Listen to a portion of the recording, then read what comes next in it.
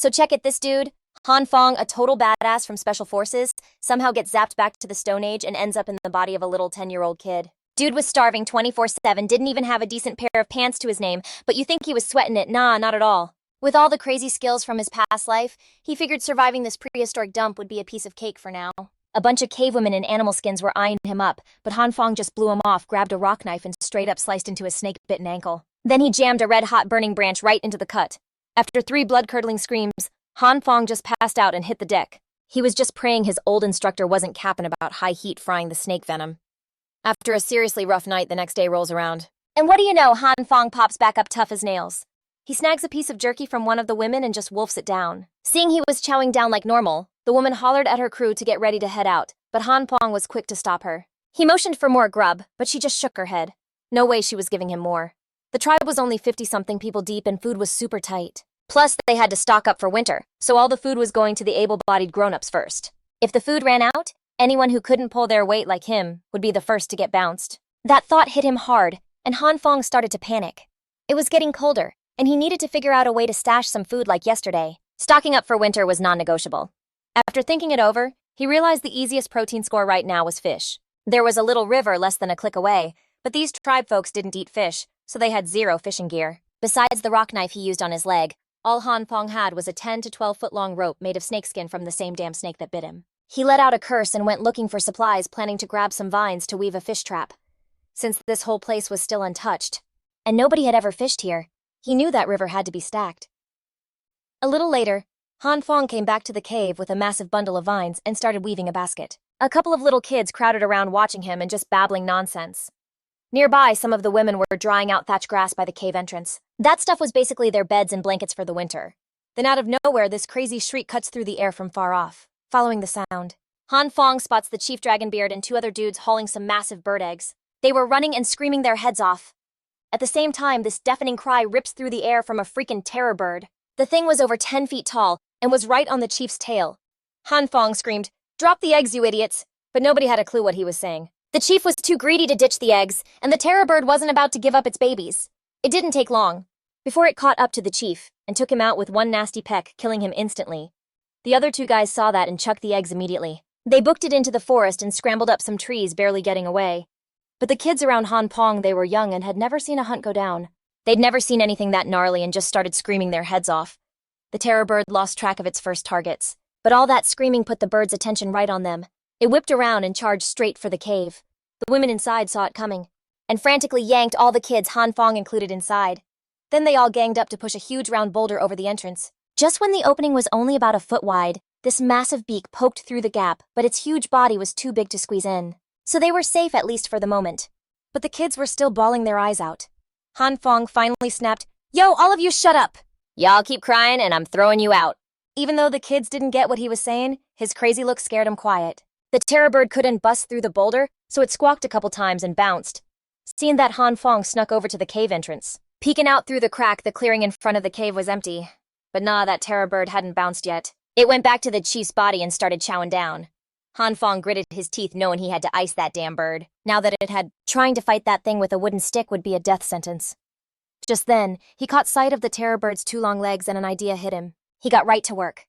First, he grabbed 2 rocks the size of his fists and unwound the snakeskin rope from his waist. He tied the rocks to each end of the rope.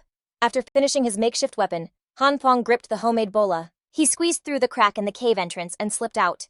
Everyone inside the cave was totally shocked. They wanted to run out and stop him, but they were scared of drawing the terror bird back, so all they could do was watch helplessly. Han Feng ducked behind a bush, staying low as he crept forward, stopping when he was about 16 to 20 feet from the terror bird. Right then, the bird was still busy chowing down. It had no idea that a legendary assassin, a guy who used to make his enemies tremble, was now hunting it. Han Feng silently got to his feet. Grabbing the middle of the snakeskin rope, he started whipping it around his head. The 2 stones flew up, pulling the rope tight as they spun. The terror bird sensed the movement and snapped its head up. It let out a vicious screech and charged straight for Han Feng.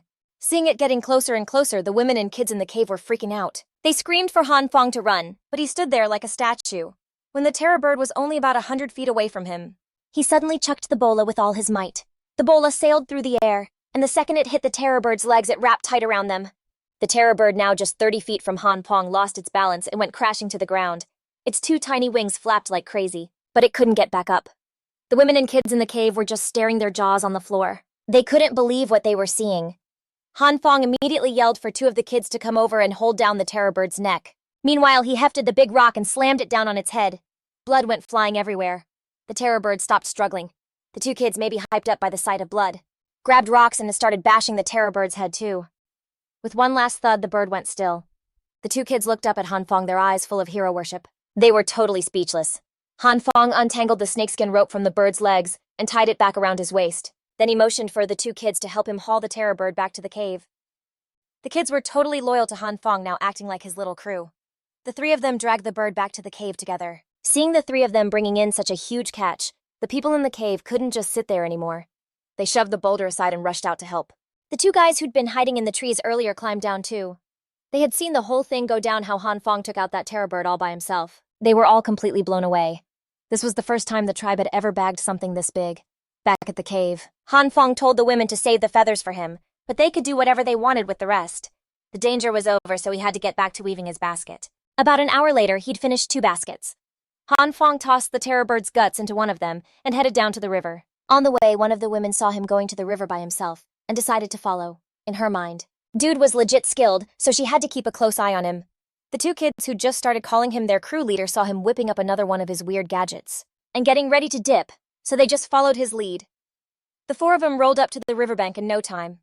Han Feng just stood there on the edge, scoping out the scene for a minute. The longer he watched, the more it freaked him out. For real, in just a couple of minutes, he saw a bunch of big fish straight up murking the little ones. Yo, this river had some straight up predator fish, but he had to give it up. The whole ecosystem was on point. The water was so clear you could see everything down at the bottom. And the place was loaded with fish. Han Feng picked his spot, tossed some bird guts into the basket, and then got a solid grip on the grass rope tied to the thing. He dropped the basket down into the river. That meaty smell shot through the water like crazy. Every fish within like a 20-meter zone went totally wild, swarming straight for him. They all piled into the basket, scrapping over the guts. Then bam, Han Feng yanked that thing up fast. 4 fat fish were stuck inside. But the rest of the fish in the river didn't even bounce. Nah, they just crowded around underneath, still going at it for the leftover scraps. The whole scene had Han Feng feeling like he was just tossing bread to some carp in a park, and he just had to bust out laughing. It was obvious these fish had never seen a hustle like this before. They were so clueless they couldn't even spot a basic trap. The 2 kids and the lady were totally bugging out. All you had to do was drop that weird contraption in the water and pull it up, and you could snatch those legless things right out. But they still had no clue why you'd even want them. Han Feng dumped the 4 fish on the ground, cleaned them up, sliced off a piece of raw fish, and popped it in his mouth. When they saw him chowing down on it like it was the best thing ever, it clicked right away that this stuff was food. They copied him, cut off a piece, and tried it. You could see the woman's eyes just light up. She got it instantly. This was a whole new way to get food. She started shouting and waving Han Feng over, trying to get him to teach her the move. But Han Feng shut that down. He put the 3 of them to work.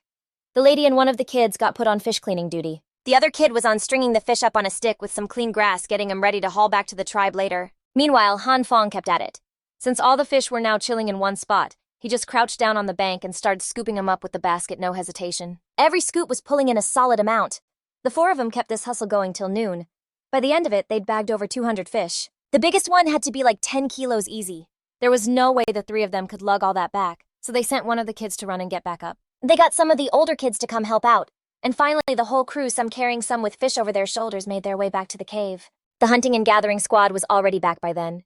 Since they were rolling with no tools, the grown-ups had only snagged a couple of wild rabbits and chickens. Pretty much just small game. Right then, the crew of kids rolled up to the cave entrance with all the fish yelling and flexing on the adults about their massive haul. The tribe's adults were kinda bummed about their chief passing, but then they saw what Han Feng's crew brought in, and their whole vibe flipped. They were suddenly hyped. The sadness over the chief got pushed to the back burner real quick once they sorted out all the new food. The whole tribe came together in the open space out front of the cave, where a huge stack of firewood was already piled up. They laid the chief's body on top of the stack. An old dude rocking 2 goat horns on his head torched the pile, and the flames just exploded, swallowing the chief's body in seconds. The firelight danced on everybody's faces, and the kids caught a whiff of something cooking. Their mouths started watering, and they weren't even looking sad.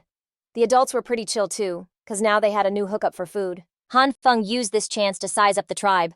Right now the crew was 52 people deep, 8 grown men and 15 women. The rest were just kids of all different ages. The guy who lit the fire, he was the tribe's elder basically, because he was the oldest one there. So he was known as the wisest cat around. But now he might have to settle for second fiddle, because Han Feng was slowly taking his spot in everyone's hearts. There was also this dude with 6 fingers, and his go-to weapon was a wooden club. He looked like a product of some backwoods family tree and didn't seem too sharp. Standing next to Six Fingers was a guy rocking a necklace made of feathers. This dude looked pretty sharp. Just like Six Fingers, he was all about that club life. Behind Yu Mao was Shi Tu, the one with the bone necklace. His weapon of choice was a stone axe. Standing a little ways off from them was a teenager, maybe 15 years old. This kid only had a right arm and his left cheek was marked with 4 scars. His weapon was a pronged spear sharpened from a thigh bone. Next to Duer was 17-year-old Shou Ya, whose old man was the last chieftain. His weapons were 2 fangs from a saber-toothed tiger, each one over 3 feet long. There was one more dude, the tallest and biggest guy in the tribe, named Dali. His muscles were poppin', and his weapon was super simple, just a thigh bone. The last guy was Liu Zi, who was leaning on a staff. He was on the gathering crew now, in charge of clearing paths and keeping watch. He loved grinding down stone objects. Word was his biggest dream was to grind out a whole stone basin. Long story short, out of all the dudes, Duer, Shoya, and Dali were the tribe's top dogs. After the chieftain's cremation was done, the sky was pitch black. The elder led everyone into the cave and they started passing out the food. Since nobody had ever eaten fish before, Han Feng got the special job of divvying it up. He grabbed a fish that was already roasted, and while he chowed down, he showed everyone how to eat it and pick out the bones. The others copied him, totally loving it. Maybe because it was the first time they'd ever been stuffed, everyone was hyped, eating and dancing. The scene in front of him made Han Feng suddenly feel all warm inside, like he was home. He silently swore he'd lead the tribe to a better life. When everyone was done eating, the goat-horned elder grabbed a piece of charcoal and drew the scene of Han Feng catching fish by the river on the cave wall. Meanwhile, Han Feng was teaching some of the women how to weave baskets. He tweaked the design by adding 2 straps, turning it into a backpack basket, so they wouldn't have to use animal hides to carry fruit anymore. This seriously boosted their gathering game. The women loved it right away, taking turns trying it on and not wanting to give it up. In the end, they decided to go get more vines the next day to weave their own. To thank him, they picked out the 2 best deerskins from the gathering crew's haul and gave them to Han Feng. And just like that, he became the first kid in the tribe to rock clothes made from animal hide. But Han Feng wasn't greedy. He kept one hide for himself and gave the other one to the women with little kids like 2 or 3 years old, telling them to make clothes for him. After all, kids have super weak immune systems. Back in these primitive times with 0 medical skills, even a simple cold could be enough to take a kid's life. So you could say this deerskin was basically worth a life itself. Han Feng figured that if he ever needed their help down the road, they'd pay him back for his kindness. The next day, Han Feng was up bright and early. After finishing his military fist routine, he was feeling a little thirsty, but when he looked at the stone basin with the tribe's drinking water, he couldn't bring himself to drink. Looked like it was time to make some water containers. The other tribe members started waking up too. But today they weren't in any rush to go hunting. The elder got all the grown men together in the clearing, out front of the cave. He was holding this dope headdress made from blue bird feathers, basically the chief's crown. Looked like they were about to pick a new boss. Han Feng just shrugged it off and started heading for the river. I mean, he wasn't even grown yet, so he couldn't get in on this whole election thing. But my man only took like 2 steps when Duer yelled his name and dragged him over to the old dude.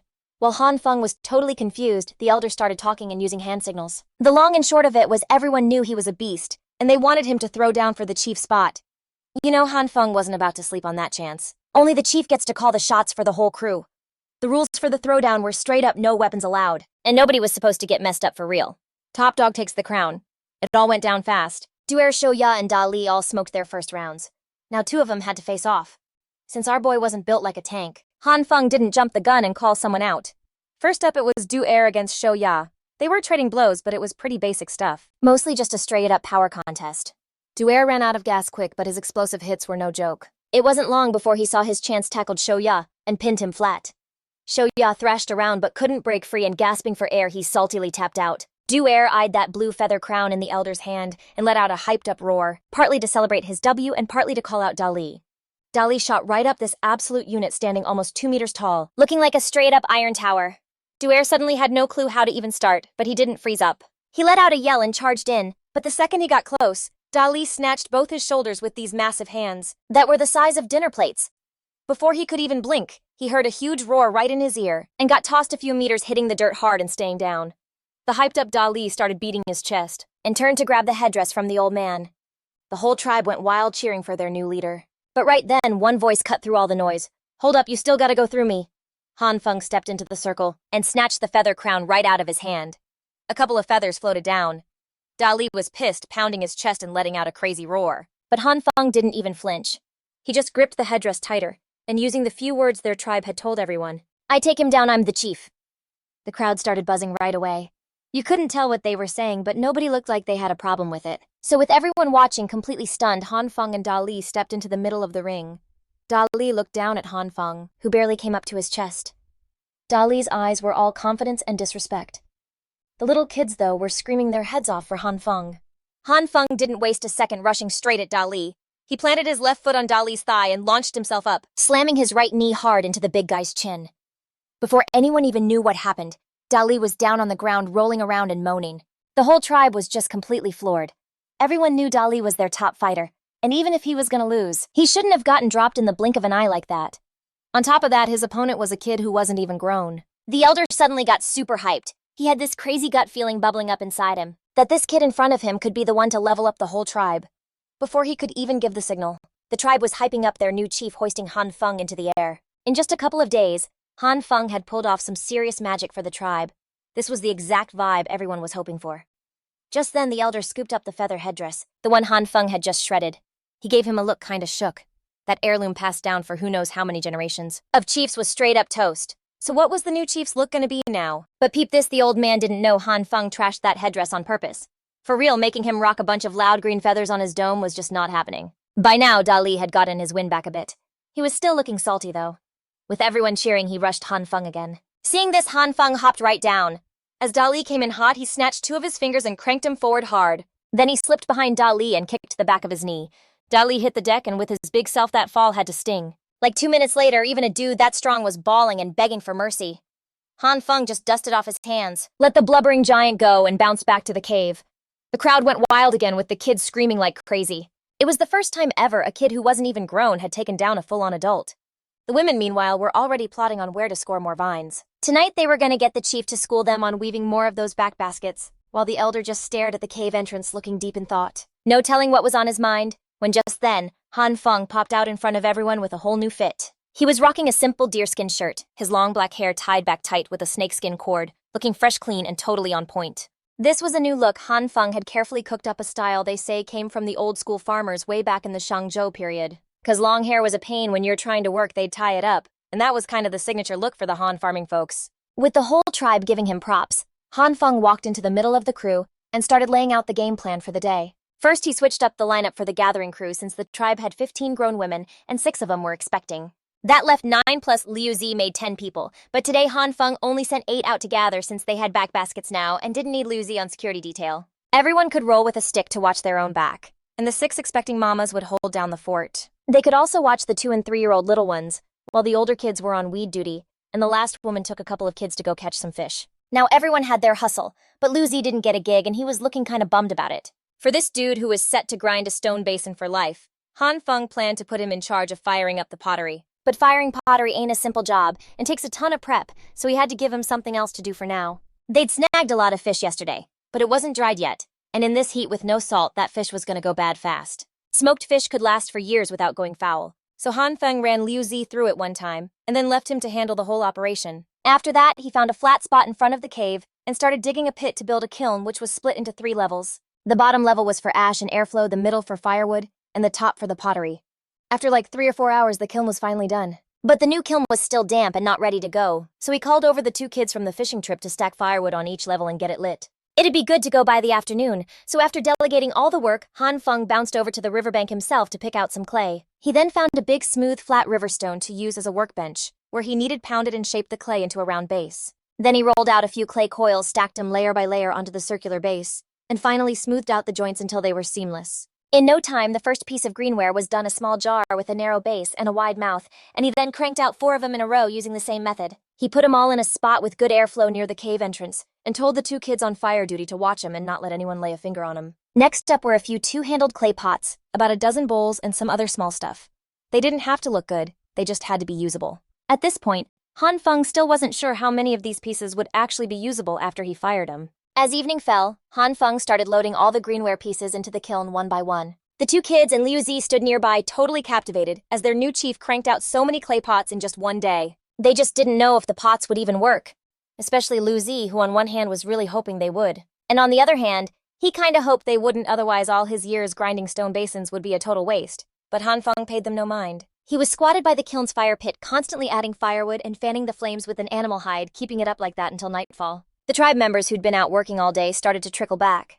The gathering team scored a huge haul, their back baskets were overflowing with fruit, and they even got a big bunch of cucumbers. It looked like they were prepping to weave more back baskets, and the hunting party killed it today too. 2 huge turkey-sized birds, 2 big snakes, over 10 bird eggs, over 10 field mice, a back basket full of chestnuts, plus more than 100 fish they'd caught. Today the whole tribe brought in a killer haul, and all the food they couldn't eat in one day could finally be stored. The women who were about to give birth would have enough food now, and right at that moment, looking through the kiln's peephole, the bowls inside were starting to glow white hot. So Han Feng figured it was about done and let the fire die out, planning to let the kiln cool overnight. The kiln could be opened in the morning, and after a hard day's work, everyone in the tribe was dead tired, but they all gathered around the campfire. Everyone was smiling, no longer having to worry about starving, and best of all, Han Feng had cooked up the 2 big birds. He'd baked them in clay, and they had never eaten anything so delicious, but Han Feng himself didn't think it was all that great.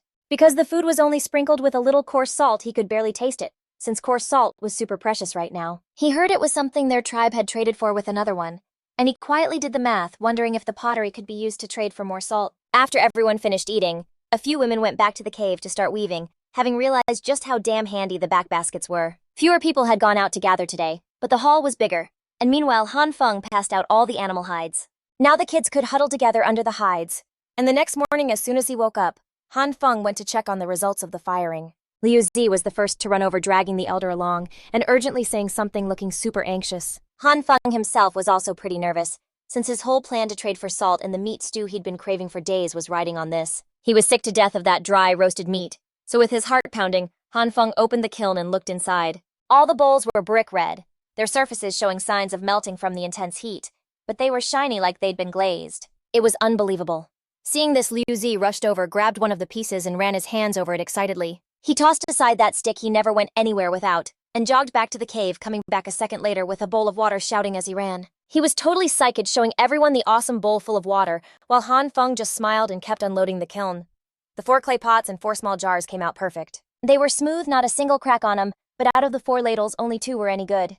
The others had melted into a lump. Out of the more than 20 bowls, only 12 made it. But with every piece of brick red pottery that came out of the kiln, the whole tribe was buzzing with excitement. Thu, Nha, and Dai Luke each grabbed a jar and booked it to the river, coming back a minute later with 2 full jars of water. The elder was hyped too, but he played it cool. He was talking and using hand signs, asking Han Feng how it was done, but before Han Feng could even answer, the 2 kids who helped him yesterday eagerly jumped in to explain. They said it was made from baked earth, but what Han Feng was really worried about was trading for salt, so he used hand signs to ask the elder. To his surprise, the elder shot him a look like he was some kind of big spender, pointing at all the big and small pieces of pottery. Then he pointed to the tribe's adults and kids, painstakingly explaining just how valuable this stuff was, which left Han Feng totally floored. Just 1 bowl could it be traded for a young dude who was almost a man, or 2 young women, and that's not even mentioning the jars and pots, since water containers were super rare among the tribes, and it wasn't weird for someone to spend their whole life just carving out 1 single stone basin. To get more water containers, some tribes wouldn't think twice about trading people for them, thinking that more mouths to feed were useless and just a drain on their food. But Han Feng wasn't on board with that. He figured more people could find more food, and also boost the tribe's fighting power. New members would also bring fresh blood into the tribe, which could at least lower the chances of having kids born like 6. With that in mind, Han Feng immediately put the elder and 7 dudes from the hunting party on the trade-in mission. They were supposed to use a back basket to carry 1 jar, 1 pot, and 3 bowls to trade for people, and salt, using the jar to trade for 2 adult women. The pot was for trade-in for 2 teenage guys, and the 3 bowls were for salt, or if they couldn't get salt, for young women. Right after he said that, the group took off while Han Feng went back to getting the rest of the tribe organized. The tribe they were going to trade with was to the west after crossing a mountain and a valley. The crew got there pretty quick. It was a tribe a little bigger than Han Feng's. They had about 90 people, and the 2 tribes had traded a bunch of times before, so when they saw the elder and his crew show up, the other tribe's bald chief came out to greet him, and after some quick hellos, the elder pulled out a bowl and offered it to him. He said, "We'll trade this for salt rocks," and the bald chief's eyes lit up because the bowl was super smooth. It was also way lighter than his own tribe's stone basins, so he right away ordered 2 of his guys to bring a small bag of salt rocks for the elder. But the elder took it, checked it out, and just shook his head, saying, "We want more than this, and on top of that, this time we also want to trade for 2 adult women." He finished giving Dailuk the signal to bring out the jar, which left the bald chief totally shocked. This stone basin is huge. They'd be able to store so much more water now, but then he hesitated. 2 women for 1 huge basin. It was a killer deal for real, but it was fall right now, which was prime time for gathering food. 1 less person meant a smaller harvest, but in the end, he just smiled and agreed, thinking it was 1 less mouth to feed anyway. Wouldn't that save some food too? This was a sweet deal, and pretty soon 2 skinny naked women were led out. They were sisters who were old enough, and the older one was holding a naked little boy about 4 years old. "Yo, this little dude's out cold, looks like he's sick. We'll trade you these 2 for that big stone basin you got. Whatever, you can have the kid." The bald dude just waved him off looking totally disgusted. Like he was trying to shoo him away. The elder just sized up the two worn-out women and didn't say a word. Then he told Shitu to bring out the pot and the last 8 bowls. If you're down, you can trade the young bucks. The bald boss had just scored that massive vat. Now checking out this smaller pot, you could tell he was feeling it, but he still waved his hand like, nah, no more deals. The elder had to pull the move the new chief showed him that morning, whipping up a pot of meat soup right on the spot. Soon that killer meat smell was everywhere. The other crew's guys immediately started drooling hard. For real, you can cook meat like this. The bald boss snatched the bowl from the elder, not even waiting. It was loaded with a few chunks of stewed meat and broth. The bald dude hesitated for a sec, took a sip, and his mind was blown. Oh damn, this stuff is fire. The broth was crazy savory and fragrant with a slick layer of oil on top. The meat was tender sweet and packed with flavor. One bite felt like it hit the reset button on his whole body. Just a few kids, right? We gotta make this trade. This time the bald dude was all about it and happily handed over the people. He even had his crew haul out a huge bag of salt rocks, stuffing Dolly's back basket till it was full. The elder saw that and gave a satisfied nod. After that, the whole squad started heading back. They rolled out with a crew of 7, and with the 9 new heads they picked up, they came back 16 deep. This score was way better than a whole day of hunting. Everyone booked it back, finally hitting the tribe right as it got dark. But the new folks, once they hit the clearing in front of the cave, were all shook, totally silent from the scene in front of them. Even the elder leading the crew was bugging out when they got back. In front of the cave, besides the old pottery, there were 4 brand new vats, 4 pots, and a whole stack of fresh-fired bowls. Liu Zi was just zoned out staring at the pottery. This was the best day of his life, no cap. Over in another corner of the spot, several hundred huge fish were hung up to dry, and all the women nearby were cheesing hard. This was all food on the table. They could get their grub on now too. This hit different for the new adults and kids for real. They were all tripping.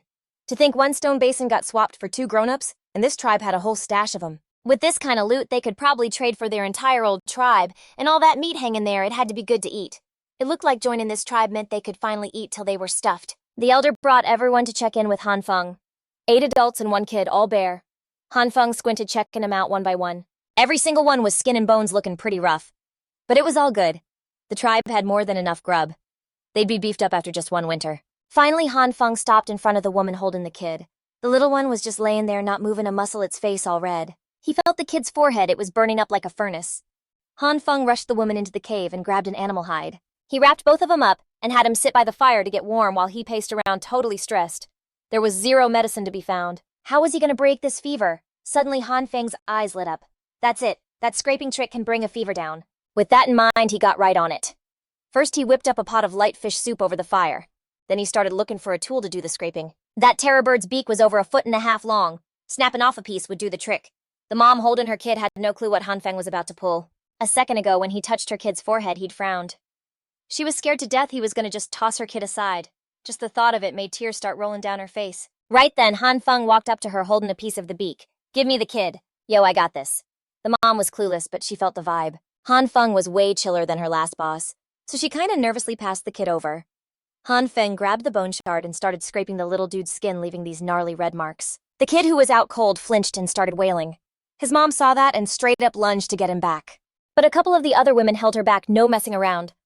A sec later, Han Feng handed the kid all covered in red streaks back to his mom. Then he scooped up some fish soup and started feeding the little guy 1 spoonful at a time. The kid must have been starving for ages because he just gulped it right down. Han Feng could finally breathe. If the kid could eat, he was gonna make it. Just needed to break a sweat later and he'd be golden. The woman finally chilled out. Even though she had no clue what he'd just pulled, it was obvious he wasn't trying to mess with her son. The second she relaxed, her own stomach started growling like crazy. She hadn't had a bite in 2 whole days. Just looking at that fish soup had her drooling.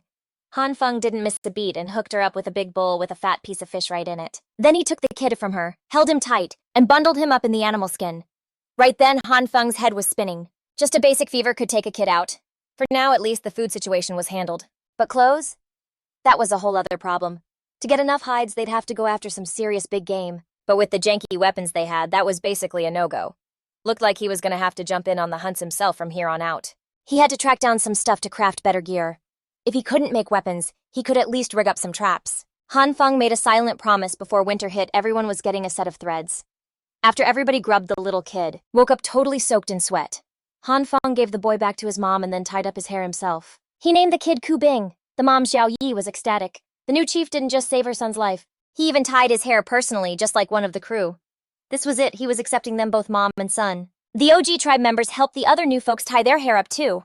Just one look, and you could tell they already had a totally different, more hyped vibe than other tribes. With that handled, Han Feng got to work on his own kit. He found a decent stick and lashed a sharpened terror bird shin bone to it and boom, a bone spear. Next up, he took a piece of the terror bird's beak and grinded it down into a shiv. He tossed the rest of the parts to Liu Zi and told him to make one too. For now, that was all the gear they had, just those two pieces. They were building this whole thing from the ground up. Next day, once everyone in the Bean tribe was up, Han Feng started dishing out jobs. He put Liu Zi on pottery duty again. First things first, everybody needed a bowl. The grown women were split into two crews, one on fruit gathering detail, the other on fishing. All the other kids were told to stick around and help out. The hunting party with Han Feng leading the charge himself was going to be all the original members, plus the two little shadows who were always with him, Daji and Huzi, and the two new bros who just joined Damao and Mao. All in all, a crew of 11 rolled deep into the thick-ass forest. Once they were in, the hunters split up to do their own thing. Han Feng, though, he took the four youngsters, Daji, Huzi, Damao, and Mao, and had them each carry a grass rope basket to be his little crew. Most of the trees in this forest were these massive chestnut trees, like over 100 feet tall, with trunks thicker than 3 feet. Han Feng couldn't do squat about them since they didn't have any metal tools. The ground was just covered in fallen chestnuts. Off in the distance, you could see a few big birds grubbing for food. But Han Feng just scoped them out and kept it moving, not hunting anything yet. A top-tier hunter's gotta know his turf first. The kids tailing him, though, were starting to get antsy. They kept spotting some game birds munching on chestnuts and were itching to make a move, but Han Feng just blew him off. He was quietly running in the numbers. This massive mountain had a whole food chain going on. You could see little critters all over the forest, which meant there were definitely big predators lurking around. Sure enough, the tracks and scat on the ground proved it. Before long, Han Feng found wild boar tracks. From the mess of prints, he could tell it was a whole herd. The only thing was how deep the tracks were was kind of terrifying. Looked like they weighed at least 1,000 pounds. This was a real deal ancient forest after all. The crew moved forward carefully, finally getting over the mountain ridge. Han Feng's eyes lit up. Up ahead, a stream was sparkling in the light. It cut through the valley like a silver ribbon. Giant aloe plants grew along its banks. Right then, about a dozen wild boars were drinking at the water's edge. It looked like a whole family. The lead boar had to be at least 1,500 pounds with 3 sows right behind it, and a few piglets the size of farm pigs. Just charging in to fight these things was a no-go. Setting a trap was the move. Han Feng quietly snuck back into the woods, and the freaked-out kids didn't dare make a peep. They were just trying to snag a few wild chickens or dig up some field mice. A score this big wasn't even on their radar. Han Feng wasn't counting on them for squat anyway. He started setting up the trap on his own. He used grass ropes to rig a few snare loops over the boar tracks, tying the other end to a big tree. The second a boar stepped in a loop, it'd snap tight. Plus, the more it struggled, the tighter the snare would get. This setup was perfect for what they needed, simple and quick to make. Just in case, Han Feng told the kids to climb up into the trees. Now all he had to do was get the herd to double back. Han Feng looped around to the other side of the stream, caked himself in mud, and hid in a bush. Then he grabbed 2 branches. He suddenly jumped out, screaming his head off to spook the herd. The boars, having never seen anything like him, panicked and scrambled back into the forest. Han Feng was hot on their heels, running and yelling the whole time, and pretty soon he heard the terrified squeals of a pig up ahead. When he got to the traps, Han Feng saw 2 pigs caught and struggling, the lead boar and a sow. The sow wasn't full grown yet, and both were caught in the trap. These grass ropes weren't going to hold him for long. Han Feng, holding a bone spear, eased up on it, waited for his opening, and jammed it hard into the boar's mouth. The sharp spearhead shot straight through the back of its neck. The pig's blood poured out like crazy, and soon the beast, weighing 1,500 pounds, crashed to the ground. Its whole body gave a few twitches, and only then did Han Feng let out a sigh of relief. But right after that, a new problem popped up. A pig this huge, how were just 5 kids gonna haul it back? Looking at the pig. Sow struggling like crazy beside it, he got an idea and he got right on it. First, he used grass ropes to tie the sow to a tree trunk. Then he tied its snout shut so it couldn't bite nobody. Next, he used 2 ropes to tie up the sow's 2 front legs, and finally he strapped the dead boar onto the sow's body. Once that was all done, Han Feng pulled the sow by its snout to lead the way, while Daji and Huzi each took a front leg, walking on either side, making the sow drag the boar back to the tribe. Damao and Mao brought up the rear with clubs, watching out for ambushes from wild animals, smacking the sow's butt with their clubs every now and then, pushing it to pick up the pace. And just like that, the crew cut through the thick woods and finally peeped the entrance to the tribe's cave way off in the distance. Some kid out front clearing brush was the first one to spot him. He started yelling to give the whole tribe the heads up. Next thing you know, everyone's pouring out, but nobody was bold enough to get close. They'd never seen a score this massive before. Han Feng waved Liu Zi over, told him to grab a big jar and some salt. Dude took off like a shot to go get him. When he got back with the jar, Han Feng dug a hole so the top of it was just peeking out of the ground. After that, the whole crew teamed up to hold the sow down right by the jar, and then Han Feng made one clean move to the neck. Not a single drop of the good stuff hit the dirt. It all shot right into the jar, filling it up quick. He He dumped a bowl of salt in and gave it a good mix. That stuff was gonna set up into some fireblood pudding perfect for the soup tonight. And the hide from this beast could be tanned and turned into some leather kicks or backpacks. No doubt these 2 pigs were a major haul. Under the skin you had a layer of fat a good 4 fingers deep. Later on they'd render that down for lard. Everything else set for the lungs they'd use for fish bait was good to eat. Even the bones big and small were gonna get picked clean. The bones could be used to put an edge on their weapons. It took the whole crew all afternoon to break down these 2 1,000 catty hogs. It was a serious grind, but the payoff was legit. The smoking rack was loaded down with all kinds of cuts of meat, plus they had 1 jar of that blood pudding and 3 jars of pure white lard.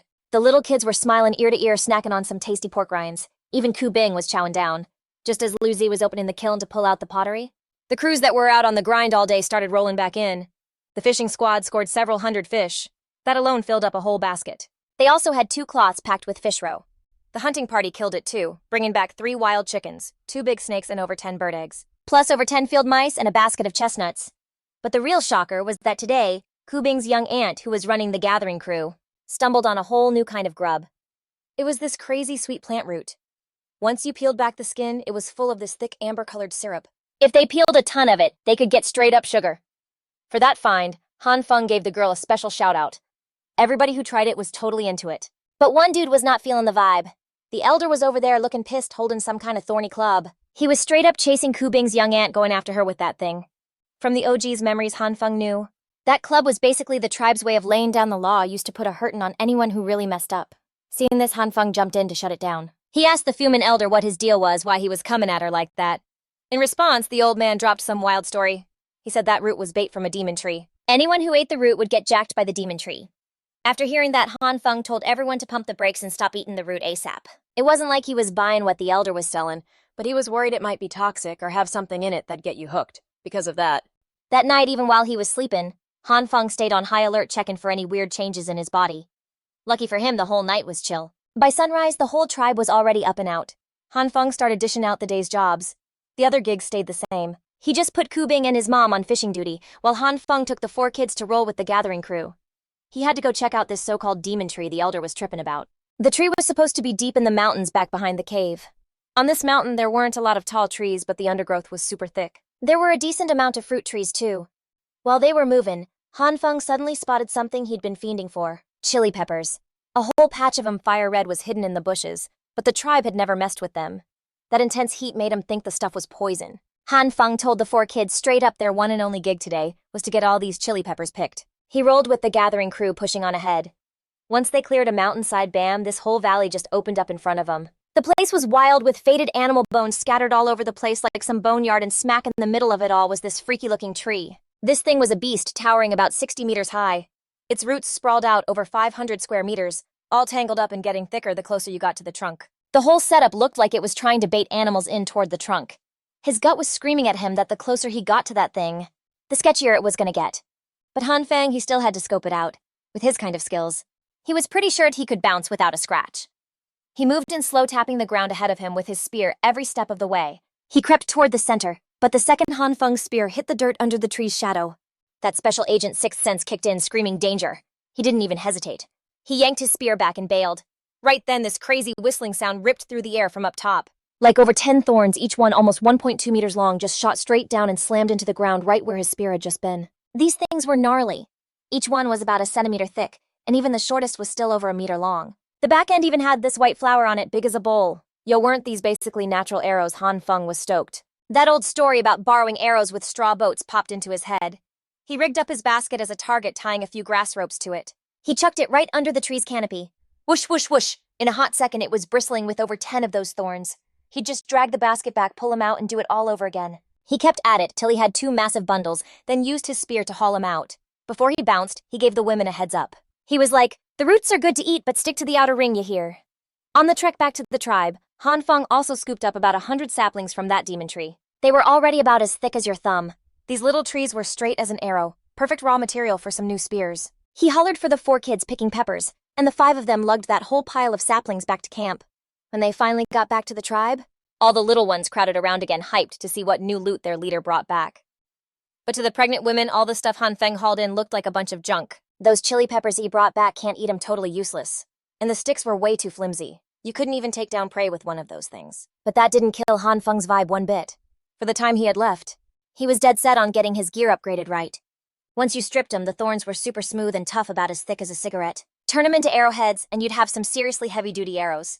Sure, it'd mess with the range, but the punch they'd pack would be insane. As for those thumb-thick saplings, since the wood was rock solid, just hardening them in the fire and carving a sharp point on one end would be more than enough for hunting. Now the job of sharpening up all those spearheads. That got handed off to the 4 kids. Down the road, everyone in the tribe was going to be kitted out with this new kind of spear. But right now, the one thing missing was a bow. With what they had to work with, they could only really make a big one. It'd be heavy, but it would definitely pack a punch. And there was plenty of good wood for bows back in the forest where they snagged that wild boar yesterday. They just had to find a tree with the right amount of give. But really, the thing Han Feng couldn't get out of his head was that aloe vera plant he spotted while he was hunting the boar. Its leaves were loaded with fiber, like the best stuff for making rope. You could even use its sap to weave fabric and make some clothes. It wasn't on Flax's level for real, but it was way better than rockin' animal skins and tough as hell too. But the real kicker was, the juice from it was straight up medicine for cuts. It could chill out the swelling, clean out the junk, and cool you down.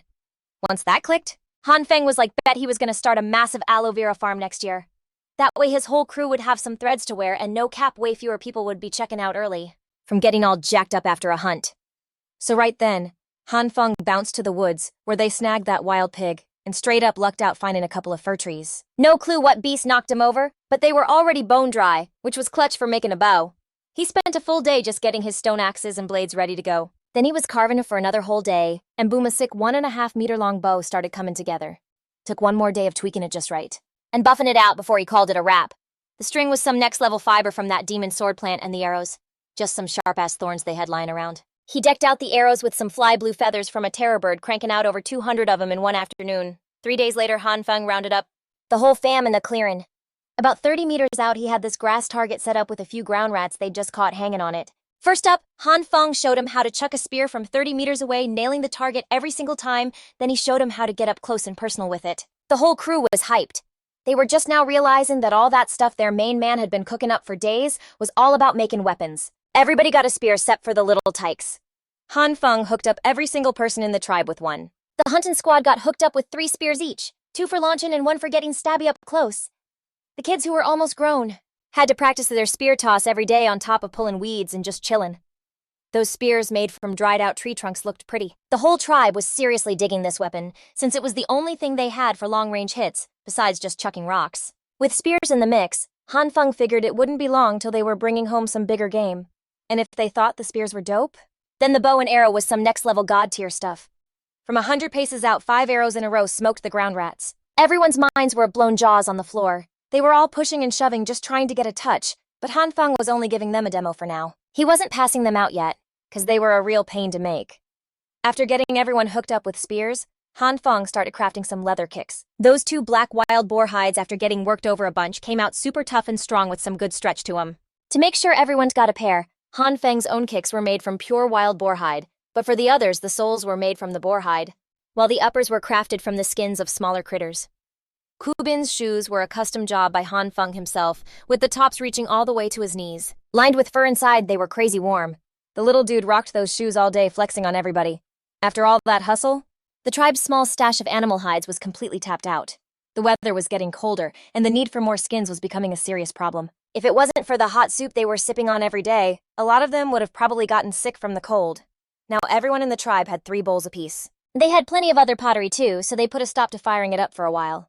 Han Feng then put Liu Zi on a new gig firing bricks. Once they had a decent stack of bricks, they could build a bigger kiln, or even start putting up walls and houses.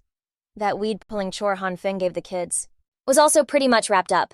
The 80 acres of land outside the cave entrance had been totally cleared, ready for building cribs or planting crops. The only issue was they didn't have any decent seeds yet, so they could only plant some ghost sword chilies, which was the kind of plant that comes back every year. Han Feng planned to plant it up on the mountain, figuring 1 harvest a year would be enough. After getting these long-term projects rolling, Han Feng was ready to roll out a bit farther to track down some big plant eaters. Long as it was furry, the more hides he could score, the better. Han Feng already had all his gear for the long trip squared away. From weapons to grub and tools, he wasn't missing. He double-checked his gear over and over, but still felt like something super important was missing. Then he glanced over at the fire. Han Feng spotted a little figure rocking high-top shoes and a boar-tooth necklace peeking out from behind someone. "Kubin, my man, give me back the water skin." The little guy hiding behind his mom tucked Han Feng's water skin behind his back and mumbled, "Don't bounce, don't bounce." Han Feng walked over ruffled Ku Bin's hair and said, "Be cool, little dude, and wait for me at the crib. I'm gonna go score some threads for everyone and I'll be back quick." This kid was super sharp, and with Han Feng's help he could already spit a few simple words. Ku Bin pouted his chubby face all bummed out and reluctantly handed the water skin over to Han Feng. Han Feng chuckled, patted the kid's cheek, then passed him to his mom. His eyes scanned the area. He looked at these poor primitive folks. They were living a rough life for real, and since they saw him as their chief, he had to lead them to something better. After that, with the whole tribe's eyes on him, Han Feng's shape slowly vanished into the morning fog. The elder stared in the direction Han Feng went, a worried look on his face. They'd never seen anyone spend a night outside the cave and come back in one piece. At that moment, Han Feng was heading upstream along the river trying to find a shallow spot to cross. The plant eaters usually hung out on the grasslands. First off, he had to get out of this dense forest. After trekking for a whole morning, the trees started getting shorter. This got Han Feng super hyped, since it was a sign he was almost out of the woods. But in the very next second, the sky suddenly went dark. The trees all around them shot up, getting dense again, blocking out the sun and throwing a shadow over the river, forming a natural bridge. The whole area went dead silent. Han Feng knew right away that something was way off. Was this for real some ancient-ass forest he couldn't even hear any birds? He just grabbed a dry branch, slapped some lard on it, then pulled out his ember tube and gave it a soft blow, making a flame shoot up. This finally helped him chill out a little. The lard on the torch crackled as it burned, finally bringing some noise and light to the dead silent woods. Han Feng got his stuff together, held the torch up high, and got on that natural bridge going flat on the massive tree trunk. He slowly inched his way forward, but when he got to the middle of the river, a drop of burning lard from the torch fell into the water. The next second he heard a massive splash like some giant beast had just rolled over in the water. That sudden noise totally freaked Han Feng out. He was damn lucky he didn't try to swim across. After catching his breath, Han Feng kept crawling. When he got to where two tree trunks crossed, the branches were like twice as thick.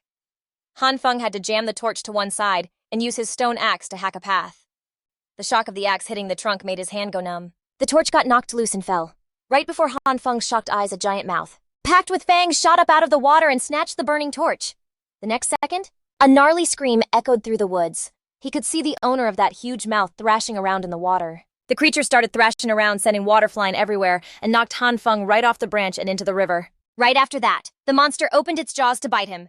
He spun around quick, and the monster chomped down on the basket on his back. The water monster's mouth was stuck on the basket. It couldn't let go, and it couldn't crush it either. All it could do was whip its head back and forth, dragging Han Feng through the water. He struggled like hell to pull out the dagger he had stashed in his shoe. He sliced one of the basket straps and the rope tied around his waist.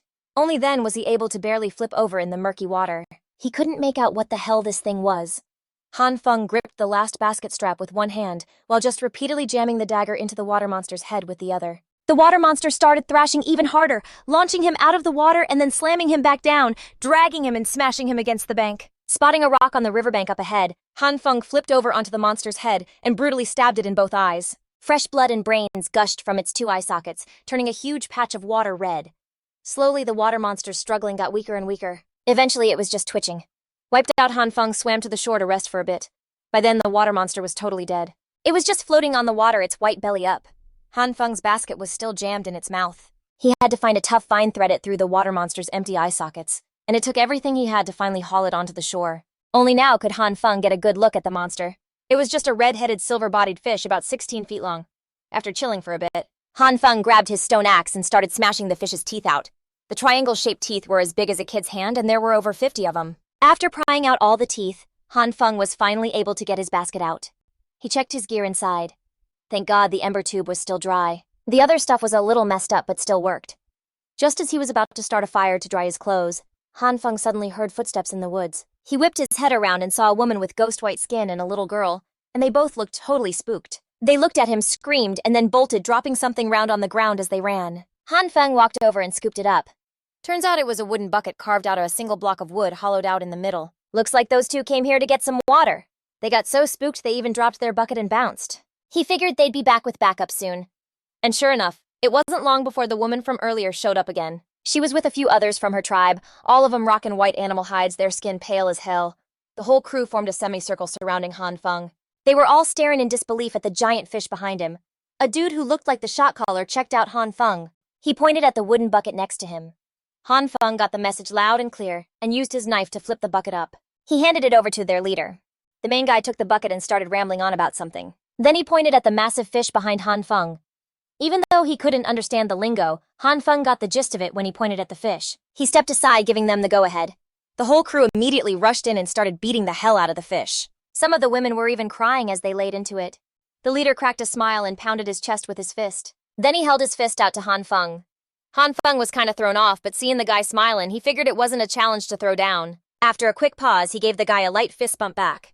The man busted out laughing and gave Han Feng a huge hug. Then going wild with his hands and feet, he started trying to talk to him, even though they spoke different languages. But Han Feng could pretty much get what he was saying from his expressions and gestures. Han Feng told him he came from across the river and was looking for an animal with horns. The guy nodded to show he understood, and told Han Feng that a ton of his tribe's people had been eaten by this fish. To thank him for killing the thing, he invited Han Feng to hang out at their village. It was getting dark anyway, and besides, their tribes weren't far from each other, so maybe they could trade stuff in the future. So Han Feng agreed. He gestured for them to haul the fish up, signaling that it was edible, which made the leader look totally shocked. As far as they knew, fish only ate people. The idea of people eating fish was totally new to them. But he went along with it anyway. Since the fish was way too big, they had to butcher it before they could carry it. So Han Feng got back to work. The silverfish skin was up to 4 meters long and 3.5 meters wide. It was real smooth and stretchy, and most importantly, it was waterproof, so Han Feng decided to keep it. The rest of the fish meat. After walking for less than 10 minutes, they came across a giant treehouse. The space inside was about 100 square meters, which wasn't huge, but it was enough for them to live in. That was because their tribe was super small. There were only 14 adult men and women, and counting all the kids, the whole group was only 32 people. Han Feng called this tribe of treehouse dwellers the Tree Tribe. The reason their skin was so pale was because they spent their entire lives cooped up in this dark forest. But that didn't mean they knew nothing about the outside world. Afterwards, their elder led Han Feng and the chieftain Big Tree up to a lookout platform. This spot was higher than the other trees in the forest, letting them see super far. He pointed to the east and told Han Feng that out that way past the forest, there was a mountain that looked just like a cloud in the sky. On that mountain lived an animal with 2 sharp horns and a coat the color of the sky. They ran as fast as the wind. No one could ever catch them. Based on the elder's description, Han Feng figured it had to be some kind of large antelope. Chasing them down was definitely a no-go, but if he set some traps in advance, he was confident he could nab one. Han Feng was acting super confident, but Big Tree and the tree elder weren't buying it.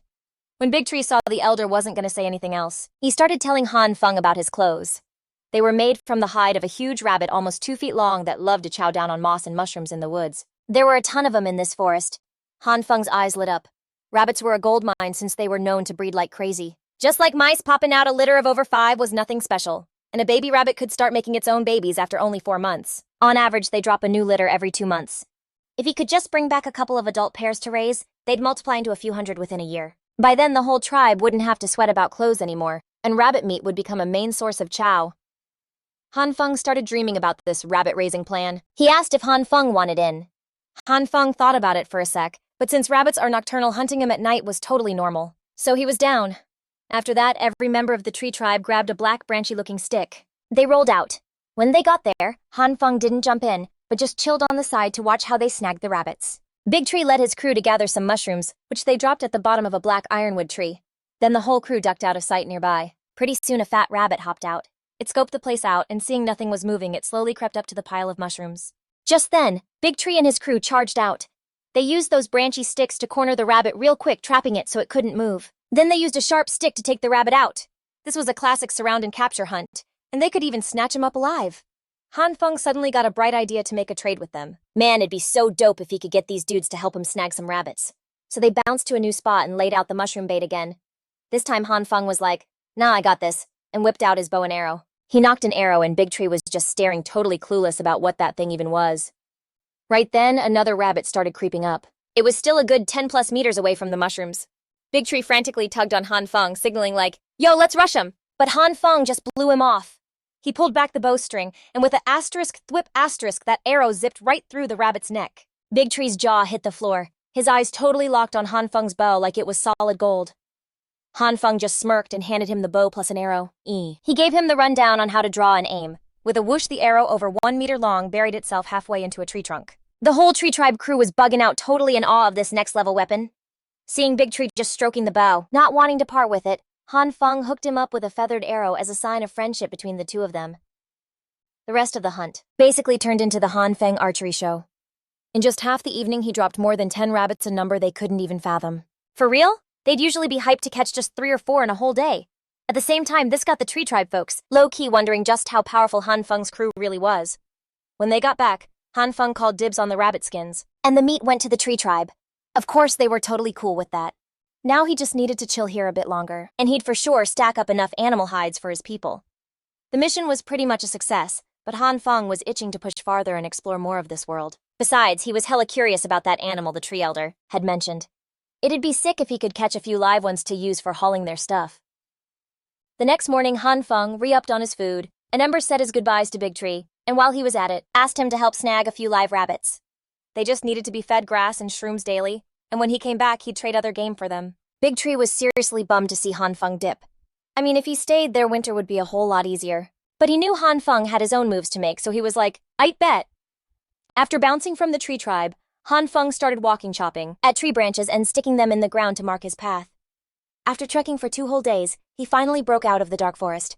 Up ahead, up. The whole scene opened up into a massive grassland, with just a few trees sprinkled around the landscape. The view in front of him made him straight up giddy.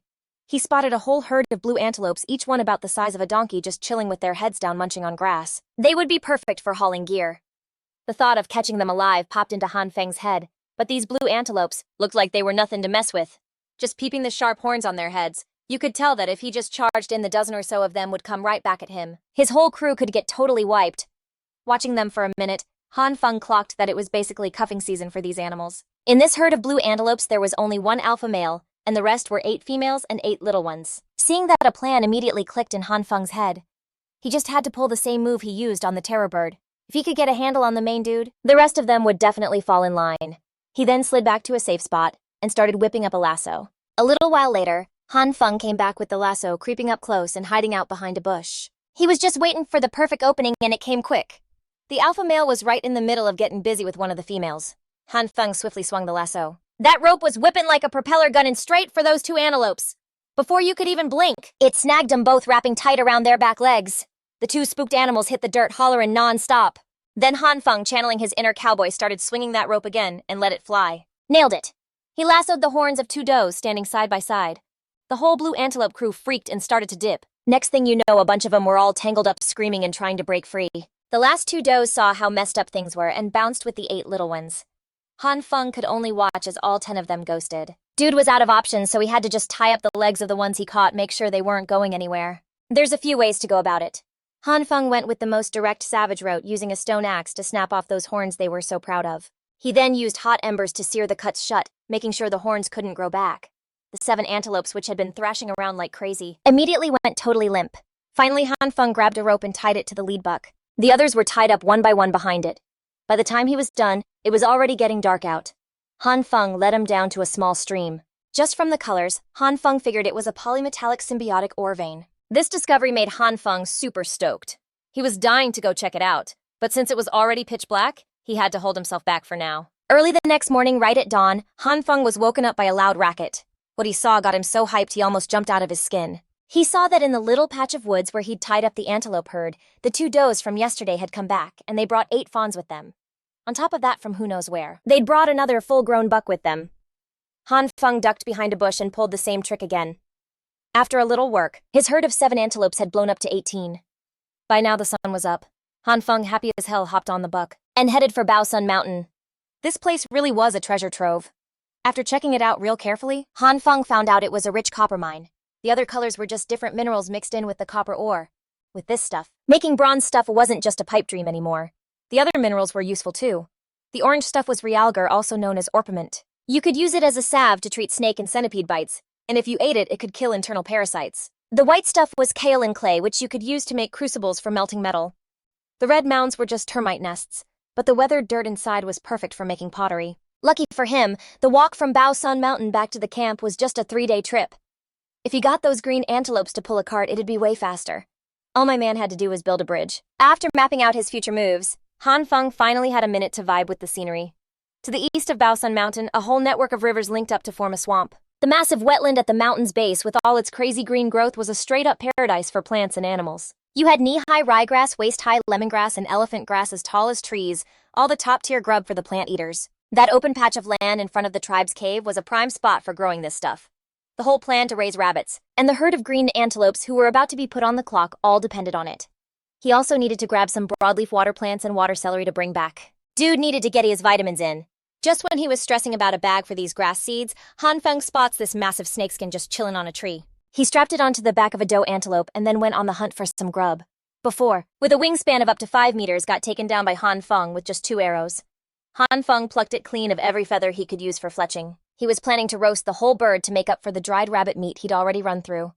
But as Han Feng was posted up by the water's edge, prepping the goose, a wild discovery got him so hyped he almost started crying. He found undigested grains of rice in the goose's stomach.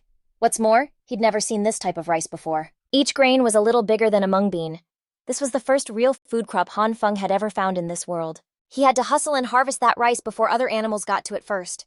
Bright and early the next morning, Han Feng took his DIY dugout canoe, found a spot with some deeper water, and paddled way out into the swamp. At the same time, deep in the dark forest, Da Shu was leading his people on a hunt for snow rabbits to cover the orders from Han Feng and his own tribe. The whole tribe was on the grind almost day and night. All the members were out, leaving just the elder and kids under 6 years old to hold down the fort. To up their numbers, he even started digging up burrows and trashing nests. Whenever he found a rabbit burrow, he'd just dig the whole thing up. If they didn't come out, he'd use fire and smoke them out. You gotta admit the method was effective. He really did catch a ton, even grabbing several litters of fresh-born bunnies. But because of this hunting style brought some serious bad news to his tribe. During this season, every crew had to be stocking up on food. The flesh-eater tribe was no exception, and their food was living people. Anyone who fell into their hands. The dudes were basically just a meal, and the women were kept around to make more kids or be slaves. On the day Han Feng pushed deep into the swamp, a hunting party from the flesh-eater tribe was drawn in by the fire Da Shu used to smoke out the rabbits. This crew was all grown men. Their squad was 40 people deep. Their weapons were all stone axes and clubs, so their combat game was seriously strong. Especially the 2 leaders who were rolling up on 2 young terror birds. As for the tree tribe compared to them, even if you threw all their men, women, old folks, and kids together, they were still outnumbered. Facing an enemy that stacked, Da Shu led his people to dip. The flesh-eater tribe was right on their tail. Good thing he knew the terrain and made sure to pick the gnarliest paths to run. The enemy couldn't keep up for a second, but someone still got left in the dust.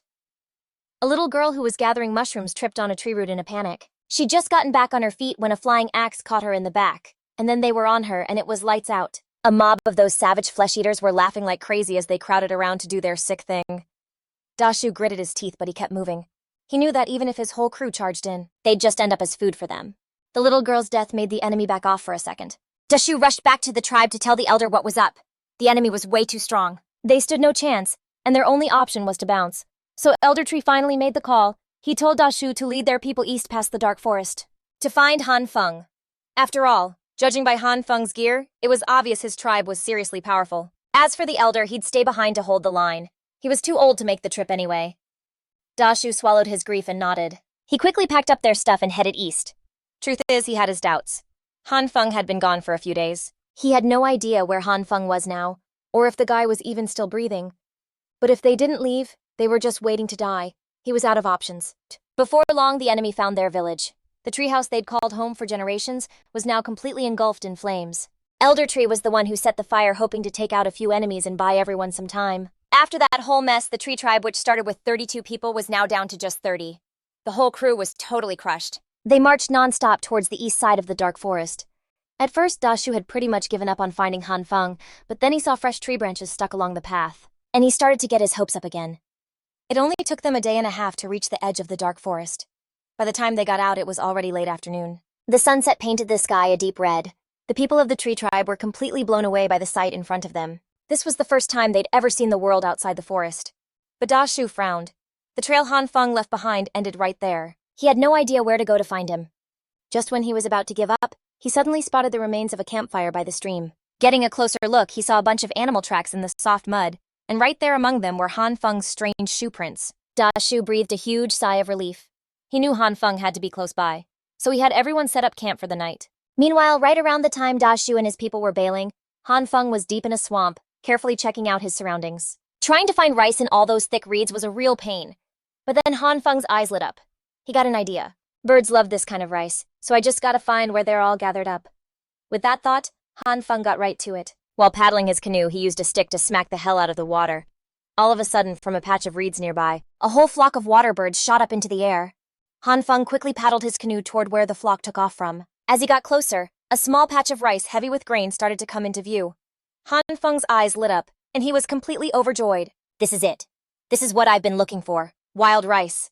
Han Feng started paddling even harder toward that shallow patch of land. But right as Han Feng's canoe was about to reach the spot, he suddenly heard people yelling from behind him. He turned around to look. He saw a few tribesmen not wearing any clothes, just clinging to some logs floating in the water. They were waving at him and yelling like crazy. They looked super panicked. These people were from the Ling tribe, the folks who lived in this swamp. Their tribe had a little over 50 people. At that moment, they were out gathering water caltrops, their food supply for the winter. Suddenly, they spotted some other dude sitting on a weird floating thing in the water, slowly heading toward the forbidden death zone their elder was always warning them about. Being good dudes, the leader of the Ling tribe's gathering party, named Ling Cao, frantically yelled at Han Feng, hoping he wouldn't keep going that way. Too bad Han Feng had no clue what they were saying, and just stared at him blankly. Seeing that he wasn't reacting, Ling Cao scrambled to swim over to him. While Han Feng was still totally confused, Ling Cao had already pulled up right beside his canoe. She pointed over at the patch of reeds where the rice was yelling her head off with this look of pure panic on her face. Seeing that she wasn't trying to start beef, Han Feng chilled out a bit. But checking out the look on her face, she was probably trying to tell him that place was dangerous and he couldn't go. Han Feng made a gesture acting like some kind of wild beast. He let out a fake roar and then pointed at the reeds. Like, were there some crazy beasts in there? Ling Cao just shook her head and pointed at Han Feng, then pointed back at that spot. After that, she put her hand on the water and made it look like it was sinking slow, meaning if he went there, he'd go under. Han Feng got what Ling Cao meant and breathed a sigh of relief. He was mad grateful for the heads up, but he was already totally prepared. There was no way he was backing down now, so he just started rowing the boat straight for the reeds. Ling Cao totally freaked and started yelling at Han Feng. But she didn't chase after him. I mean, she still had her tribe and her own little kids to worry about. But the next thing she knew, her jaw hit the floor. She saw Han Feng strap two paddle-looking pieces of wood to the bottom of his feet. Then, holding this huge square shield, he just casually stepped into that death trap zone, but didn't sink at all. Everybody who saw this go down was completely blown away. They'd never seen anyone walk in the forbidden zone before without sinking. The death zone. But Han Feng, who made it look easy, was not having as chill of a time as they imagined. Underneath the reeds was nothing but soft mud. Every single step he had to use a ton of strength just to pull his foot out, which was a crazy workout. Han Feng finally made it to the wild rice patch. Each stalk was over 6 feet tall, loaded down with these fat, shiny golden grains. Only then did he stop. Now Han Feng was lugging 2 full bags of wild rice back to his boat, all hyped to row home and start his farming empire. But out of nowhere, after rowing just a little ways, he got surrounded by a bunch of people from the Ling tribe. A whole crew of them were eyeing the 2 heavy bags on Han Feng's boat, which was somehow still floating on the water. Their eyes lit up right away. Turns out this floaty thing couldn't just carry people, it could haul stuff too. A few of the smarter ones were already picturing themselves rowing this little boat to go grab some water chestnuts. Han Feng looked at the crowd in front of him, feeling kinda annoyed at first, but seeing they weren't looking for trouble, he kept his cool. Ling Cao, seeing that Han Feng looked like he was about to get pissed, quickly gestured and asked if he could teach him how to make that thing. Looking around, he saw everyone was soaked, their skin all pruny from the water. Besides, they gave him a solid warning earlier, so Han Feng was happy to help. He gestured for them to go grab all the logs. He lined them all up, then used some reeds to tie the logs together, and then told Ling Cao to get on. And what do you know, after Ling Cao hopped on the wooden raft, floated steady on the water. Ling Cao was totally stoked. She quickly called their people over to come try it out. Too bad the raft could only hold 2 people. A third would for sure flip the whole thing. The ones who couldn't get on were kinda jealous of Ling Cao, but Ling Cao herself was totally stoked, cause she knew this kind of raft was super easy to make. Plus, the materials were super easy to find back on their tribe's land. She could already picture herself riding a wooden raft back to the tribe. It would definitely start a whole raft-building craze. Thinking about this, Ling Cao gave Han Feng a grateful look and warmly invited him to come chill at the Ling tribe. But Han Feng passed on that. He had a whole crew of blue antelope waiting for him just past the swamp. Ling Cao didn't push it. She just casually tossed Han Feng a water chestnut about the size of a chicken egg to seal the deal. Said if he ever got in a jam, he could roll up to the Ling tribe with it and they'd have his back. Han Feng was stoked, scooped up the water chestnut and hustled those 2 sacks of seeds back to the grasslands at the base of Baosan Mountain. By then, after a full day of grinding, Han Feng had stacked up about 60 caddies of grain, but he didn't dare touch a single kernel. He was just focused on getting this precious haul home in time to plant it next spring. But to get your farm on, you need the right tools. So he had to go. Han Feng was on a small grassy spot on the other side of Baosan Mountain, chowing down on a juicy roasted otter, while weaving some big baskets to get ready for Minonor on the 3rd day. But over on the west side of Baosan Mountain, Dashu and his crew were in rough shape. They bounced without grabbing any fire, and for the last 2 days, they'd just been chewing on some jerky. At night, freezing and starving, they had to just huddle up together to stay warm while they slept. Early the next morning, Han Feng woke up feeling fresh and hyped, leading his herd of blue antelope toward the west side of Baosan Mountain. Meanwhile, down at the western base of Baosan Mountain, Dashu was passing out some wild fruit he'd just gathered for his people when all of a sudden, a couple of his people started freaking out, pointing up Bao Sun Mountain and yelling, way up on the bare rocky peak. They spotted some young dude leading a whole herd of four-legged beasts, slowly making his way up. Han Feng heard the shouting from down below too. He looked down toward the noise, saw the tree tribe, and wondered for a sec what the hell they were doing there. It took Dashu and his people over 10 minutes just to get halfway up the mountain. Seeing the shape they were in, Han Feng couldn't help but frown. What were the kids doing here too? And every last one of them was caked in grime. When Dashu saw Han Feng again, he was totally floored for a sec. He knew Han Feng went off to find those horned animals, but he never thought he'd actually pull it off, let alone catch so many of them and all alive. This was on a whole other level compared to those terror elephant riders from the cannibal tribe. Right then, in Dashu's eyes, Han Feng was like a god. He saw they were all holding just a single piece of wild fruit and realized they didn't even have meat to eat. Han Feng immediately whipped out the leftover roasted goose and otter and shared the food with them. Dashu squatted down by the fire. If the cannibal tribe had already hit the tree tribe, then how far away were they from his own? Thinking about that, Han Feng decided he had to mine all the ore today and bounce first thing tomorrow. He could only hope the river would slow them down for a few days. Then he looked at Dashu and asked what their plan was. When they heard that, all the tree tribe folks just looked down, not knowing what to say. Winter was coming, but their village was torched. On top of that, with a cannibal tribe on their tail, they had no idea where to go to find shelter. Seeing this, Han Feng made an offer. Why don't you guys just join my tribe? We've got enough food stored up to get all of us through the winter. Hearing this, Dashu's eyes lit up. He totally believed every word Han Feng said. Just this herd of four-legged animals was enough to feed everyone for a whole winter. The rest of the tree tribe was totally down to join too. They'd seen what Han Feng could do with that bow and arrow. With a weapon like that, they'd never go hungry for game and wouldn't get pushed around by enemies anymore. So the whole crew was staring at Dashu, all hopeful, praying their main man would say yes. Dashu was already feeling it, but you know, being the boss, he had to play it cool, be a little more careful. After a beat, he was like, "Yo, you want us to roll with your crew? But is your shot caller gonna be cool with it?" Hearing this, Han Feng just laughed. "Man, don't even sweat it, 'cause you're looking at him." That threw Dashu for a loop. A kid like Han Feng was running the show, but then he let it sink in for a sec. And it all clicked. He'd seen what Han Feng could do. The stuff that kid pulled off, most grown dudes couldn't even dream of it. With that in mind, he was all in, no more hesitation. Meanwhile, Han Feng, wanting to make sure they knew he was for real, he handed his spear over to Dashu, gave a stone axe to some dude named Mu Yong, and the vine shield he'd been using to get that wild rice. He passed that to a guy named Shuju. Han Feng knew the deal if he was willing to arm them. They'd have to see he wasn't about to do them dirty. I mean, for real. Who hands over top-shelf gear to someone they're about to throw down with? And just like that, the guys who got the weapons were lit up, totally stoked. Dashu came through too, bringing out the rabbits Han Feng told him to snag.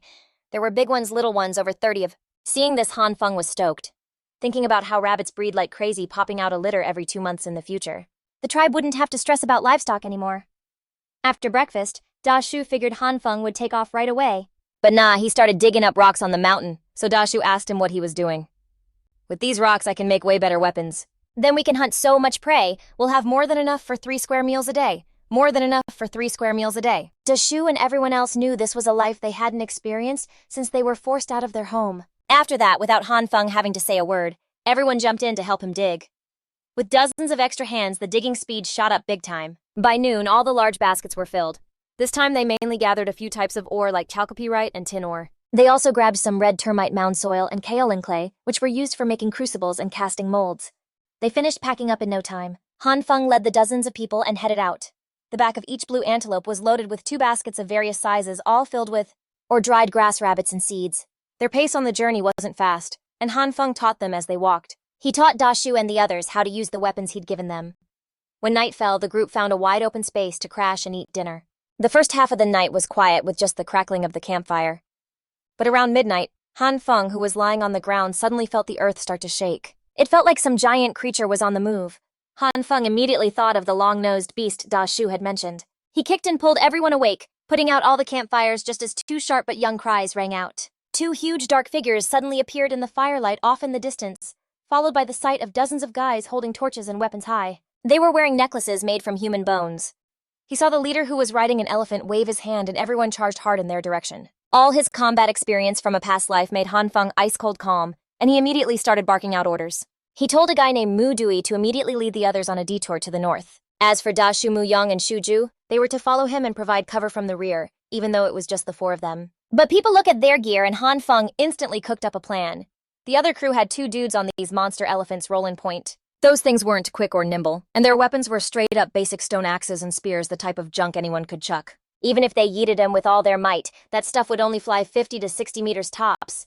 But the bow Han Feng was holding, he could dome an open target from 100 meters out. Yeah, he had him in his sights. As long as he played at long range, he knew he could take them all out. Drop every last one of them from way outside their reach.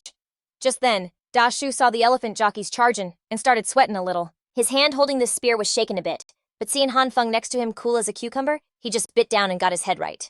Han Feng was quiet, just clocking the distance, 200 meters, 150-100. Then he pulled back his bow, loaded up, and just let that arrow rip. Some dude charging at the front got dropped instantly, an arrow clean through his chest. His boys saw the pointy end sticking out his back, and the whole crew around him just froze up for a second. But while they were tripping, 2 more arrows zipped out and 2 more dudes hit the dirt. The head honcho on the elephant finally spotted Han Feng way out there and started yelling his head off. He told his crew to rush him and let fly with a mess of stone axes.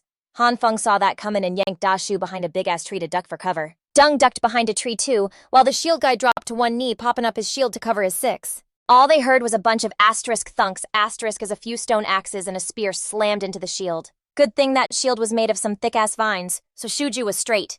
But if they kept getting lit up like that, it probably wasn't gonna hold up for much longer. Mu Yang, chillin' behind the tree, spotted a couple of those stone axes just laying on the ground. He scooped up 2 of them and chucked them right back into their packed-up crew. 2 dudes got tagged and went down hard. Who knows if they were lights out for good. Da Shu, being the old chief of the tree tribe and all, wasn't about to get shown up. He snatched a spear and launched it at the other side. Ran one of them right through and he was done.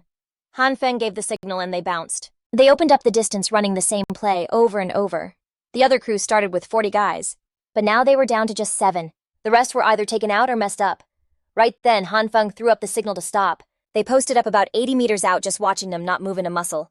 The elephant boss saw Han Feng's crew wasn't running anymore. He was kinda bugging because his side only had a few gassed out dudes left. Dude just lost it for a second, whipped out the spear from his back and charged. Han Feng just chilled and controlled his breathing. He pulled back his bow like right away. When the boss man was about 70 meters out, he let it fly, and it plugged him right in the eye. The dude let out a nasty scream. He dropped off the elephant's back and got turned into a pancake by that monster, which all of a sudden felt like it stepped on something squishy. Even though his boys nearby were bugging out, not getting why their leader suddenly got iced, they kept on charging forward. Han Feng gave the order to push back hard. 3 spears and an arrow flew at him in a flash, and 3 more of them went down. Now there were only 3 left standing. They looked at each other, turned tail, and booked it like their lives depended on it. The other elephant rider tried to turn his terror elephant around, but it was too slow, so he bailed. Han Feng immediately took him down with another arrow. Before he even hit the ground, an arrow slammed into his chest. He stumbled a few steps before collapsing. Then Da Shu and the other 2 charged forward from behind Han Feng. 3 stone axes flew through the air, taking out the last 2 enemies. And so, this running battle in the forest was finally over.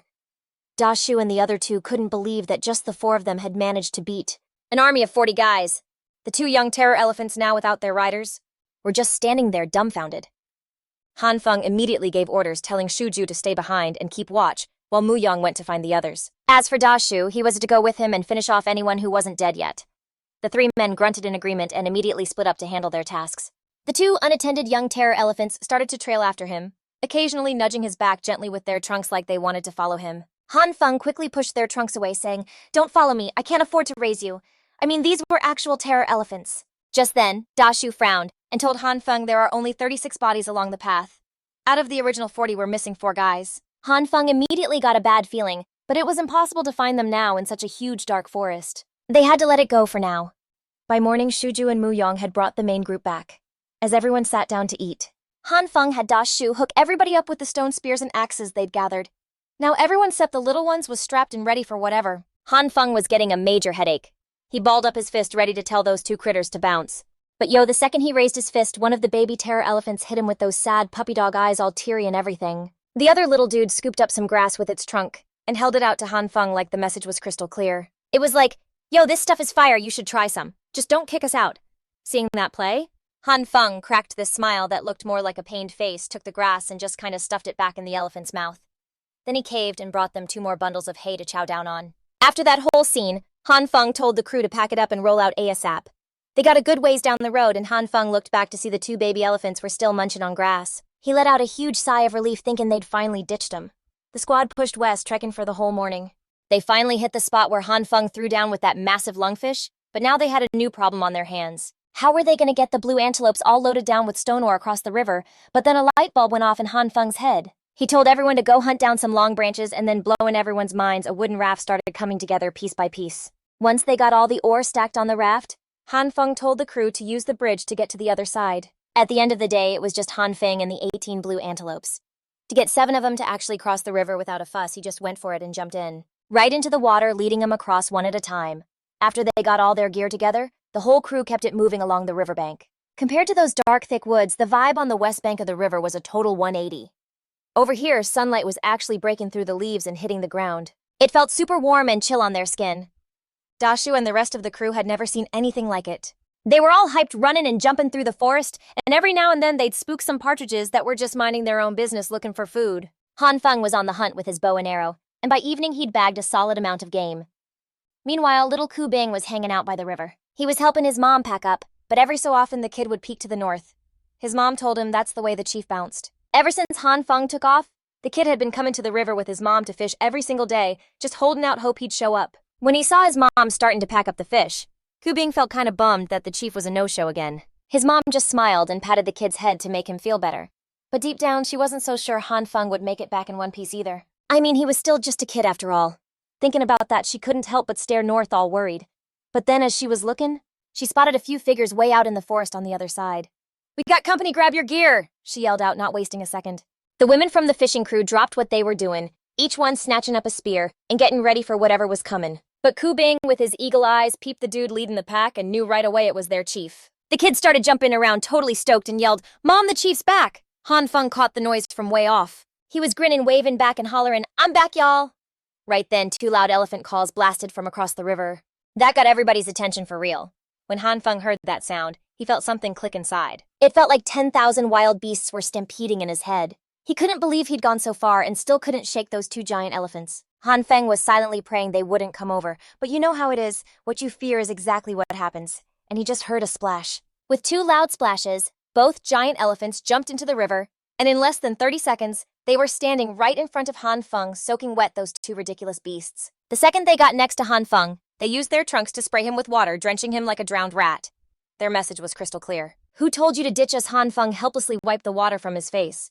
"If you want to eat my food, then you gotta work for me from now on. I'm not gonna raise you for free!" Hearing this, the 2 giant elephants used their trunks to gently pat Han Feng on the head. It wasn't clear what they meant by that. The women from the fishing team saw the 2 giant beasts. They were all totally terrified, but seeing how tight they seemed to be with the chief, their expressions immediately turned to pure awe. The chief is so amazing. He could even tame such massive beasts. Ku Bing was the first one to run over, affectionately hugging Han Feng's leg. He wasn't even a little bit scared of the beast next to him. Han Feng told them that the newcomers were all new members of the tribe.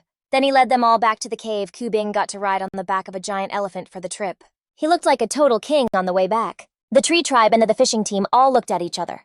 The fishing team's eyes were mostly glued to the 18 blue antelopes. Meanwhile, Dashu and the others were checking out the women of the tribe, looking at their hairstyles, their leather shoes, their fishing baskets, and how every single person had a spear. The spear was what Dashu was most hyped about, yet every one of them had one. It really made Dashu respect them. Thinking that he was now part of the tribe too, he felt a little thrill in his heart. Right then, the cave entrance was also buzzing with activity. Everyone in the tribe was gathered there, and when they saw Han Feng return, they all shouted together, "Chief!" The people from the tree tribe were caught off guard by the sound, and when they saw the scene in front of them, they were all stunned speechless. Han Feng himself was also seriously surprised, not expecting that after being gone for just a short time. The tribe had changed so damn much right then. The tree tribe followed Han Feng to the open area outside the cave entrance. Everyone was blown away by the sight in front of them. Beautiful jars and pots were laid out everywhere. This was all stuff they had never seen before. It made them almost afraid to even take out their own wooden bowls to use. In front of the cave were tons of fish. There was also a tapir, its body stuck full of spears, looking like it weighed over 1,000 pounds. It looked like the hunting team could now use spears like pros. This made Han Feng super happy. Dashu now had a pretty good idea of the tribe's strength and finally put his complete trust in them. They for real wouldn't have to go hungry anymore. The kids were standing on a grassy hill facing the newly arrived 4-legged beasts. That was the grass they had pulled up over the last few days. Looking at such a huge pile of grass, it was definitely enough for the herd, for the blue antelopes and those 2 giant elephants to eat all winter. Before leaving, Han Feng had set them up to clear the open ground outside the cave. The kids had done an awesome job. On the open ground, besides some newly grown grass, there were no more bushes. Han Feng quickly told everyone that these four-legged beasts were all tamed by him and that they could help everyone with work from now on. Ku Bing stood next to him listening super closely to Han Feng and babbling out a translation. Then Han Feng happily rewarded each kid with 2 rabbit skins. The kids immediately took off all excited to get their moms to stitch them some new threads. Over in a clearing nearby, a massive stack of red bricks was piled high. Liu Zi let Han Feng know he could fire up 4 kilns a day. Plus, he'd even whipped up some kind of tool for the kids. After saying his piece, he proudly pulled it out to show him. When Han Feng saw the gadget Liu Zi brought out, he was totally blown away. It turned out to be a simple wooden rake. This guy's got real potential as an inventor. Han Feng threw a few compliments Liu Zi's way. Then he told him to hold off on firing any more bricks tomorrow and to fire up another batch of pottery for the new folks to use instead. Speaking of pottery, an elder standing nearby piped up that he had something to say too. A few days ago, the bald-headed tribe from the west came back looking to trade for pottery. This time they paid with a whole lot of rock salt, enough to keep the tribe fed for a long time. After checking out all the work, Han Feng sorted out the living situation for the animals he brought back. The rabbits were put in a corner of the cave where a hutch was built for them with stones and mud. They'd be kept here for the winter for now. Out of the more than 30 rabbits, 3 were pregnant and had just been let loose in the hutch. They'd already started pulling their fur out to make nests. The other rabbits, even though they were only 1 to 2 months old, were already as big as cantaloupes. By next spring, they'd become new breeding machines. As for the 2 young giant elephants, there was nothing to worry about. They just stood by the pile of grass and wouldn't leave no matter how much anyone tried to shoo them away. The herd of blue antelopes was tied to a tree near the cave entrance. Tomorrow he'd assign some folks to build a grass shelter for them. After all that was taken care of, dinner was ready too. Before dinner, Han Feng put together a special welcoming ceremony for the new folks. And about the whole tying up their hair deal, the tree tribe people were totally cool with it. In fact, they thought tying their hair up looked way neater and nicer than leaving it down for days. Today they'd hunted a boar, a giant wild boar. So for dinner, of course, they had to have blood pudding soup plus some wild vegetables. They threw together a bunch of big pots of food, and that wild chicken Han Feng bagged today.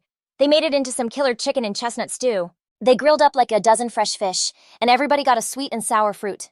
That awesome dinner totally broke the ice between the OGs and the new crew. Everyone was just vibing, eating, and chatting it up. After the meal, Han Feng told the tribe's elders to hook the newcomers up with some lessons on making leather shoes. That way the new folks could just watch and learn. Meanwhile, Han Feng grabbed some charcoal and started brainstorming, sketching his plans out on the cave wall. He had a whole map drawn on the wall showing the lay of the land outside the cave, the little river, and the forest. He even sketched in some stuff that wasn't actually there yet. Right then, Han Feng was deep in thought. As for how to plan out the open land in front of the cave, this plot was nearly 3,200 acres if it were all planted with rice paddies. The whole tribe probably couldn't even eat all that rice. And of course, it couldn't all be planted with rice paddies anyway, since the whole area was just dry land for now. And rice has to be grown in water, so just turning all that dry land into paddy fields would be a massive undertaking. Next up was the housing issue with the addition of the newcomers and the newborn babies. During this time, the tribe's population had grown to 97 people, and the current cave was starting to get too small to meet their housing needs. So they'd have to build houses on this land in the future, a residential area, rice paddies, a vegetable patch, a livestock area, and a warehouse. Pastures, a metalworking area, a carpentry workshop, so many zones had to be laid out on this piece of land. It had to be planned out right, and the first problem to solve was creating the rice paddies the basic plan was to build. A small square city smack in the middle of the open land, which would house the residential zone, the livestock area, and the warehouse. The metalworking area and the carpentry workshop would be inside this small city, and it was projected to have enough housing for at least 5,000 people. At full capacity, it could house 8,000 people living together, and it would take several years to finish in stages, then a protective moat would be dug. Around this small city with sides about 1,300 feet long, the dug-up earth could be mixed with bricks to build the city walls for defense against wild beasts and other tribes. Next, using the protective moat as the center, they'd dig an artificial canal about 25 to 30 feet wide to bring in water from the small river to the east. Then they'd dig a few smaller canals to lead water from the protective moat back out to the river, creating a massive irrigation system. If we just dig a few more small trenches along this irrigation line, we can hook up the whole plot of land with water. The plan was for the protective moat and the man-made canal to be 4 meters wide. The little river to the east is about 9 meters wide, and the water flow is going to be steady. But since we're cutting the channel width by half, the flow in our canal is going to double, which is clutch for harnessing that water power. The game plan is to use the cave as ground zero, measure out 200 meters on all sides to pick the spot for the city so we don't miss out on next year's spring planting. Phase 1 is all about digging the channel to connect the little river to our moat, which we figure is a stretch of about 700 meters. All that dirt we dig up, we're going to use it to fire up some bricks for the city build later on. Phase 2 is digging the actual moat. But no rush on that because the cave is still a decent place to crash. Phase 3 is throwing up the city wall. We're thinking a trapezoid-shaped wall 4 meters wide at the bottom, 2 meters at the top, and 5 meters high with a gate on each of its 4 sides, plus that 4 meter wide moat on the outside. In this day and age, ain't nobody getting through that. Phase 4 is digging the 700-meter-long return channel, and that dirt can be used for smaller bricks. You know, for building houses and whatever else inside the city. The whole shebang should be done in 3 years tops. Otherwise, Han Feng was stressing they'd run out of room in the cave later. Next morning, once the whole crew was up and at 'em, Han Feng started dishing out the day's grind. They had a ton to do, so all the food runs were put on hold. The new folks were still short on bowls, so Liu Zi was on pottery duty again. The little ones kept on yanking weeds. On top of that, they had to bundle up the grass just how Han Feng laid it out to make it easier to stack and move. The squad Da Shui Hu Zida Mao and Er Mao headed up the mountain. After they chopped down all those man-eater saplings for the fence, the women split into 2 crews.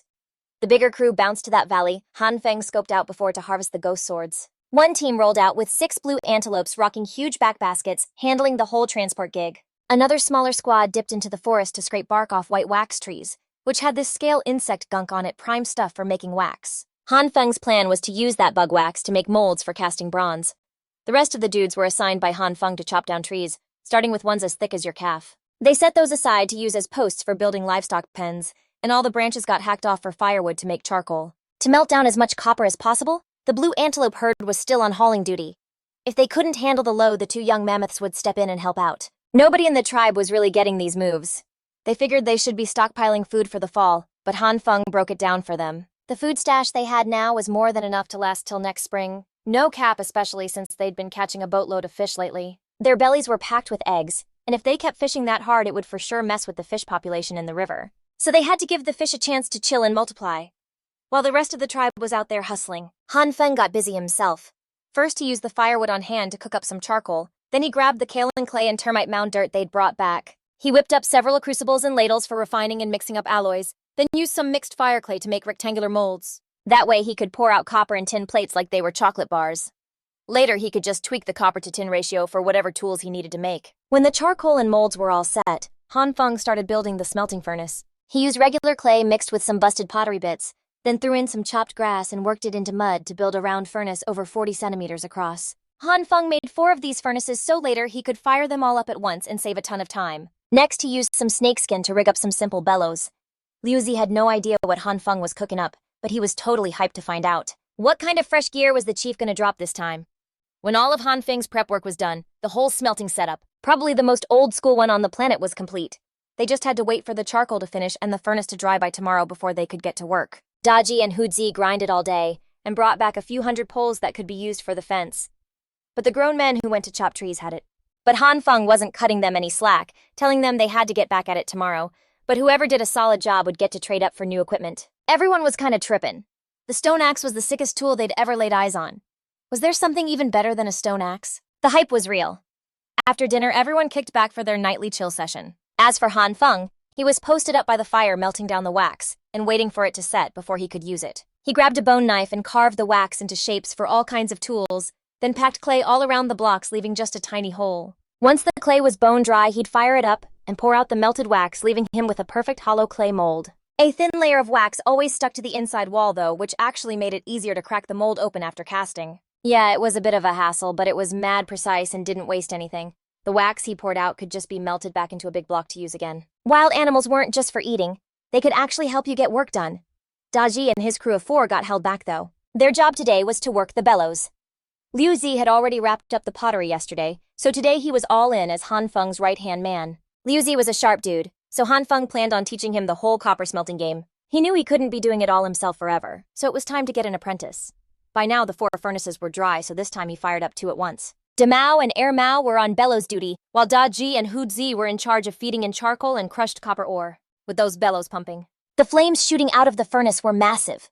Before long, the ore inside started to melt down, and the liquid copper trickled through a gap to the bottom. It all pulled together a mix of copper and junk, while at the same time the tin ore was also getting blasted by some serious heat. That stuff melted in just a couple of minutes. He used a tree branch to rake out the embers at the bottom and pulled out 2 chunks of metal full of gunk. Then he just kept running it back over and over. After like 3 or 4 hours, he finally had a decent pile of unrefined metal. Then he lit up the other 2 furnaces. After they got hot enough, he dropped the raw copper and tin into 2 separate crucibles and waited for them to turn to liquid. He used an earthen ladle to skim all the nasty stuff off the top. Next, using a ceramic rod he'd prepped, he scooped out the pure liquid copper. He poured it into the rectangular clay molds to chill. He did the same thing with the liquid tin. Liu Zi and the 4 kids were just glued to the liquid metal. As it slowly turned solid, They had no clue how it worked, so they looked totally blown away. Once the copper and tin plates weren't scorching hot anymore, Han Feng was hyped to pop them out of the molds. It was noon by then. Under the sun, the metal plates were throwing off a blinding glare. Everyone just stood there staring at the metal, their jaws on the floor. They'd never seen anything so damn beautiful and shiny. The looks on their faces were just like modern folks staring at a pile of gold bars. Even Ku Bing, who was just playing around, got drawn in. He was touching this piece, looking at that one, and asked, "Chief, what is this stuff?" Han Feng messed up the kid's hair. "This stuff's called copper, and this is tin. You just hang here and watch, I gotta go grab something, Ku Bing." The kid nodded, and him, Liu Zi, and the others started quietly saying the words copper and tin. Meanwhile, Han Feng dragged over a bunch of casting molds and started the whole bronze casting thing. He tossed some copper and tin into a fresh crucible, getting the mix just right, and waited for it all to melt down into liquid. A little puff of white smoke shot right out of the mold's air vent. He let it cool down a bit. Han Feng couldn't wait and smashed the mold open with a stone. In the middle of all the broken clay pieces, a big old axe with a faint golden glow was just sitting there. This axe was a bit bigger than a fireman's axe. He handed off the job of sharpening the blade to Liu Zi to finish, while Han Feng got to work prepping to cast other tools. Rulers, saws, carving knives, chisels, planes, hand drills, and some four-sided spearheads. By the time evening rolled around, and everyone from the tribe got back, all the work was done. The blade of the large golden axe had been polished till it was gleamin'. Once they slapped a handle on it, the world's first bronze axe was officially a thing. There were also two saws that they'd fitted with wooden handles. One was a one-man saw, the other a two-man saw. When Da Shu and the crew saw that big shiny axe, they all crowded around it right away. "That axe is gorgeous." They couldn't take their eyes off it. "And check this out." Han Feng smiled and whipped out a spear with a white handle and a golden tip. Everyone in the tribe was bug-eyed. "Is that a spear? Damn, it's beautiful." Especially Shoya and Duer, who were basically drooling while gawking at the golden-tipped spear. "Chief, are we getting a piece of that action?" the tribesman asked eagerly. Han Feng just smiled. He took out a chunk of copper ore and gave it to Da Shu. "It was made using this kind of rock, but we're all out of this rock now." The people from the tree tribe were blown away. They'd tagged along to dig up this kind of rock before and never dreamed it could be turned into such sick weapons. Mu Dui was the most straightforward and blunt of them all. "If it's that rare, then we'll just go dig up some more. We know where to find it." Han Feng nodded, but told them digging it up like that was way too slow. They needed to make a few more tools first, and after this winter they'd be able to dig up a whole lot more. By then everyone can get a spear just like this one. The tribesmen chilled out. The chief's word was still good. If he said everyone would get one, then it was a done deal. After that, Han Feng took him over to the logs they'd cut down to show him how to use the two-man saw and the handsaw. Two dudes pulled the large saw, slapped it on top of a round log. Going back and forth, they sawed off a round slice of wood in no time. Then they used the handsaw to cut off branches. A branch about as thick as your wrist could be cut through in under a minute. The large axe was over 3 feet long, and was super easy to handle, letting you put your whole body into it. If the tribe's strongest dude used it, a tree as thick as your calf would only take a couple of swings. By the time everyone got the hang of using these tools, Han Feng told them to go grab some food and crash. After they ate, the tribesmen all gathered round to hear Liu Zi tell the story about smelting copper. Meanwhile, Han Feng began to set up units of measurement. It was the only way for civilization to actually start developing down the line. The ghost swords were all harvested now. The women were busy weaving ropes. The kids were all sprawled out on their stomachs outside the rabbit hutch watching the rabbits have babies. All 3 of the mother rabbits had their litters, and each one popped out like 6 or 7 kits. The rabbit population, which was over 30, had pretty much doubled. Liu Zi had been in the pottery game for years, so he was a natural at helping Han Feng whip up these wax molds for their new bronze shovels. These things were clutch for digging canals or farming, and with Han Feng's blueprint right there, all Liu Zi had to do was copy it, no sweat. As for Han Feng, once he got his own stuff done, he started brainstorming the real game changer, the plow. He was planning on making 2 sizes, a big one and a small one. The big boy was for the terror elephants, and the smaller one was for the blue antelopes. They were going to use them to tear up fields and dig out rivers down the line. The next morning, some of the ladies were twisting ropes, while others were clearing a patch of ground. Han Feng had just marked a spot and told them to clear the whole thing out. They were about to get started on the livestock pen. The bronze smelting was now on Liu Zi and 4 of the young guns. The 5 of them were just cranking out bronze plates non-stop. Anytime they got stuck on something with the plates, they'd hit up Han Feng for answers. Once the women had the area cleared, Han Feng got them started on building the pen. They chopped down trees, hauling back 4-meter-long logs for the posts. They stuck a post in the ground every 2 meters, making a big old rectangular enclosure. In the gaps, they tied on 2 logs sideways to keep the posts steady. Then they weaved a bunch of branches together for a fence and hooked it onto the wooden frame. To top it all off, they slapped a layer of mud all over it. Inside this new pen was a 4-meter-high wooden shelter, basically a crib for the 2 young terror elephants. Once the build was done, they bundled up all the grass from outside and stacked it high inside the pen. That was to keep other critters or randoms from messing with their stash. Everyone in the tribe was on their grind. but nobody saw what was coming. See, right then the Bald tribe was eyeing them up, ready to make a move. Things were about to get real. Baldy had this major stressor. The weather was getting colder, and the water hole that kept his tribe going was about to run dry. When that happened, their only option was to trek 3 kilometers to the river for water. That meant they needed a ton of containers, which is exactly why he rolled up to the tribe to trade before. He was trying to score more pottery.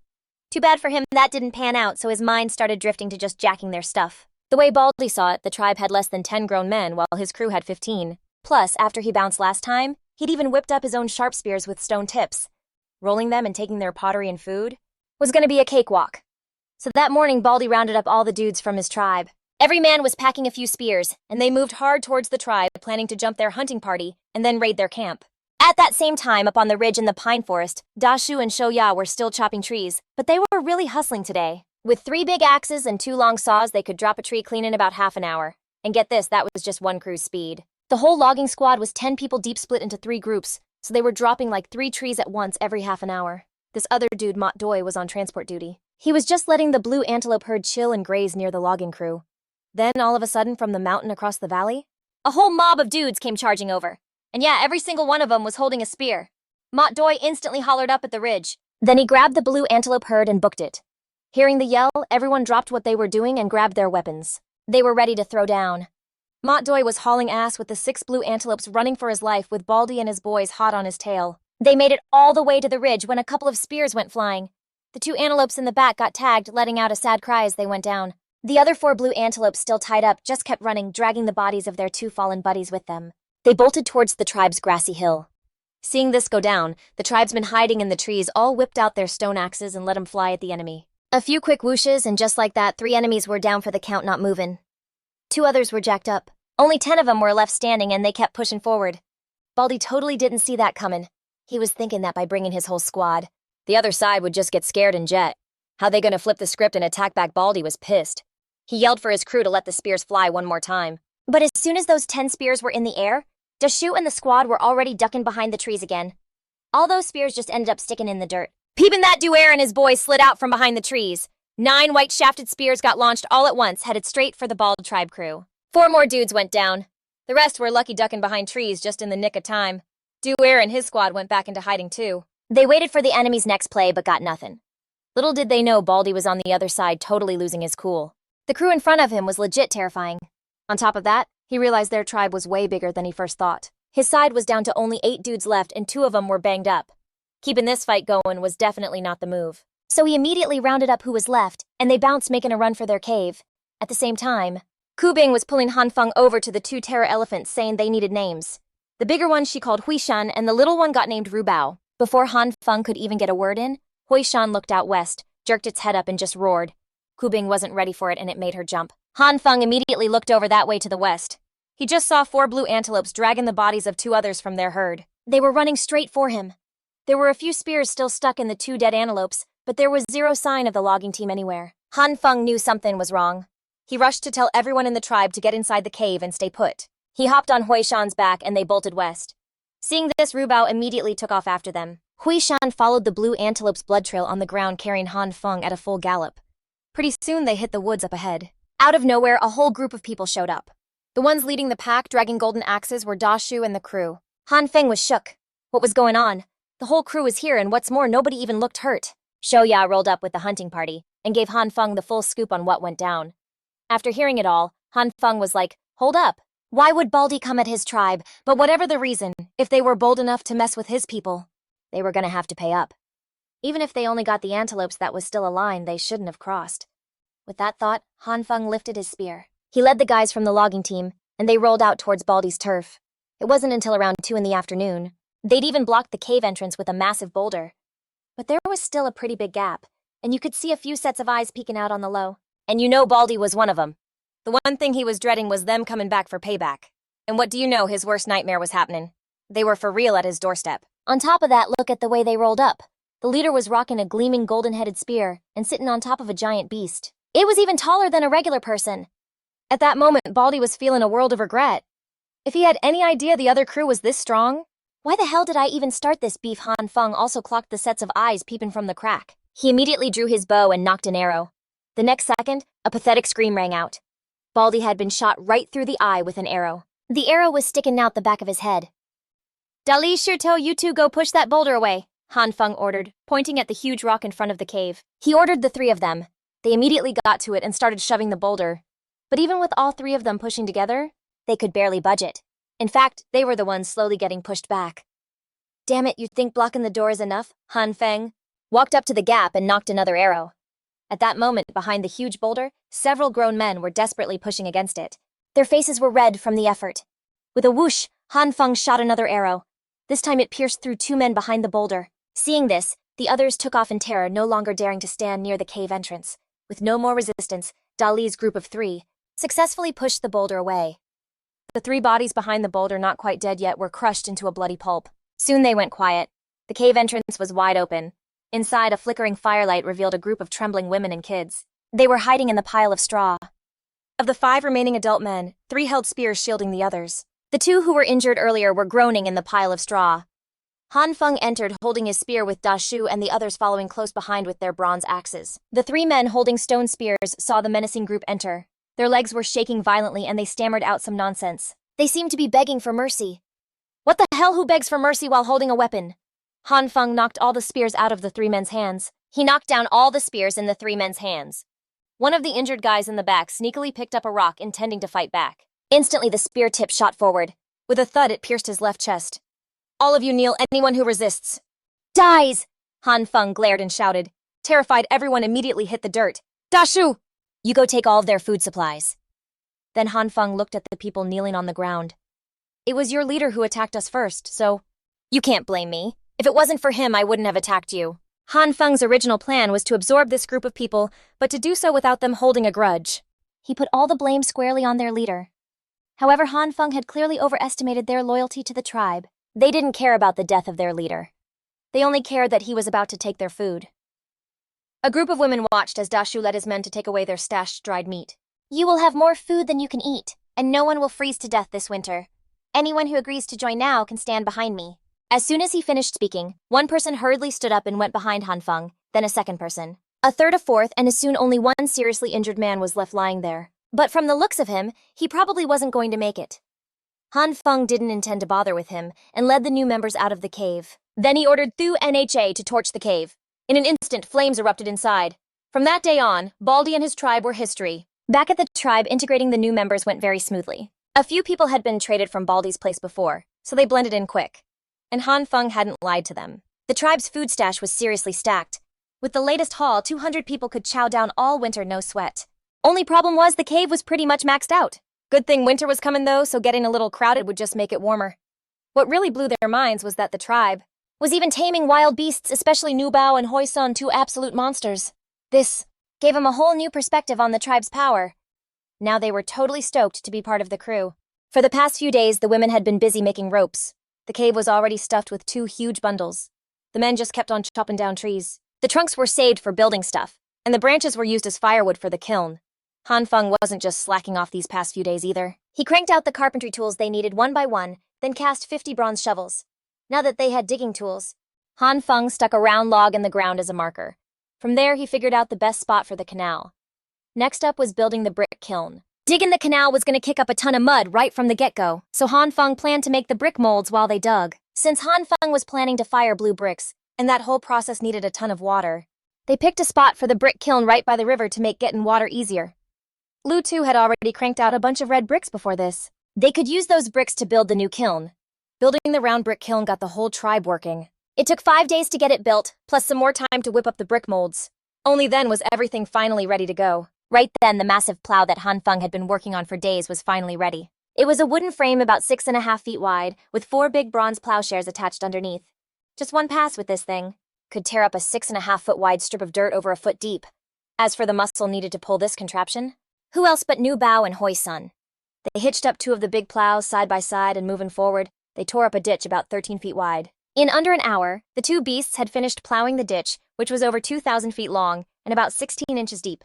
Seeing this, Han Feng was ecstatic. At this rate, maybe his city-building plan wouldn't take 3 whole years after all.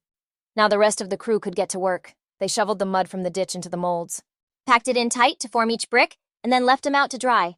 Han Feng planned on waiting till winter to start firing the bricks when everyone would just be chillin' with nothing else to do. Plus, running the kiln in the winter would be super warm, a pretty sweet gig for sure. But right now, there was a problem. Because these bricks were all for the outside of the city wall, each one was massive. So, hauling the mud and bricks around was going to take forever. So Han Feng decided it was time to build a wheelbarrow. A simple new project was kicking off, and finding some help was obviously the first step. Down the line, they could become the tribe's go-to carpenters. The guy with the most natural talent for woodworking in the tribe had to be Mokdong. This dude, back when he was still with the tree tribe, had figured out how to use hot coals to hollow out a round log to make a barrel. The other guy was Mukdon, a straight-up simple dude who wasn't much of a talker, but was a hell of a worker. So using memories of horse-drawn carriages from his past life and adding a few of his own upgrades, it took the three of them a whole day to bang out the first wheelbarrow. The second it was built, the construction crew put it to work. The whole tribe was hyped about this new ride they'd cooked up. For real, it beat lugging stuff on their backs by a mile. But Han Feng wasn't sold. He clocked how the wheelbarrow got all shaky whenever it made a turn. It was gonna fall apart any second at that rate. Once he figured out the problem, Han Feng got right on upgrading it. The main fix was to stretch out the wheelbase. After he broke it down for his two right-hand guys, the three of them split up the work. This upgrade went way quicker than the first go-around. 2 hours later, boom, the version 2.0 wheelbarrow was ready. And this time it was solid, no more wobbling. Right away, everyone's hustle got a major boost. So they decided the third whip would be the blueprint for mass production. First run was going to be 30 of them. At the time, they had a few dozen grown-ups on the crew, dudes and chicks. This kind of barrow was built just for hauling dirt. They knew it was going to get a ton of use down the line. Over the next stretch, the three-person woodshop crew was cranking out 3 rides every 2 days, getting the construction team all geared up. Phase 1 of the canal project was moving at warp speed, even the brick-making grind, which had been dead in the water. And things picked up the pace big time thanks to the wheelbarrows. That is until the 18th day of the project. Han Feng was looking at a 698-meter-long, 4-meter-deep trench. Right then he called it and told them to stop digging the canal. They'd punch through the last 2 meters later when it was time to get the water flowing. The whole tribe got back to their usual grind. The guys kept chopping down trees, getting ready for whatever they were building next.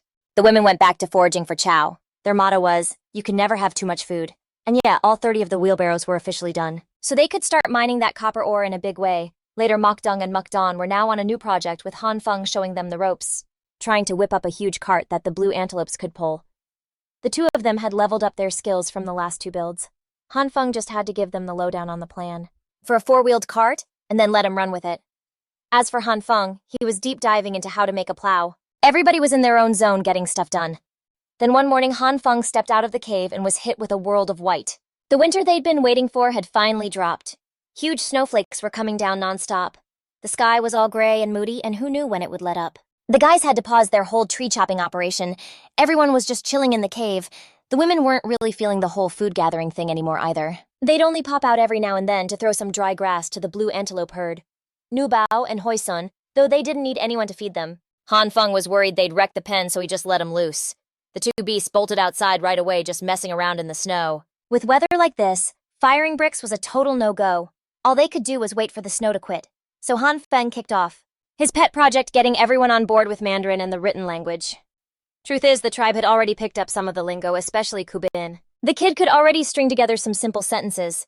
That made Han Feng's job a whole lot easier. Trying to teach him simplified characters right now was just not gonna fly. The clerical script was way closer to actual pictures, so it'd be easier to pick up. It didn't even matter if they could write or not. The main goal was just being able to read the characters.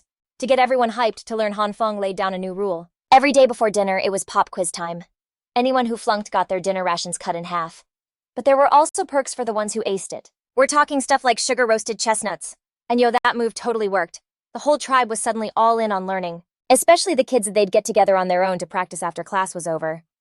A few days later, the snow finally chilled out, so the whole brick-making operation officially kicked off. Han Feng showed them the ropes with 2 kilns himself, then let the rest of the crew take over. It wasn't a 9-to-5 grind either. The main hustle was just loading the kilns, prepping the brick molds, and keeping an eye on the fire. The rest was just a waiting game for it all to cook and cool down. And that's how the days rolled by.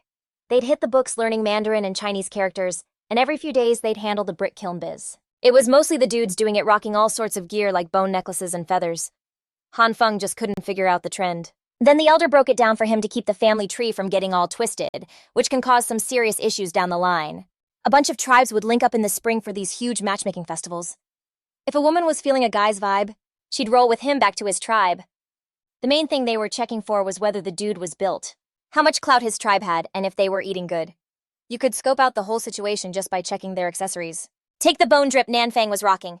If a dude's carrying a massive thigh bone as a weapon, you just know his squad is legit. Taking down huge beasts like that obviously means his people are eating good and never go hungry. That whole thing tracked, and it got Han Feng's wheels turning.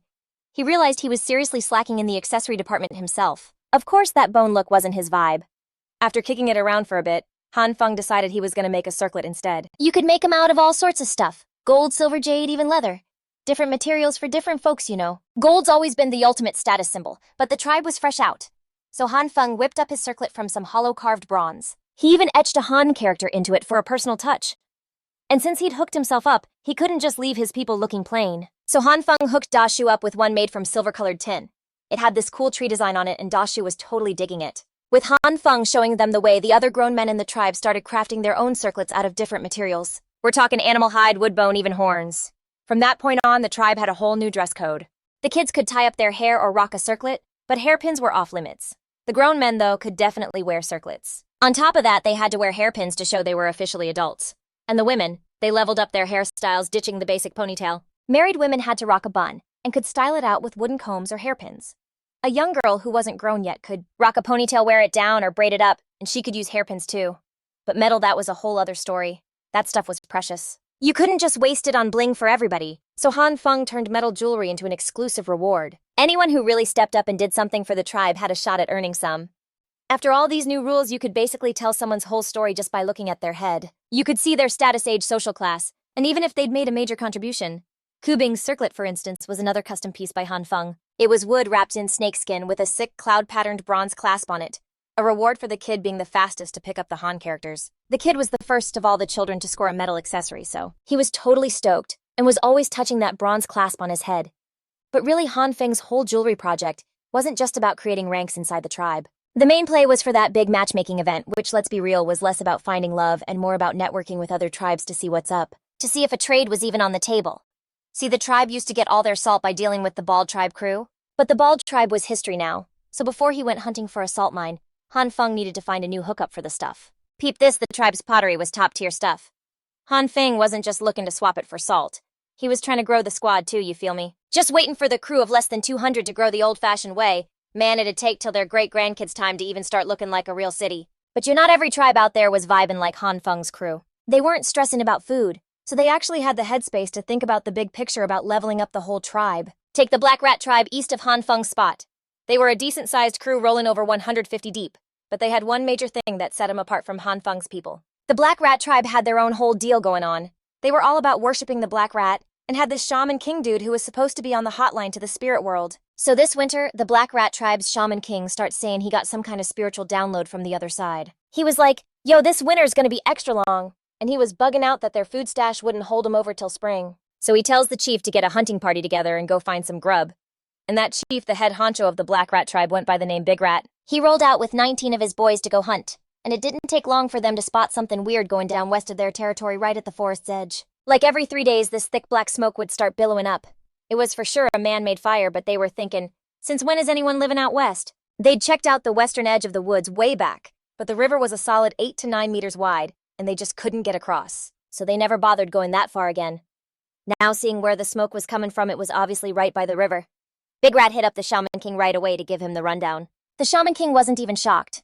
Nah, he was actually super curious about why these people were lighting fires all the time. To the Shaman King, fire meant one thing, cooking. So constant fires meant they were eating good. If it was just for heat, why wasn't the fire going nonstop, right? The Shaman King was sketching out, so he told Big Rat to grab a few guys and go check out the scene. He was like, if you can try and make a deal with them, maybe they could even pick up a few tricks. So Big Rat bounced with a crew of 5 on this little diplomatic trip. Meanwhile, back at the camp, Mu Yang and Liu Zi were on kiln duty, just kicking back and watching the fire. Every so often, they'd toss in some more wood. The two of them had been at it since last night, and by noon the raw bricks inside were glowing red hot. It was go time to pour the water and seal the kiln.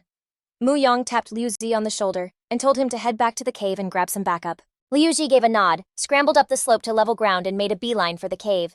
But the second Mu Yang was by himself. The ground started shaking with Ru Bao's roar, then you could hear him tearing off, followed by a bunch of people yelling. Mu Yang scrambled his way out of the kiln opening real quick. The moment he stuck his head out, he saw like a dozen spears sailing right for Ru Bao. That freaked the poor thing out enough to tuck its tail and bolt for the cave. Meanwhile, Han Feng was just about to lead the crew down to pour water in the kiln. Right as he stepped out of the cave, he saw Ru Bao getting chased down. Big Rat and his boys were about to keep after him when they suddenly clocked Han Feng leading the charge. A whole crew of people poured out of the cave and they just froze up for a sec. Hell no, who the hell is trying to mess with our Rubao? Everybody grab your gear. Hearing their chief give the word, the tribe went wild and like 70 to 80 of them came storming out. Every single one of them was armed and they swarmed Big Rat's crew in a heartbeat. Big Rat's jaw just hit the floor looking at this hyped up crowd and the stone cold dude out front rocking a gold circlet. Decked out in gold shin guards and holding a sick gold-tipped polearm, he just stared the dude down. And the crew behind him, they were looking even more fire. Every single one of them was rocking a shiny bronze halberd. Right behind Han Feng you had Dali Shitao and Liu Zi and all three of them were gripping bronze axes. Even the guys who didn't score a bronze weapon were still holding spears.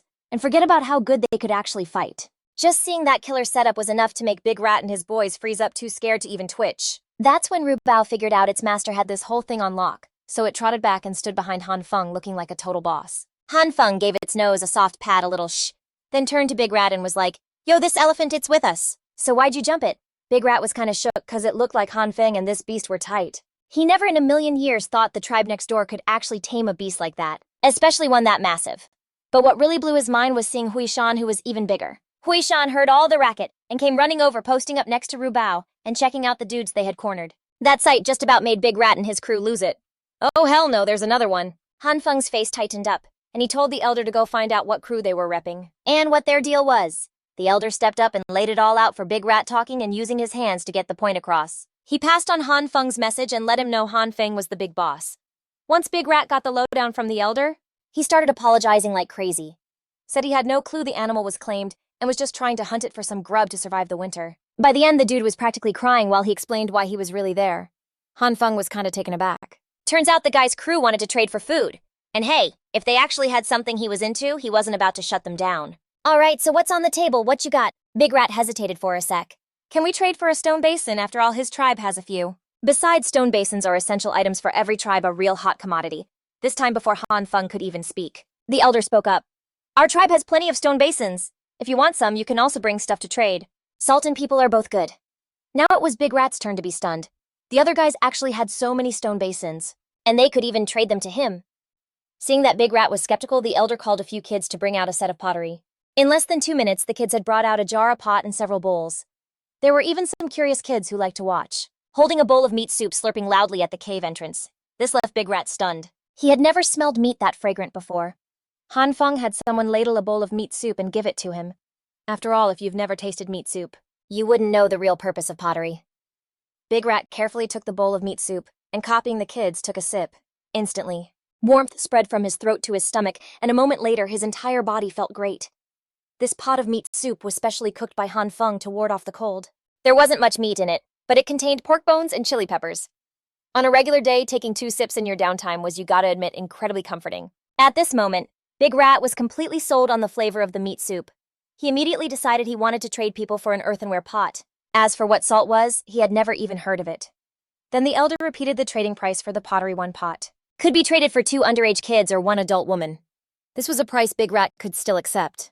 However, he hadn't brought any women or children with him on this trip, and he was desperate to take a pot back. So he had to shamelessly ask Han Feng if he could take the pot back first and bring the people over next time to pay up. Upon hearing this, Han Feng was instantly pissed off. Debt was impossible, absolutely impossible in this lifetime. What if the other guy defaulted on the debt? Wouldn't he just be a fool who got scammed? Seeing that Han Feng did not agree, Big Rat immediately took a bulging animal hide pouch from one of his guys and handed it to Han Feng. Inside is food. It is not much, but I hope you can let us take 1 stone basin first. We'll bring people to pay for it next time. As if I'm hurting for this little bit of food you have. Han Feng casually opened the pouch, glancing inside without much care. But the next second, Han Feng's eyes were glued to the contents. Weren't these peanuts? Countless peanut dishes immediately flashed through Han Feng's mind. Roasted peanuts, boiled peanuts, salted peanuts, peanut oil, peanut butter. This was good stuff, besides its high nutritional value. Most importantly, it could be pressed for oil. If planted on a large scale, there would be no more shortage of cooking oil. Plus, with oil you could make soap and candles, or even explosives. Therefore, it was no exaggeration to call peanuts a strategic resource. Han Feng suppressed the excitement in his heart, and finally calmed down. Where did you guys get this? Big Rat stammered, waving his hands and feet for a while. Han Feng finally understood that what their tribe called a god was the black-furred rat, and the peanuts were dug out from the rat burrows. They knew where to find the rat burrows that contained peanuts, so peanuts weren't rare in their tribe. Han Feng nodded to himself and casually took out a large back basket. A back basket full of peanuts like this can be traded for pottery, but they have to be whole, unshelled, and undamaged. But Big Rat just couldn't believe it. That Han Feng had offered such a sweet deal. He was totally down, promising to bring even more next time. In the end, Big Rat bounced with a massive basket on his back. A pot and a bowl plus a ladle Han Feng hooked him up with. He watched their silhouettes shrink as they walked away. Han Feng suddenly felt a chill run down his spine. This time some random tribe had crept right up to their cave entrance. Luckily, there weren't many of them. If they had come looking for a fight, then even if the tribe could fight them off, they'd for sure take some losses. Han Feng had been planning to build up their defenses before, but a huge city wall like that wasn't gonna happen overnight. But while they were this exposed, they had to throw up some kind of defense. Something simple they could use to hold the line. Han Feng told Dashu to grab some guys to put out and seal up the brick kiln, while he just stood in front of the cave deep in thought. The brick kiln had been running for 2 months, and now they had a huge stack of bricks piled up. Building the city wall would have to wait till next spring to get started. So weren't all these bricks just sitting around doing nothing for now? Thinking about that, an idea for a simple defense quickly popped into Han Feng's head. First thing the next morning, Han Feng got all the adults together and told them. He wanted to use a brick wall to close off 3 sides of the cave, leaving only a 6-foot-wide path on the east side as an exit, and use a 10-foot-high cheval de frise as the main gate, with 4 layers of spears tied to the front. This simple wall would be built with green bricks, and in this cold weather. They just had to pour water on the finished brick wall to freeze it all together. Come next spring, when the weather warmed up and the ice melted, these bricks could still be used to build the city wall, no problem. Over the next few days, all the adults in the tribe pitched in and got to work, with wheelbarrows and a ton of tools. The wall got higher so fast you could practically watch it grow. Meanwhile, over in the Black Rat tribe, Big Rat was using the clay pot to cook up some meat stew, telling his elder all about what he saw and scored on his trip. The Black Rat Shaman King got more and more hyped as he listened, a nasty glint flashing in his eyes. Nobody knew what he was cooking up in his head right then. The Black Rat Shaman got more and more pumped as he listened, a gleam in his eyes. He decided he'd roll with Big Rat himself on the next trip. Back at the tribe, the makeshift wall was finished. It was 10 feet high and almost 2 feet thick, enough to stop any person trying to attack. With the makeshift ice wall built, they obviously had to get some defensive weapons ready too. Before, the tribe members had mainly been using bronze shovels. While those could work as weapons, they were only good for fighting up close, and close quarters combat meant people would definitely get hurt. So they started focusing on ranged weapons. After thinking it over, Han Feng decided javelins were their best bet. As long as someone got hit by one, it was pretty much game over. This could thin out the enemy's ranks before they even got close. In the past, the tribe's javelins were just plain wood. They didn't have much punch and weren't very durable. But now Han Feng had a few hundred plates of copper and tin, so all they had to do was add metal tips to the wooden javelins. Making these spearheads was super easy too. Han Feng made one himself as a sample, then passed the rest of the work off to Mu Yong and Mu Dui. The other tribe members helped put them together, and by the 4th day they had cranked out 260 of the new and improved javelins. Now, with the new wall and the javelins, Han Feng was finally feeling a bit more confident. This time, as long as no more than 20 people showed up, the tribe's 60-plus adults could take out the entire enemy crew with a single volley of javelins. Today just so happened to be the day they were putting out and sealing the brick kiln. Outside the wall, there wasn't a soul in sight. Right then, Big Rat was leading his people across the river, but couldn't find the tribe's cave. He only saw that the spot that was just an empty clearing a few days before now suddenly had a wall of ice white mixed with a pale blue. Big Rat rushed up to the front of the ice wall. This wall wasn't here a couple days ago. Did it just sprout up from the ground? The rat shaman, who was trailing behind, walked up too. Peeping the huge identical green bricks on the wall, he couldn't help but lose his mind. This is a straight-up miracle from the gods. Meat Bun, who was chilling inside the enclosure, was drawn in by all the noise outside. It ran to the gate and peeked its head out to see what was up. It saw that the same crew who tried to jab it with spears before was back again. It immediately stuck its snout out and let out a roar. That's when Big Rat finally noticed the wall actually had a gate. The catch was the outer wooden frame was covered in sharp wooden stakes. Even though he didn't know what they were for, he could still picture it. Enemies charging in and getting totally skewered on the spikes, and he couldn't help but be impressed. The women and kids were all thinking, why the tribe didn't just eat that 4-legged beast? It had so much meat on it. Right then, Han Feng heard Meat Bun's roar and led over 10 tribe members out of the cave, each one carrying a new type of javelin. Big Rat quickly signaled that he was just there to trade for some pottery, even pulling the women and kids forward for Han Feng to see. Han Feng just nodded. Only then did he order his guys to move the spiked barricade. The second Big Rat and his crew stepped inside. They were floored by the scene in front of them. They saw 30 identical wheelbarrows parked next to the livestock pen, and by the cave entrance there were 50 bronze shovels. Over 200 javelins with gleaming tips were lined up perfectly near the cave entrance. The gate to the livestock pen was open, and the herd of greenhorned sheep grazing inside started making noise when they saw the strangers. Big Rat's crew was instantly terrified. Turns out, besides those 2 monster beasts, The tribe was also raising a ton of other animals, and they were keeping them inside. Once they got into the cave, Big Rat and his people were even more shocked, totally blown away. There were people everywhere they looked. It looked like their population was at least as big as the Black Rat tribes. The tribe's members were sizing up Big Rat's crew, while Big Rat was staring hard at the pile of clay pots by the fire pit. He was wondering how much fuel it would take to make so many, thinking it would probably cost him all the people in his tribe just to trade for them. The women of this tribe, on the other hand, really caught his eye.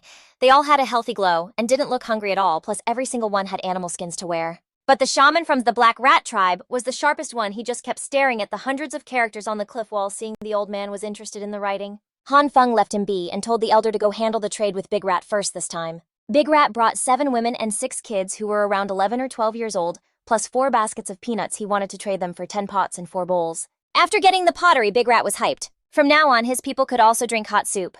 But the best part was that the kids and young women who were traded over were all super happy when they saw how powerful the tribe was, knowing that from now on they could be like the people here and wouldn't have to go hungry anymore. Just then, the shaman saw they were done with the trade and rushed over to Han Feng's side to ask what those characters on the wall were. His gut was telling him those symbols were something next level, and seeing how interested he was, Han Feng picked up a small stick and broke it all down for him. That's when the shaman finally understood that those symbols were just another way of writing down words. If everyone in the tribe learned these kinds of symbols, could somebody just write them down for others to see, and other people would know what you were saying? Han Feng had no clue what the old man was thinking, but seeing him deep in thought, he didn't bother him. Don't get it twisted. Even though the tribe's people learned these characters every day, it was all for some sugar-roasted chestnuts. You'd be hard-pressed to find someone who actually thought about it on their own. Nobody was this sharp for a sec. Han Feng felt a real appreciation for this guy's talent, even though he was just an old man from another tribe. After that, Han Feng went ahead and invited the shaman and Big Rat to crash for the night and head back in the morning. The shaman was stoked to hear Han Feng's invitation, and quickly agreed he had a ton of stuff he wanted to talk to Han Feng about anyway.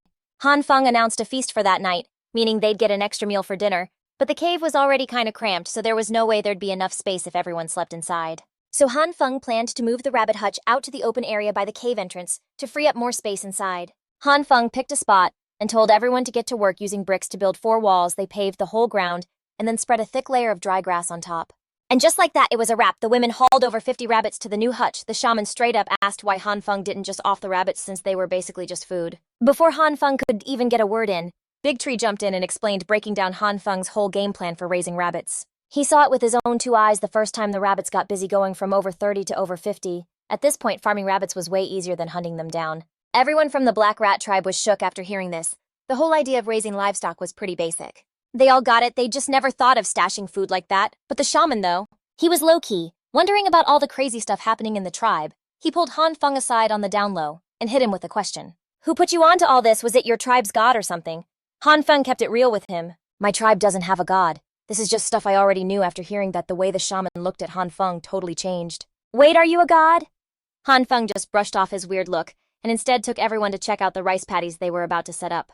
He flexed on them, saying that by next year they'd have more food than they'd know what to do with. Big Rat was kinda side-eyeing him after hearing that. Even though Han Feng's crew was bigger than his, there's no way that many people could chow down on that much food. After checking the place out for a bit, he finally got down to business.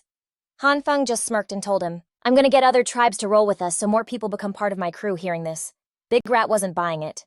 Ain't no tribe gonna just up and join you. Hearing this, Han Feng just gave a little smirk and called Big Tree over. He told him to spill the tea. Big Tree was there for it all when the cannibal tribe rolled up on them. He laid it all out so real it was like they were right there in the middle of it. After hearing the story, Big Rat was sweating bullets. He never even knew a tribe like that was out there. Good thing his crew hadn't run into them, seeing his chance. Han Feng dropped another bomb. That cannibal tribe is right across the river. They've got a ton of grown men.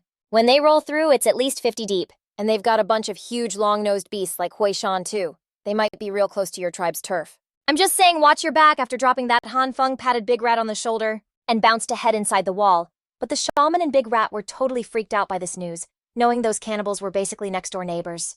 How could they just chill as guests in the tribe? They hit up Han Feng right away to say they had to bounce, telling him they had to get back and prep their defenses. Since they wanted to dip, Han Feng didn't try to stop them. He hooked them up with 10 big fish for the road. Before they bounced, Han Feng also told the shaman that if they ever got into some trouble, they could slide through for help. Hearing this, the shaman and Big Rat were so touched they started crying. They couldn't thank Han Feng enough, then rushed their people back to their own turf after Big Rat's crew was gone.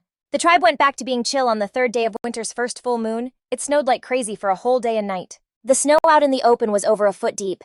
They had to put the brick making on pause that day. Han Feng was just chilling on a pile of hay in the animal pen. Peeling chestnuts, Meat Bun and Hui Shan were laid out on either side of him, snagging a few nuts whenever he wasn't looking. All of a sudden, Hui Shan popped its head up, its big ears twitching.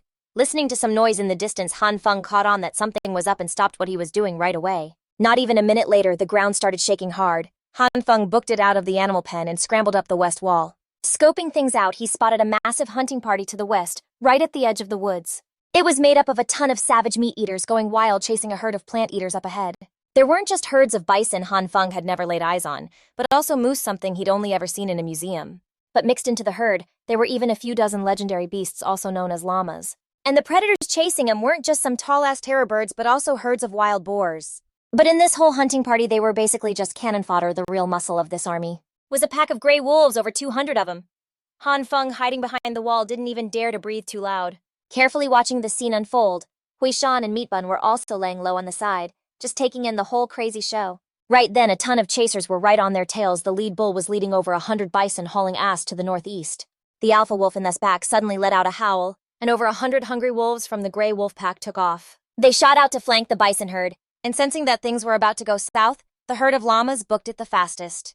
They took the lead, blowing past the bison and becoming the trailblazers in this do-or-die escape, and the 60-plus moose weren't about to get left behind either. Pumping their 4 long legs, they stayed right on the llamas' tails, and the lead bull was pissed, because if he wasn't protecting the whole herd, those few dozen llamas would have been lunch a long time ago. But now that shit hit the fan, they were the first ones to bounce. Right at this crucial moment, the lead bull suddenly realized the llama herd up ahead had just straight up vanished. Then the 20-plus moose running out front also disappeared, and the lead bull was still running like hell. Just as he was about to catch up to the moose, the sight in front of him made all his fur stand on end. What the hell is this? Since when was there a ditch this long and deep here? Seeing this, Han Feng was ecstatic. I never thought the man-made ditch, the one I dug for the rice paddies, would work out this freaking well. This is a straight-up gift from the gods. Right now, the lead bull was freaking out. There was no way he was getting past the ditch up ahead, so he had to slam on the brakes. They formed a line, pointing their sharp horns out, while the wolf pack bared its fangs and claws and slowly closed in, tightening the circle. Just at this tense moment, when a huge fight was about to pop off, a fart sound totally killed the vibe, and both the bison herd and the wolf pack were just stunned. Hundreds of curious eyes all turned at once toward the western wall, only to see some 2-legged dude wearing a yellow hat, who was just smacking the head of a giant elephant-like creature next to him. Damn it, I told your greedy ass. Now you've totally screwed us. The bison, looking that way, suddenly lit up because there was no ditch over by that wall. The wolves' eyes lit up too because they spotted prey that was way easier to hunt than the bison. Han Feng suddenly caught their weird looks and immediately turned and booked it for the cave, yelling as he ran, "Grab your weapons and guard the cave entrance." Now the enclosure wall was useless. The brick wall, about 1.5 feet thick and 10 feet high, was supposed to stop human attacks. And that's no problem, but a stampede of pissed-off bison is a whole different story.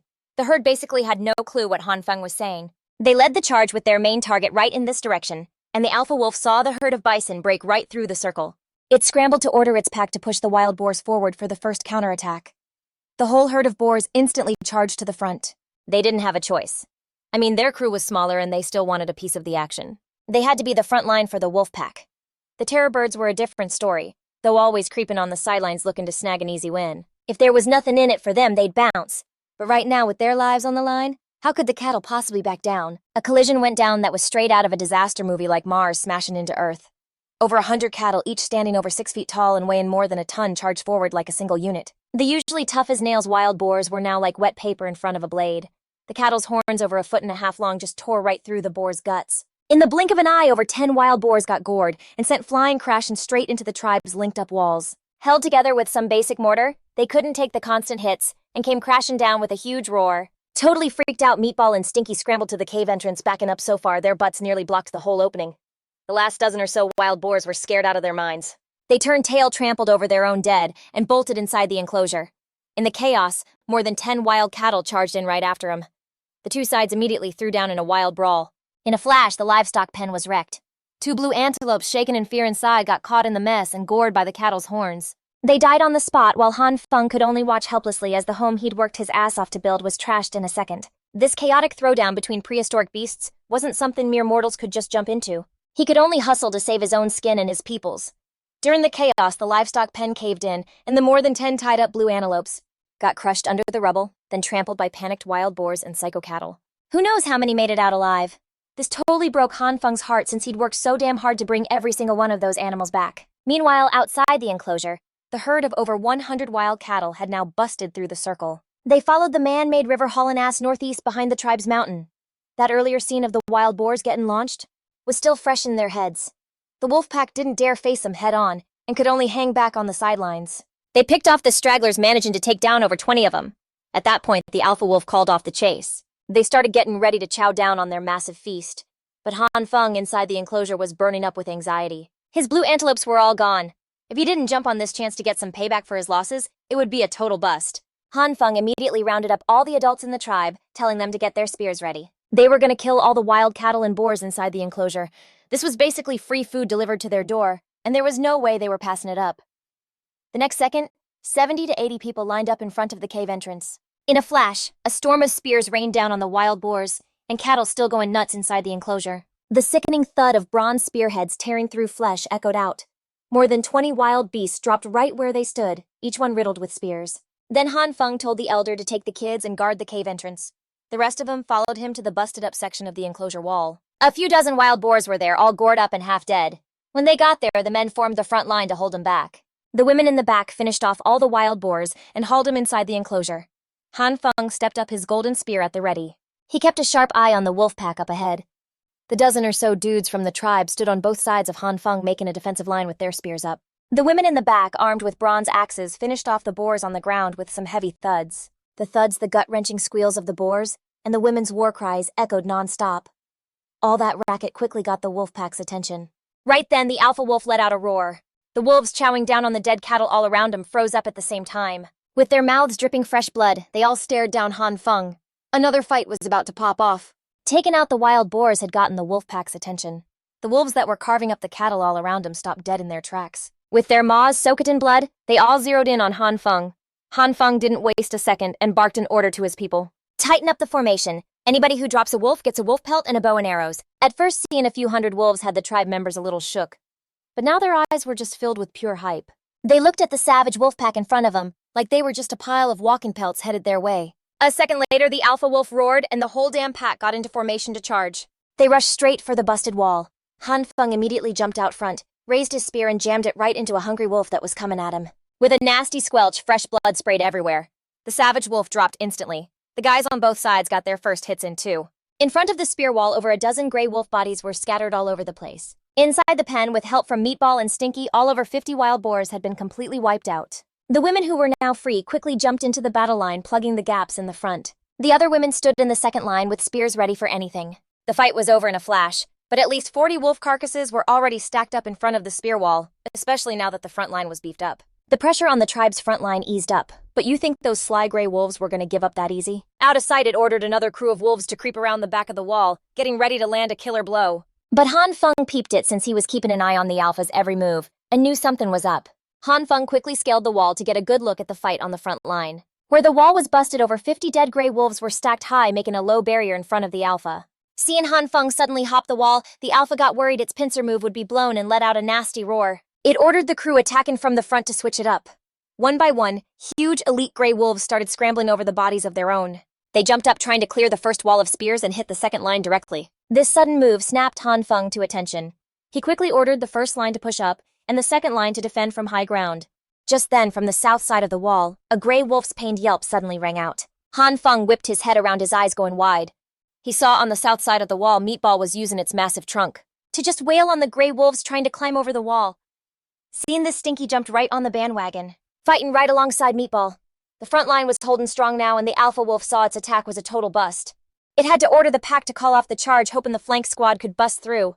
Right then, a beefy gray wolf used its buddies as a launch pad and jumped crazy high, almost clearing the 10-foot wall. But an arrow suddenly zipped up from below, nailing the gray wolf in the neck and freaking out the other wolves climbing up behind it. Then a few more arrows whizzed by, shutting down the wolf pack's sneak attack for good. Seeing it couldn't bust through on either side, the alpha wolf didn't dare push its luck and let out a howl that shook the damn sky. It booked it to go claim the dead wild cattle outside, but there was no way Han Feng was going to let him just walk. After losing so many of his blue antelopes, how could he just eat that loss? Han Feng immediately started barking out orders. The dudes were to stay on guard while the women hauled the dead gray wolves from the busted wall back inside the fence. He put a few of the women on torch duty, making them from firewood and boar fat, then told the old man to grab all the spare arrows. Like 10 minutes later, Meatball was loaded up with all the good rope in the tribe. Stinky had Han Feng's quiver slung around its neck and was carrying him on its back. Right with them, 30 grown-ups with torches and spears marched out toward the dead cattle. Getting close to the first dead cow, Han Feng started firing arrows from over 30 yards out, dropping a few wolves. The other gray wolves didn't stick around and bounced fast. Han Feng jumped on the chance to lead his people and lock down the carcass. He told his people to tie ropes around the cattle's horns and get Meatball and Stinky to drag them back. They kept at it, going back and forth like that. Every time they left the fence, they also brought out a big stack of firewood. The wolf pack, after getting a taste of the bronze spears and arrows and with everyone rocking a torch, could only watch totally pissed as the humans hauled their prize away. Even the terror birds munching on the bodies from a distance stayed out of it. Got picked off by Han Feng's bow and arrows too. They all ended up as chow for the tribe. The wolf pack was fresh out of options, but to turn their hungry eyes to the live animals stuck down in the ditch. But before they could even make a move, the whole bank of the man-made river went up in flames. The wolves' last shred of hope also went up in smoke. They had to bounce back to the forest totally salty. Meanwhile, over at the man-made river, Han Feng and the tribe raised their torches to check out their haul. In the 700-yard-long ditch, there were 36 llamas, 28 moose, 47 bison of all different sizes, and 71 gray wolves got stomped to death, and one terror bird with a busted leg. Now they had to figure out how to get them all up. Hauling up all these live animals was going to take a minute, but Han Feng was still sweating that the wolves hiding in the woods would try to jump him. So he got Ru Bao and Hui Shan to help him drag 2 dead bison to the edge of the woods. After like an hour, all the dead animals outside got hauled inside the wall. It was midnight by then. Everyone in the tribe was dead tired. To keep him going, Han Feng told a few of the ladies to carve up a bison and cook up some late-night grub for everyone. Everybody got a huge piece of roasted meat and all the stew they could eat. This was the first fresh-cooked meat they'd had since winter hit 3 months back. Everyone was hyped and happy. The dudes were proudly bragging about how many gray wolves they smoked and what kind of rewards they could cash in for. After they ate, it was almost dawn. Han Feng split the 70-plus adults into 4 crews. One crew of 10 people took turns on watch up on the wall, handling guard duty and patrols. Another crew of 20 was on repair duty for the wall and the animal pens. The other 40-something people grabbed their tools and followed Han Feng outside the wall.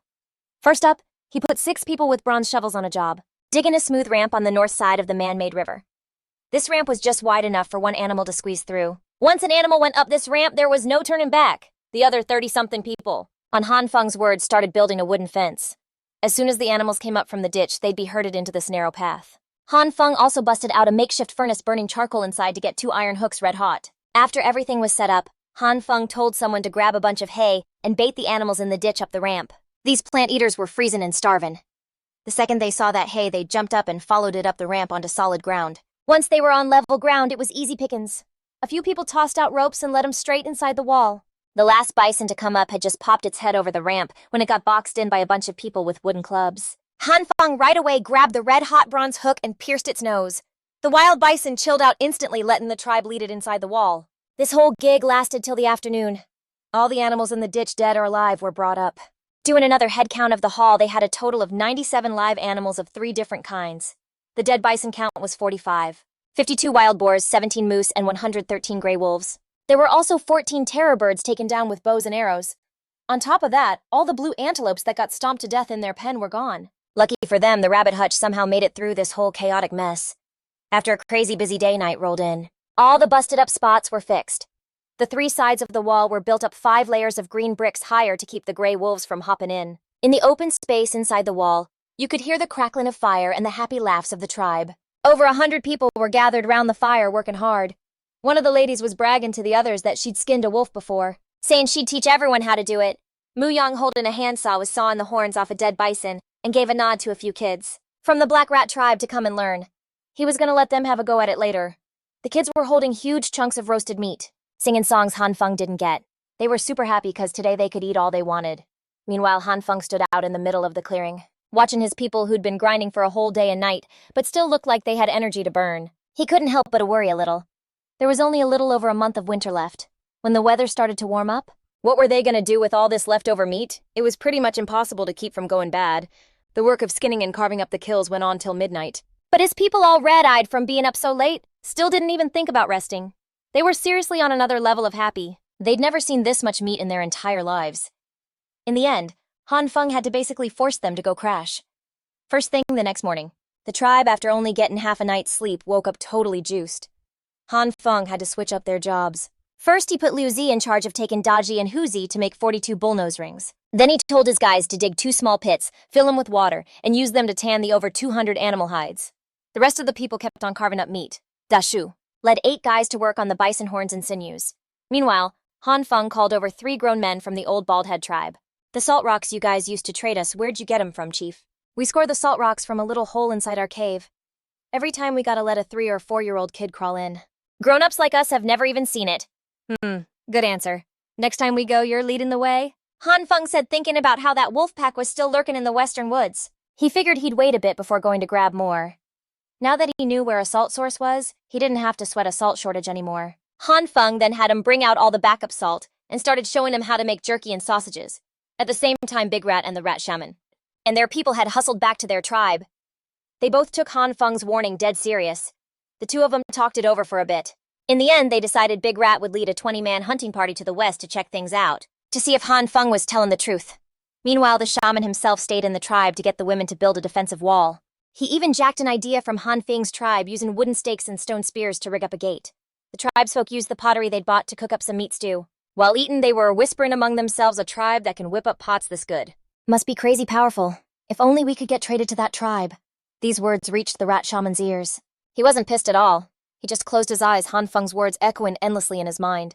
Just join the tribe, and you will have endless food to eat, endless animal hides to wear, and a safe place to live. This voice echoed in the shaman's heart, making his head spin.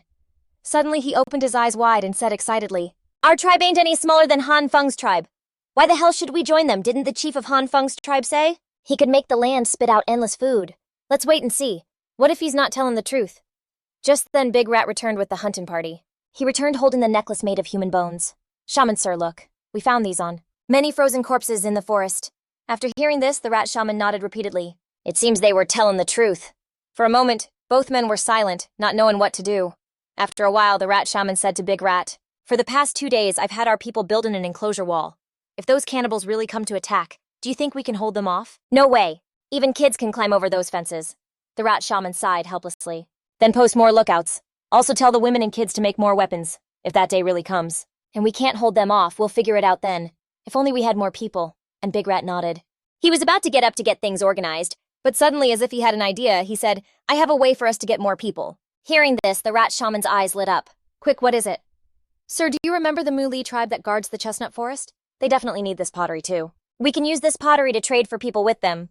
Han Feng's tribe uses 1 pot to trade for 2 kids who ain't grown yet. Or 1 grown woman, so we'll double the price. We'll use 1 pot to swap for 2 chicks or 4 kids from the Mu Li tribe. Then we'll flip the people we get and trade them with Han Feng's crew. And we'll keep the leftovers for ourselves." The Rat Shaman was hyped when he heard this. "So we can run a hustle like that." "Yo, kid, you're a damn genius. Even Han Feng, all the way over on the west side of the river, would have never seen this coming." That the first hustler to pull off an arbitrage scheme in this primitive society was just born. "All right, here's the plan.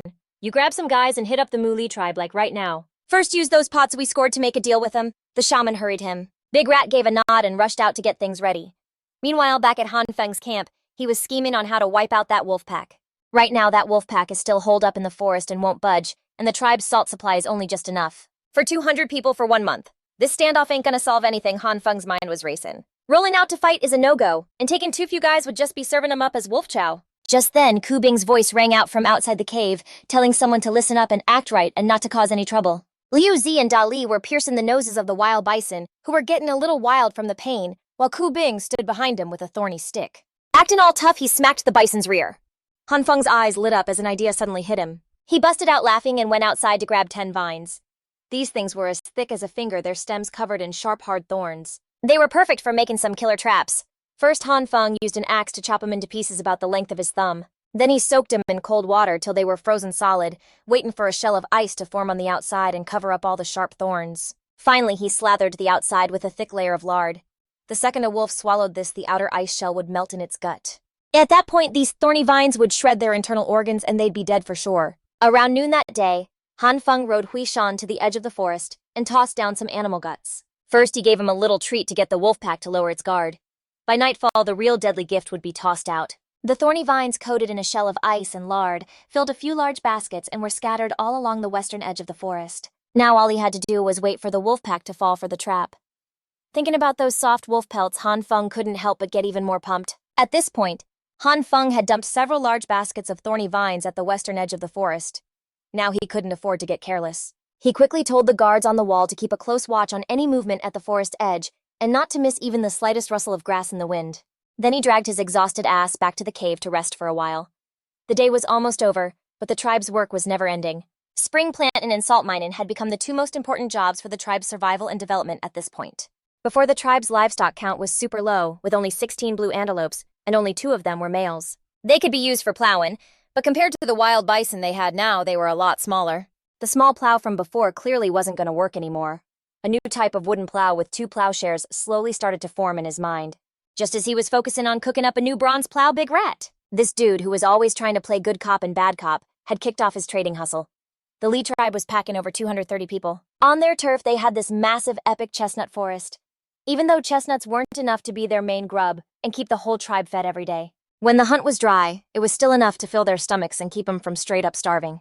The tribe was living pretty chill. Their spot was south of the Black Rat tribe, not too far and not too close, a solid day's walk away. This kind of distance between these old school tribes was pretty standard. After all, this was an era with zero transportation. Everyone had to hoof it on their own 2 feet and get back to their cribs before the sun went down. At night, wild beasts were on the prowl outside and the danger was off the charts.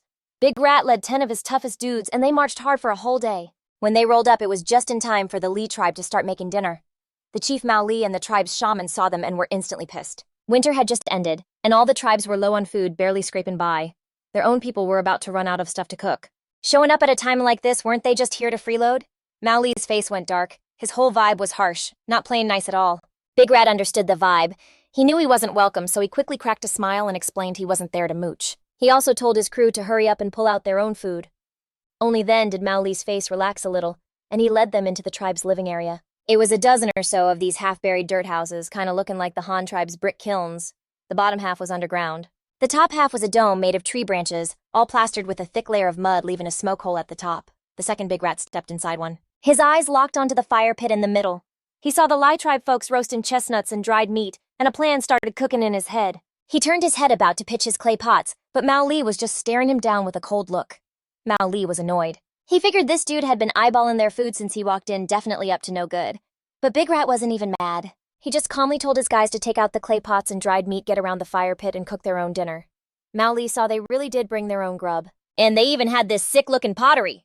His face finally relaxed, and his attention was completely locked on that clay pot, especially when he heard that using this pot to cook meat could both keep you warm and save food. He was immediately sold. Even though Big Rat was full of it, Mao Lee wasn't really paying attention to his talk, but the tribe really was short on food. Saving food was a huge deal, but when they started talking price, the two sides immediately started beefing. Big Rat had only brought clay pots. After some haggling, they finally agreed that 1 clay pot could be traded for 3 young boys, or 1 woman and 1 young boy. Big Rat had done the math. He was dead set on growing his tribe's fighting force. He only wanted to trade for the young boys. He looked down on the women for being weak, thinking they'd just be a drag on the squad. Even though these kids were only 10 or 11 years old by the tribes, in just a year or 2 they'd be grown men. With a little training, they could hit the battlefield and start dropping enemies. Mao Lee wasn't feeling it. Letting go of so many strong young dudes at once, even though the tribe was big, they couldn't take a hit like that. So both sides agreed it was a one-and-done deal. From now on, they couldn't just be trading away the boys. Big Rat nodded like crazy, totally agreeing. Early the next morning, Big Rat left 5 clay pots and led 15 young boys and his crew back to the Black Rat tribe, feeling pretty good about himself. Winter was almost over, and he still had that trade with the Han tribe on his mind, so he was anxiously plotting his next move. Meanwhile, back in the Han tribe, everyone was totally stoked. After that brutal fight to defend their home, everybody had stepped up and done something heroic. It was time for Han Feng to make good on the rewards he promised before the battle.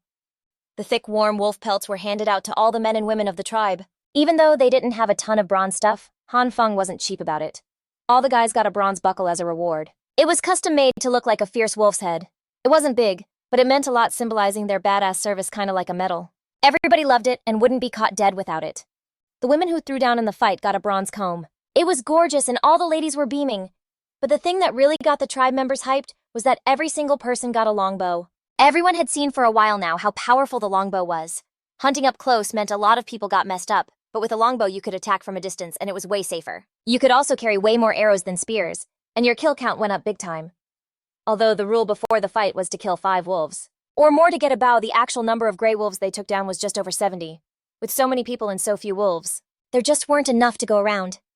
So Han Feng used this as a chance to hook up the entire tribe with longbows. The new style of longbow was made from fir wood, which was super sturdy but also had great flex. The bowstring was made from sisal fibers, which were crazy tough. It had awesome tensile strength, was about 5 3/4 feet long, a good height for most of the tribe, and it packed a serious punch. The tribe had plenty of wood on hand and a set of carpentry tools. At first, Han Feng thought cranking these things out in bulk would be a piece of cake, but when he actually got started, he ran into a ton of problems. First off, sawing the wood was a nightmare. The wood selection for the bows was super strict. You needed perfectly straight fir trees. A 1-to-2 ratio of heartwood to sapwood was ideal. The pith in the middle was super weak. If you used that for the bow's body, it would get wrecked easily and wouldn't last long at all. But right now, the tribe only had one big clunky wood saw that took 2 people to pull. There was just no way to do any fine detail work with it. The small hand saw was just for trimming branches, and trying to saw around logs with it was a total grind. Han Feng racked his brain for a solution. He finally remembered seeing a type of frame saw also known as a coping saw back when he was a kid. It used the frame to keep the blade tight, and was super handy for sawing wooden planks. With an idea in his head, Han Feng quickly came up with a plan. He put Liu Zi on making saw blades with 2 holes at each end, while Mu Yang handled the U-shaped saw frame. Both of them knew what they were doing. Making these small tools was a piece of cake for them. Meanwhile, Han Feng himself dove into figuring out another tough problem. How do you draw a straight line on a round log? The idea of snapping an ink line immediately popped into his head. It was that old school wisdom 2 points make a straight line. The tribe had hemp rope, but they didn't have any ink. Normally, since they didn't have paper, you didn't need pens and ink to teach people to read and write. But now they really needed ink. Han Feng racked his brain trying to remember how the old-timers made it, and recalled that pine soot ink was made from the soot of burning pine wood. Even though the soot would have some unburnt oil in it, he didn't have to go through the hassle of building a whole kiln and chimney just to collect it. But building a small stove with green bricks was totally doable. Han Feng got right on it, burning pine branches, and soon thick black smoke was pouring out. The green bricks got covered in black soot real quick. He carefully scraped off the soot layer, mixed it with some water, and just like that, he had a bowl of thick ink. Next, he soaked a hemp string in the ink bowl, waited for it to soak it all up, then pulled it out. And boom, a simple ink line. Mudung and his crew, their hands covered in ink, were focused on marking lines, when Liu Tu and Mudung ran over totally out of breath and holding the brand new frame saw. With a hopeful look, they asked him to see if it was any good. Han Feng casually grabbed a handful of snow, wiped his hands clean, and took the saw that was nearly 2.5 feet long. He saw the bronze blade was held tight by 2 bronze pins on the saw's frame. Pulling the hemp cord made the blade taut. He placed the saw on the ink line marked on the log and gave it a light pull. Sawdust went flying everywhere right along the ink line. In the blink of an eye, the blade cut a small groove. The saw moved forward smoothly, working way better than he expected. Han Feng immediately ordered, "Make 20 more exactly like this one. Do we have enough bronze?" Liu Tu did some quick math in his head and gave a firm nod. "Yeah, enough, the saw blades don't take much bronze." Han Feng waved his hand. "Then get to it and don't hold back. Don't be cheap with the materials. The tribe's development needs bronze for everything, for tools, weapons, and everyday gear. We can't be short on any of this stuff. Right now, we don't even have one single bronze pot, and spring is right around the corner. Farming and salt mining are top priority, and we also gotta start mining the copper ore." Speaking of mining, the mine idea popped into Han Feng's head. A boat, or to be more specific, a raft. To get to the mine, you had to go upstream. It would take over half a day on foot. Using pack animals was not only slow, but also a total grind. On top of that, there were places the animals couldn't cross, so it wasn't really any faster. If we loaded stuff onto a boat from the tree tribe spot and went downstream, it would only take a little over an hour to get there, and it could haul way more stuff. This raft was designed with 2 slightly curved ends and a flat bottom. It was perfect for inland rivers where the water level is all over the place. A flat-bottomed boat doesn't sit deep in the water. Considering the river's width, Han Feng designed the boat to be about 10 feet wide and 26 feet long, a solid length-to-width ratio. This made sure it was both fast and stable, letting even the newbies in the tribe handle it with no problem. First, the hull was beefed up with 2 Chinese and 7 U-shaped ribs made from pine. The planks were made from the core of fir wood. The outer layer of the wood was used for making bows, so they made full use of all the materials. They didn't need to make separate paddles either. The bronze spear was a ready-made multi-tool, serving as a paddle, a weapon, and a tool. Everyone saw Han Feng busy cooking up new things all day. Everybody was curious. Only the folks from the tree tribe had a vague idea since they had seen Han Feng use tree branches before. To whip up a simple wooden raft. The principle was the same as this wooden boat. This flat-bottomed boat was just made with logs and planks instead. Then one afternoon, while Han Feng was directing everyone's work, Wu Mao, who was on lookout, suddenly yelled, "Chief, east of the river, more than 20 people are coming. They look like they're from the Black Rat tribe. They're heading right for us." Han Feng's stomach dropped, feeling kind of confused. He quickly scrambled up the stockade wall to get a better look. He saw a big rat leading 10 adults and 10 young boys, all of them rushing over. Han Feng wondered to himself, the Black Rat tribe only has a little over 150 people. Where did they get so many teenage boys? The people who had been traded from the Black Rat tribe before heard the shouting and figured another trade was going down, and ran out all excited to watch, hoping to see their family. Meanwhile, the boys from the Lat tribe trailing Big Rat looked totally confused. All they knew was their chief traded them for 5 stone pots, even though they had no clue what was going on. They didn't put up a fight and just followed Big Rat's crew. When they got to the gate, they looked up at the massive wall. Then they peeped inside and saw hundreds of livestock and a crazy amount of salted meat hanging up to dry. There were also 100 animal hides. He could barely believe his own eyes. If he hadn't spotted Han Feng rocking that yellow hat, he would have sworn he was in the wrong place. He gulped and whispered, Is this the Han tribe? I'm Big Rat. I'm here to trade for some pottery. Han Feng checked out Big Rat and his crew, but didn't make a big deal about it. Sticking with the old rules, he made him hand over their weapons before letting them inside the walls.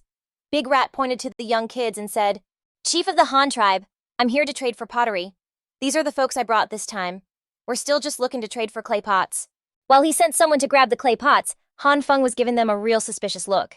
Even though Big Rat had no idea what Han Feng was saying, he just played dumb acting like he didn't know nothing and just looking around. Truth is, Han Feng was really hoping he'd bring even more people. Kids could be raised to work, so trading them for clay pots was a total steal. Thu Nha and Hu Tu hustled over with 5 clay pots. The deal was simple, 10 boys for 5 clay pots. It was getting dark and a wolf pack was creeping around outside. Han Feng went ahead and invited Big Rat and the others to crash for the night and head back in the morning. Saying this, he pulled him into the cave and told everyone to whip up some meat soup for their guests. The 10 kids from the Lat tribe, who had no clue how they'd just been traded, saw that the Han tribe was stacked and powerful with tons of livestock and more meat than they could even eat. They even had bison, elk, and giant mammoths that were bigger than a person. The kids were both blown away and low-key hyped. They were hoping they could stay here for good. Han Feng told the elder to get them a place to stay, get them cleaned up, swap out their animal skins, and teach them how to read. After getting them settled, their first job was to learn the Han language and writing, and to get to know the tribe. Finally, he told them to eat and drink as much as they wanted. The tribe had food for days. The boys felt crazy happy. Back in the Lat tribe, they were always starving. Kids had to scrap for every bite of food, and the weaker ones just went hungry. But now over here, all the food was basically unlimited. There was savory meat soup and even big old chunks of stewed meat. They slammed bowl after bowl until they were so stuffed they couldn't stop burping. Han Feng seriously couldn't stand watching this, and jumped in to stop him, thinking to himself, can't have them eating themselves to death right after I traded for them. The cave was getting a little crowded, so the dudes on night watch would crash in the huts made of green bricks. Inside the fort, Big Rat and his crew were also hooked up with a place to stay. Big Rat didn't sleep though and stood guard on the wall with Han Feng. He was checking out the pile of wolf skins inside the walls, silently comparing it to his own tribe. He knew the gap between them was insane. A tribe that could take down that many gray wolves. Their fighting power was seriously on a level his own tribe couldn't even touch. His own tribe had to bust their asses just to trade for a few more people, while this tribe had folks showing up asking to join. And they even got to chow down on hot meat soup. The more he thought about it, the more he sighed. Finally, he went back to get some sleep. At midnight, it was Big Tree and Thuna's turn on watch. Han Feng asked what was up with the wolf pack. Big Tree said that the night before last, there was still a huge pack of wolves hanging out at the edge of the forest. He'd seen a ton of glowing green eyes. Thu Nha chimed in. Last night, there were way fewer. I only saw about 10 or so. Han Feng cracked a smile and nodded. He'd been up half the night and didn't see a single wolf. The edge of the woods was dead quiet. Looks like the wolves took the bait. First light, we'll head out and check. We might just score a ton of wolf skins and meat. First thing the next morning, after Big Rat and his crew bounced, Han Feng rounded up 30 adults. After they grabbed a bite, they made their way to the western woods. Meat Bun and Gray Mountain tagged along. Those 2 critters had been cooped up for way too long. They were going nuts, tails wagging like crazy and sniffing everything in sight. When Han Feng hit the tree line, he first checked on the thorny vines buried under the snow. There were tons of wolf tracks and signs they'd been digging around. He let out a sigh of relief. The wolves definitely walked right into the trap. He just didn't know the body count yet. He gave the signal. Everyone clutched their weapons and fell in line behind him as they pushed into the woods. It was dead silent. The only sound was the crunch of their boots in the snow. Gray Mountain and Meat Bun stuck close, even copying him and checking out the ground. Pretty soon they found the bodies of 2 gray wolves under a tree. Their heads were covered in bite marks. They were picked clean and their pelts were ripped to shreds. Looked like the wolves either turned on each other or got so hungry they started eating their own. After trekking for another 3 hours, they hit the valley where Han Feng had found that sword hemp before. The wolf tracks on the ground were a total mess. The tracks all pointed towards the mountain that used to be the Baldhead tribe's turf. Han Feng thought to himself, did they hole up into the Baldhead's cave? Wolves love taking over other dens. Around here, a place big enough for that many wolves could only be that cave. And sure enough, when they got to the mountain peak, they found a few frozen wolf carcasses with swollen bellies and a ton of blood around their mouths and rears. It was obvious they died a really nasty death. Han Feng told everyone to pile up the bodies, mark the spot, and keep pushing west. They kept finding more dead wolves along the way. By late morning, they were about half a mile from the cave entrance. The wolf tracks here were super thick. The pack's gotta be holed up nearby. Han Feng carefully had his crew spread out to surround the area, but it was creepily quiet. Seeing this, Dali whispered, "Maybe they're all dead." Han Feng shot back in a low voice, "Stay sharp and don't get careless. Wolves are sly bastards." A few minutes later, everyone was at the mouth of the cave and could finally get a clear look inside. Inside the cave, most of the wolves were dead. The ones still alive were barely hanging on, whimpering nonstop, but too weak to even move. Seeing that, Han Feng immediately gave the order for everyone to pair up and finish them all off. The tribe members did as they were told and split up to collect the loot. The wolf meat was good to eat, and since the tribe never wasted food, they were more than happy to haul it all back. Meanwhile, Han Feng took 3 guys from the tribe, from the old Bald Head tribe, and made a beeline for the small cave entrance at the back. He was thinking, could the salt rock be down here? So Han Feng led the guys into the Bald Head tribe's cave, heading straight for where they got the salt rock. The entrance was blocked off by a huge boulder. The rock's texture and color were a near-perfect match with the cliff wall around it, which is why he totally missed it last time he was here. He waved the guys over and told them to move the boulder. The others got right to it, heaving away the rock that was the size of a damn millstone. A nasty scraping sound echoed as the boulder dragged across the ground, slowly showing a small hole that angled down. The hole was shaped like a squashed oval. It was so small, probably only a kid under 5 could squeeze through.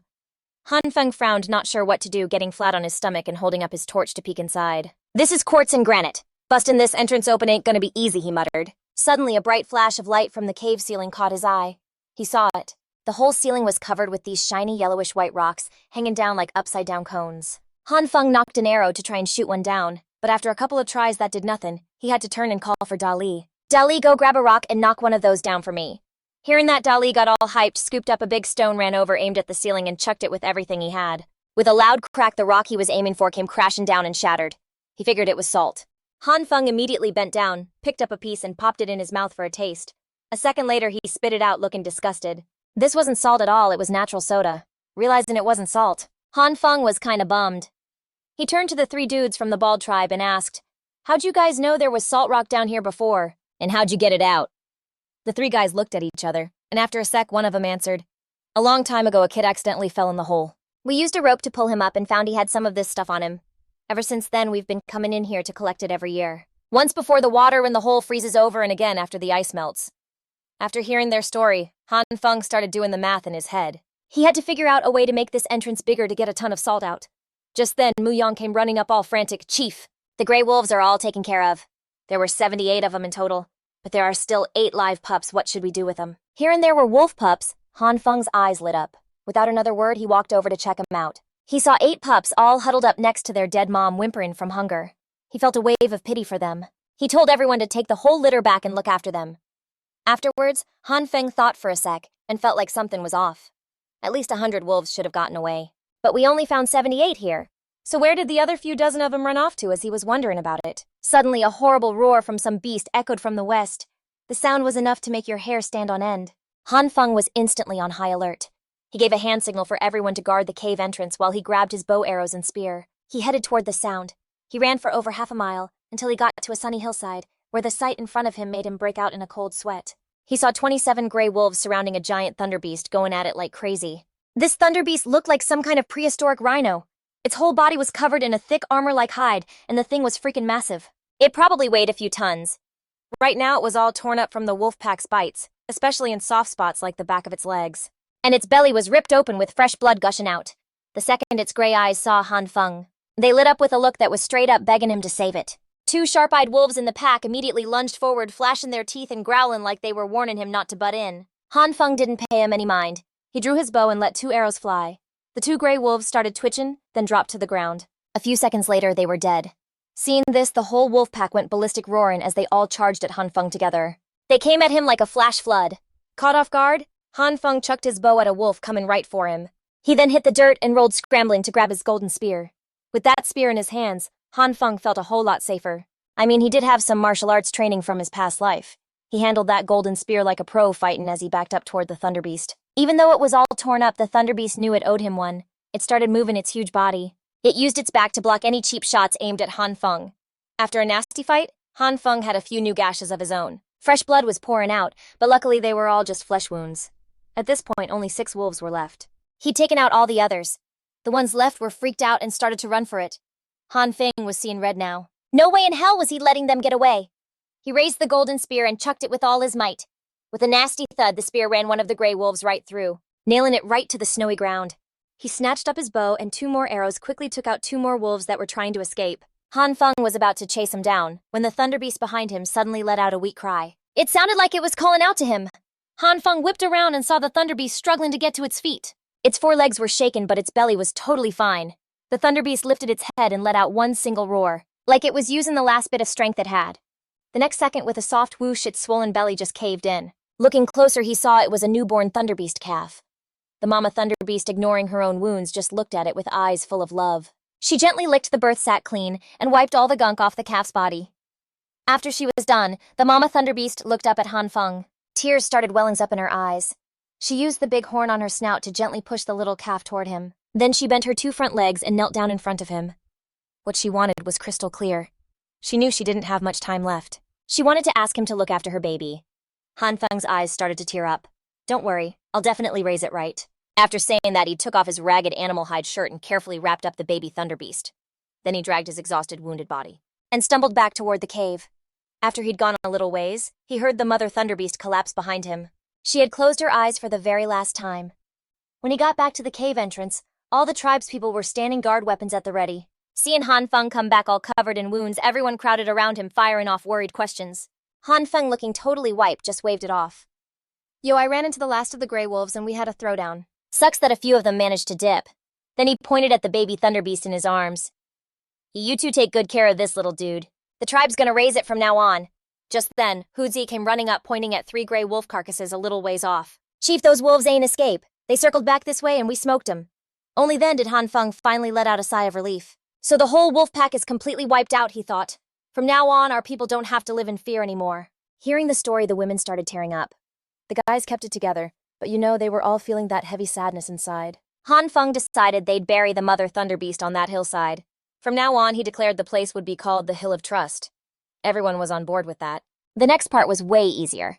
They'd already pinpointed the salt mine's location. Han Feng scooped up a small pouch of the natural soda. Then he told everyone to block up the cave entrance with stones so no other beasts could squat there. After that, he took 10 dudes and headed to the Hill of Trust. They hauled the wolf carcasses back from the field and gathered up branches and rocks to make a makeshift grave for the mother thunder beast, planning to come back with bronze shovels to dig a proper one tomorrow, for a real burial. Once everyone was back at the cave entrance, they chopped down some more tree branches. They rigged up 2 simple drags and started the brutal job of hauling more than 100 gray wolf carcasses back to the tribe. The story of the thunder beast trusting them with her baby became a legend in the tribe. The women would tell it to the kids, who'd all crowd around to get a look at the little thunder beast, their eyes totally filled with sympathy. Most plant eaters are tough as nails. Not long after it was born, the little calf could already stand up by itself. They got a nurse for like 1 to 2 months before they can eat grass, and rhinos are pretty much the same deal. But this baby thunder beast was born almost a month early. Half a day later, its eyes were still shut tight, and that night it got real cold. The baby thunder beast and the wolf pups all got brought inside the cave. Han Feng even went out of his way to find 2 nursing cows, hoping they'd feed the little guys. But nobody was cooperating. The wolf pups were way too small to even reach the cows' teats. The baby thunder beast just slept, and the mother cows wanted nothing to do with nursing it. Han Feng had no choice but to grab more than 10 of his guys. Together, they all started milking the cows. The mother cows were herding and mooing their heads off for half the night. Luckily, all that work wasn't for nothing. All the little animals made it after drinking the fresh milk, especially the baby thunder beast, whose mouth Han Feng literally had to pry open, so Kubing could feed it 1 spoonful at a time. After chugging the milk, the baby thunder beast went from being completely still to snoring its head off. This made Kubing crazy happy, and he even cuddled with it to sleep that night. The next day, just like they planned, Han Feng led 20 people to Entrustment Hill to dig a huge pit and bury the mother thunder beast. They piled a bunch of stones on the grave, and from then on the spot was known as Entrustment Hill. During the last month of winter, even though the tribe seemed chill on the surface, everyone was busy doing their own thing. A week went by, and the wolf pups finally opened their eyes. 2 weeks later, the 8 wolf pups could already chow down on meat broth and cooked food, and they spent their days running all over the open field. They were basically like 1-month-old puppies. The baby thunder beast also started turning a milky white color, and a little bump had popped up on its nose where its horn was going to grow. By this point, it could stand up on its own and wobble over to the mother cow to nurse. At first, the mama cow wasn't having any of it. But remembering that whole scene where she got milked, she had no choice but to let the baby thunder beast nurse from her. By the 3rd week, Kubing led the baby thunder beast out to the open field inside the pen and yelled, "Run, run faster! Go chase those dogs!" Han Feng, who was standing nearby, couldn't help but say, "That name Run Run is kinda lame." Hearing this, Ku Bing quickly pulled the baby thunder beast back and asked, "Then what should we call it?" Han Feng thought for a second and said, "Let's call it Bon Bon from now on. It sounds way better than Run Run." Ku Bing happily yelled out to the confused baby thunder beast, "Bon Bon, quick, go chase those dogs by the 4th week." The wood crew had cranked out 70 new style longbows. Han Feng checked every single one himself, and their quality was off the charts. In fact, thanks to the new gear, the bows they were making were even better than the one he was currently rocking. The women weren't slacking off either. They were busy grinding out arrows. They'd only finished the shafts and hadn't slapped on the arrowheads yet, but the fletching was already glued on. Han Feng planned to forge some bronze arrowheads after the next mining run. For now, the arrows the tribe was using for practice were still the more than 200 arrows he had prepped earlier. One morning this week, all the adults in the tribe gathered up, each rocking a longbow, and lined up in 3 rows to practice their archery. Han Feng stood up front and yelled, "First row targets the haystack 100 yards out, let 'em fly." In an instant, thwip, thwip, thwip, thwip. The arrows went flying through the air. But since this was their first time practicing, the whole scene was a total mess. Some arrows hit the mark, some just flew off into the sky and vanished, and one dude's arrow dropped at his feet before he even let it go. Han Feng didn't know whether to laugh or cry. He had to coach him up one by one. As winter was finally wrapping up, Big Lord rolled up to the tribe to trade again. This time he brought 3 women and 6 boys, all from the Fan tribe. The kids who were traded last time had some mixed feelings seeing their own people. Han Feng, though, figured there probably wouldn't be many more of these deals going down in the future. Earthen pots weren't exactly a hot commodity you use up. Eventually, everyone would have what they need. Looked like if the tribe wanted to keep leveling up, they had to find a new hustle. Over the next little while, the boat building project hit its final stages. Seeing the finished product, a massive wooden boat, everyone in the tribe was totally stoked. Even though they hadn't seen it hit the water yet, everyone who had a hand in building it was bursting with pride. Just then, Dali tried to heave up the side of the boat with both hands. He strained with all his might, but the wooden boat didn't budge an inch. He scratched his head and asked, "Chief, this boat is huge. How are we going to get it to the river?" Han Feng just smiled, pointed to the canal they dug nearby, and said, "We'll just take the river to the boat." Dali's eyes went wide, totally confused. "But there's no water there. How can we move it?" Han Feng, playing it cool and mysterious, just casually clapped his hands, signaling for everyone to grab shovels, a few wheelbarrows, and some baskets and follow him. Now that winter was on its way out, and the weather was warming up, it was the perfect time to get the water flowing. Han Feng led more than 30 fired-up people to the end of the canal. A scene this big drew the attention of the tribespeople who hadn't been outside the compound in a hot minute. They all gathered around to watch like it was a free show. A bunch of kids were even more hyped, leading the 8 one-month-old wolf pups as they all scrambled on ahead. Ku Bing, not about to be left out, ran along with Bon Bon, who was stuffed and feeling lazy. Rubao and Hui Shan had also taken off somewhere. All you could hear was the distant trumpeting of elephants. Looked like those two were also taking advantage of the early spring to run wild outside. At the end of the canal, only about a 6-foot-wide stretch of dirt separated it from the small river. All they had to do was dig through this last part, and the river water would come pouring in. They got right to it, with everyone getting a job. A few guys jumped into the ditch and started slinging dirt. A few people on the bank were on basket-filling duty, while the rest hauled the full ones away. Everyone was super into it, and pretty soon, the wall of dirt was only about a foot thick. At that point, water started to seep through the bottom of the ditch. Han Feng quickly yelled for the guys in the ditch to get out. Once everyone was safely on the bank, Han Feng quickly tied a rope around his waist, told everyone to hang on tight, and then jumped into the ditch with a shovel. To be safe, he had to finish this last part himself. Han Feng gripped the shovel tight and just kept digging. After more than 10 shovelfuls, a lot more water started leaking out. The next second, a massive torrent of water, like it was pissed, burst out with a whoosh from the spot he had just dug, blasting Han Feng backwards. Seeing this, the tribe all yelled out at once and yanked on the rope for all they were worth to pull him up. They hauled him onto the bank in a flash. The gushing water just got stronger and stronger, and before they knew it, it had busted the opening into a hole about 3 feet wide. Everyone stood on the bank, their mouths dropped open in shock, watching the rushing water. The fast current was swirling, carrying a ton of fish jumping around. The wolf pups had never seen anything like it. They yelped and got scared, scattering in every direction. Ku Bing and Bon Bon got spooked too, and ran to hide behind Han Feng. After a bit, the water flow started to calm down. The little river and the one they dug were now connected. The women who were on the ball had already grabbed their baskets and were ready to go. They got right to catching fish. The same folks who were just wondering how to get the boat to the river were now just staring with their eyes wide open. Han Feng smirked and said to everyone, "So the water's right here for you now, huh? And from now on, you won't have to trek so far for water." Everyone was seriously impressed. Only then did they get why Han Feng had told them to stop hoarding food and start digging the river and building a brick kiln instead. At first, they didn't get it. Then the river they dug ended up trapping a nasty beast by accident. Some figured it was the trap, but it wasn't until now, seeing the new river opened up, that they really got the master plan behind digging it. But this was just step 1. digging irrigation channels and farming on both sides. To make sure the tribe had plenty of food was his endgame. And just like that, spring was here. The farming plan couldn't wait. Now that the irrigation river was done and spring had sprung, Han Feng knew they had to get on spring planting ASAP. The whole tribe was buzzing with excitement. Everyone got together to celebrate finishing the irrigation river. After they ate and drank till they were stuffed, Han Feng grabbed a small coil of rope and led the tribe over to the open area they'd picked out to start mapping out the rice paddies. For the tribe, growing rice this way was a tricky job. They had to make sure the fields were always flooded with enough water. At the same time, they had to figure things out carefully to use every inch of land, which brought up a big question. How much rice should the tribe plant? How much farmland did they need to set up? The wild rice grains were pretty big. They were almost double the size of the rice grains he'd seen in his past life. Back then, a little over a pound of rice had about 26,000 grains, but this stuff only had about 12,000 grains for the same weight. Thinking about how few seeds they had, Han Feng was a little hesitant. In his past life, he'd only ever grown vegetables for a couple of days. He didn't know squat about growing rice. How could he risk planting all the seeds? It'd be stupid to go all in and end up with nothing. After mulling it over, Han Feng bit the bullet and decided to use only half the seeds, about 264,000 grains. But how many rice plants could you even grow on about a sixth of an acre? Based on the size of the wild paddy rice from the marsh, Han Feng did some quick math. He decided to plant about 10.5 acres.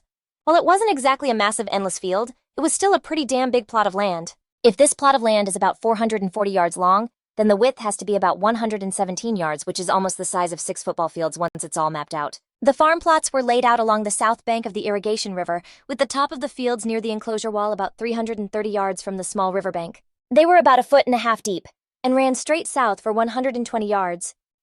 He also got the manpower sorted for the digging, roping, and 50 adults for each round. The tribe just so happened to have 50 shovels, so each person was on the hook for a little over 6 feet, and it took them less than 30 minutes to knock out one channel. With everyone pulling together, all 20 irrigation channels were done in just one day.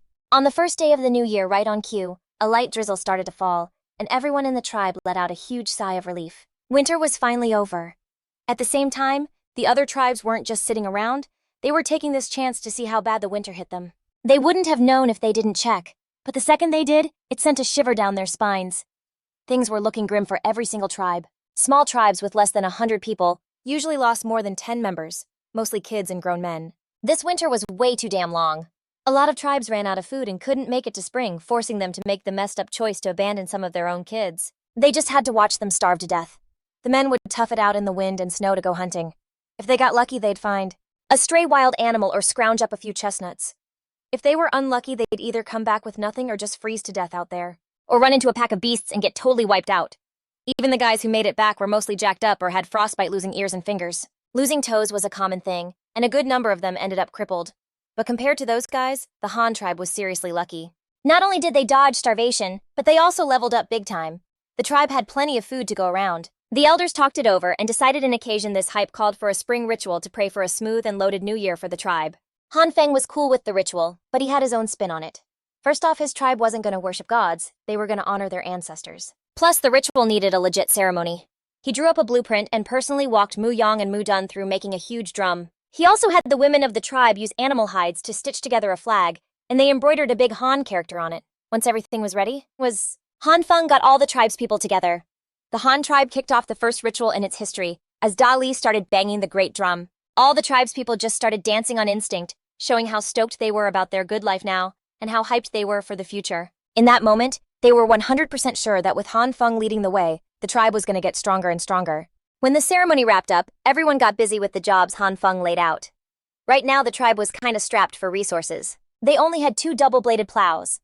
Han Feng picked out 2 bulls that they'd managed to tame during this time. He hooked them up with the double-bladed plows himself to get ready for plowing, but these wild cattle were still wild as hell. They just flat out refused to walk a straight line, so they had no choice but to have a guy walk in front, patiently leading the bull by its nose.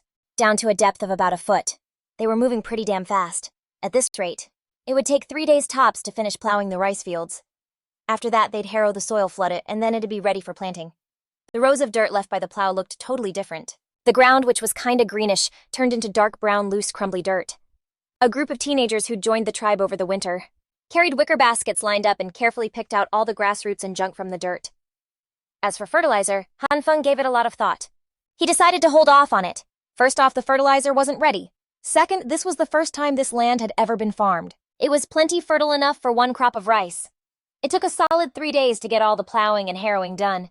But Han Feng kept an eye on the weather in the mornings and evenings. It was still cold, and he figured if they planted the seeds now, they'd probably all freeze overnight. But there was other stuff to do.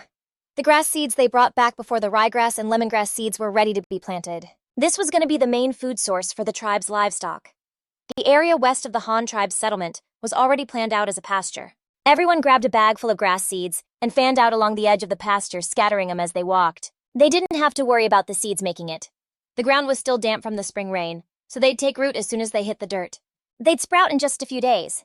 Even though they couldn't plant the rice yet, the tribe wasn't sweating a food shortage. So what were they going to do with all this downtime? Han Feng smacked his forehead and made a call. First up, they needed to upgrade everyone's footwear by making some grass sandals. He got the women of the tribe together and showed them how to do it himself. It wasn't even that hard. You just had to weave the grass side to side and up and down into the shape of a sole, then use a few smaller pieces to tie it onto your foot. Once the first grass sandal was done, the rest of the tribe started copying him.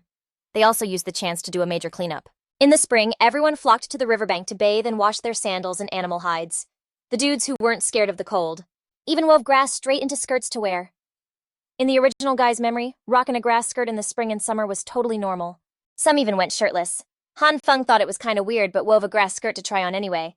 But the second he put it on, Ru Bao and Hui Shan, like they'd just found a new chew toy, ran over and started poking and pulling at his grass skirt, with their snouts ripping it to shreds and chowing down like it was the best thing ever. He was both pissed and found it hilarious, and had to awkwardly change back into his animal skin clothes. Right then, the elder came running over, totally freaking out. Chief, we're almost out of salt. That made Han Feng's heart drop, and he went from chill to stressed out all over again. Salt was a must-have for the tribe to survive. They had to figure something out and fast. After thinking it over, Han Feng had no choice but to tell everyone to just eat cured meat for now, since it had a ton of salt and could hold them over for a bit. But the elder frowned and asked, "So we're just not going to get any salt? I heard there's salt rock in a cave on the western mountain." Hearing this, Han Feng shook his head. "The salt rock is in a tiny cave that only a kid could crawl into, but I can't let him take that risk. But don't you worry. I got a way to make tools to bust through the mountain. It's just that we don't have the right stuff for it right now. We need to head to Baoshan Mountain and mine some ore." So the tribe lived on cured meat for a while, and everyone pitched in, putting all their muscle into plowing the 20 paddy fields by the irrigation river. After a whole lot of hard work, all 64 mu of paddy fields were plowed. Finally, it was time to go mining. A solid team of 26 people was put together, all of them healthy and ready to go. They were all geared up and ready to head out. The wooden boat was carried to the start of the irrigation river and put in the water. All the tribe members stood on the bank watching the wooden boat float, totally amazed. Can this boat for real carry people? Ain't it just gonna sink the second we get on hearing this? Han Feng didn't say a word and just stepped onto the boat. The wooden boat rocked a couple times in the water before it steadied out and floated just fine. He then turned back and said to the others, "Who else is getting on? Anyone who chickens out is gonna have to pull the boat from the shore later." Seeing this, the others got a little braver and a few people jumped aboard. With everything ready to go, the team of 26 took off like heroes. These dudes were all built and decked out, each one carrying a long spear, a longbow, and a bronze shovel, and a quiver. Each guy also had 50 feathered arrows, while Da Shu and 3 other dudes also brought along a short-handled bronze axe. The send-off was a whole scene. All the tribe members were posted up by the river, and the women were busy stacking the boat with dried meat and clay pots. The kids were leading the 8 wolf cubs, just running around and wilding out along the riverbank to check out the action. Kuibing, looking like he didn't want to let go, tugged on Han Feng's clothes and slipped him a snakeskin water pouch. Han Feng just smiled, patted the kid on the head, and said softly, "We're just going to grab some rocks this time. We'll be back in a flash. All right, everyone, get on the boat." They headed upstream along the irrigation river. Pushing against the current slowed them down a bit, but it was still way faster than hoofing it. It wasn't long before they hit the spot where the chief first ran into Da Shu. They pulled up on the shore at the edge of the dark forest, and the chief wasted no time giving out orders. "Y'all are beat from this morning's trip. Whip up some grub and chill for a minute. After we eat, we're gonna load up the bulls with all the tools and gear. To keep watch, the other 20 of us are each gonna take a bull and follow me to go dig for ore." He turned and broke it down for Mudun. "Mudun, you good with that? I'll leave some grub for the 5 of you in a sec. You're gonna hold down the fort here for about 7 sunsets. If you run into some heat, you can't handle, ditch the boat and book it towards Baoshan Mountain. Whatever you do, don't lead them back to the tribe. Your families are back there." After they ate, everyone dragged the wooden boat deep into the forest. The mining crew kept it moving. But little did they know, in the dead of night, while they were all knocked out, all hell was about to break loose. They heard all this rustling like some massive beast was moving through the trees. Right after that, a crazy roar ripped through the air, making everyone's ears ring. They all shot up, totally spooked. Looking up, they saw this huge ape-like thing with long reddish gold fur and was just totally jacked. It was the giant ape man, showing its fangs and flashing its claws, making a beeline straight for the Han tribe's camp. Hoi Sun and Nuke Bao, the two mammoths, were the first to let out a roar and charge the ape-man. But this thing was no joke either, leaping down from a tree. It swung its massive arms and sent Hoi Sun flying like it was nothing. Seeing that, Han Feng's heart jumped into his throat and he yelled at everyone to grab their weapons like now. He was shaken while he was scrambling on the ground, but he finally grabbed his golden spear and felt a little better. The others clutched their bronze spears too, but they were so shook their legs were turning to jelly, and they could barely even stand up. The ape-man didn't even slow down. After it landed, it turned on the crowd and opened its wide, drooling mouth. It let out a roar that made everybody's head spin. Han Feng fought back a splitting headache. He ordered everyone to raise their wooden spears and charge. As he yelled, he jammed his golden spear right at the ape-man's chest. But the ape-man's strength was insane. It snatched the spear's shaft and with one swing sent both Han Feng and Da Li flying. It slammed him hard against a tree trunk and spun around in a flash. It snatched up some kid from the Black Rat tribe and with a sick snap broke his neck. Then it used his body like a damn weapon, chucking it at the crowd. The crowd scattered in a panic, backing way up. Use the javelins and bows. Han Feng scrambled to his feet, screaming his lungs out. The crew finally snapped out of it and scattered in every direction. Duer saw his chance, gripped his bronze spear, and jammed it right into the ape-man's chest. But the spear had only got halfway in before the ape-man grabbed the shaft and snapped it. Just then, Hoi Sun was back on its feet. It roared again and charged, slamming the ape-man from behind and sending it flying. Pissed off from the pain, the ape-man got even crazier. It spun around and snapped off one of Hoi Sun's tusks, spraying blood everywhere. Just when things got real bad, Han Feng saw his shot. The injured ape-man was struggling to move.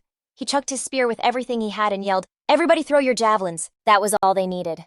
7 javelins flew in from all sides, burying themselves in the ape-man's chest. The ape-man struggled for a second, coughed up a mouthful of blood, and then crashed to the ground dead still. This brutal fight left the Han tribe messed up bad. 2 people were dead. Duer had a huge gash on his chest, and Da Li had a concussion and lost 3 molars. A bunch of others got nicked up too. Before they could even catch their breath, they heard a whole mess of crazy noises echoing from far off. Han Feng's heart dropped. This is bad, he thought. We got more company. Everybody get ready to fight. That ape-man was probably a war beast from that flesh-eating tribe. Then he turned to Da Shu. Da Shu, take 5 of the young guns, all the cattle, the wounded, and the dead, and get to Bao Sun Mountain now. When you get to Bao Sun Mountain, find a spot to set up camp. If you can't find any food, butcher the cattle.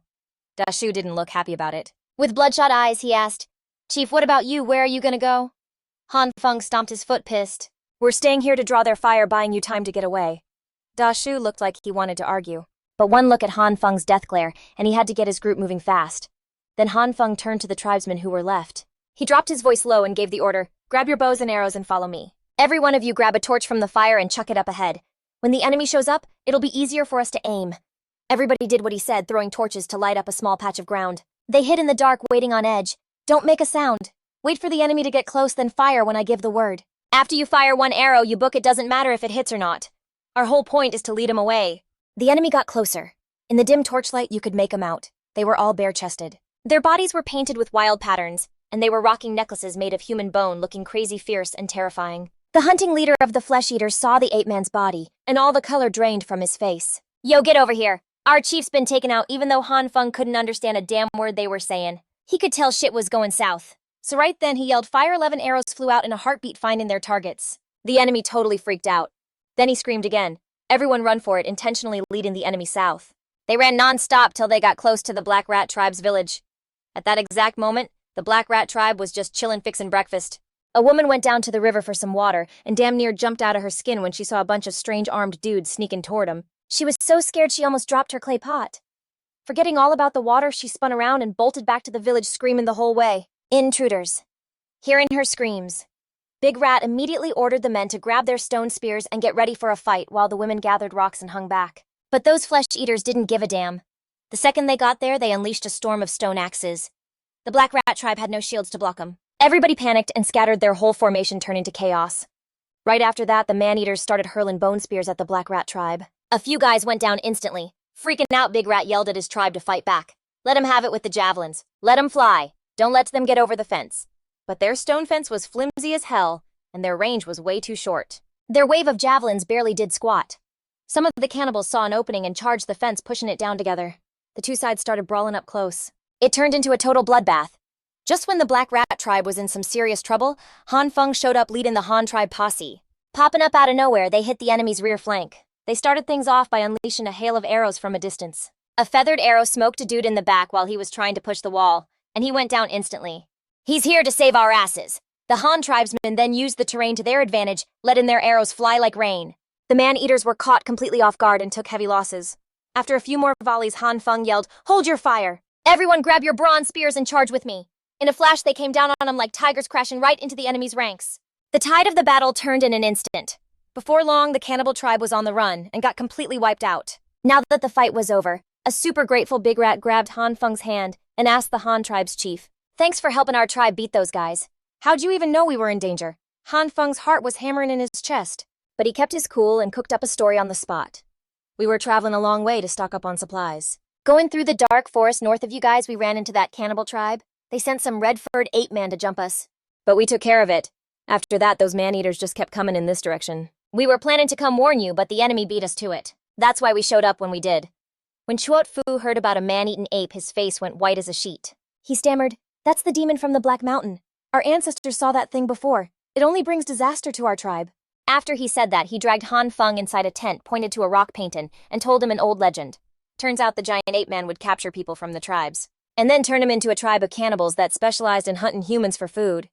Hearing this, the Black Rat tribe folks trembled with fear. Big Rat ran up and begged the Han tribe's chief, "Yo, you gotta help us. Show us how to take down that ape man." Hearing that, Han Feng gave a grim smile and shook his head.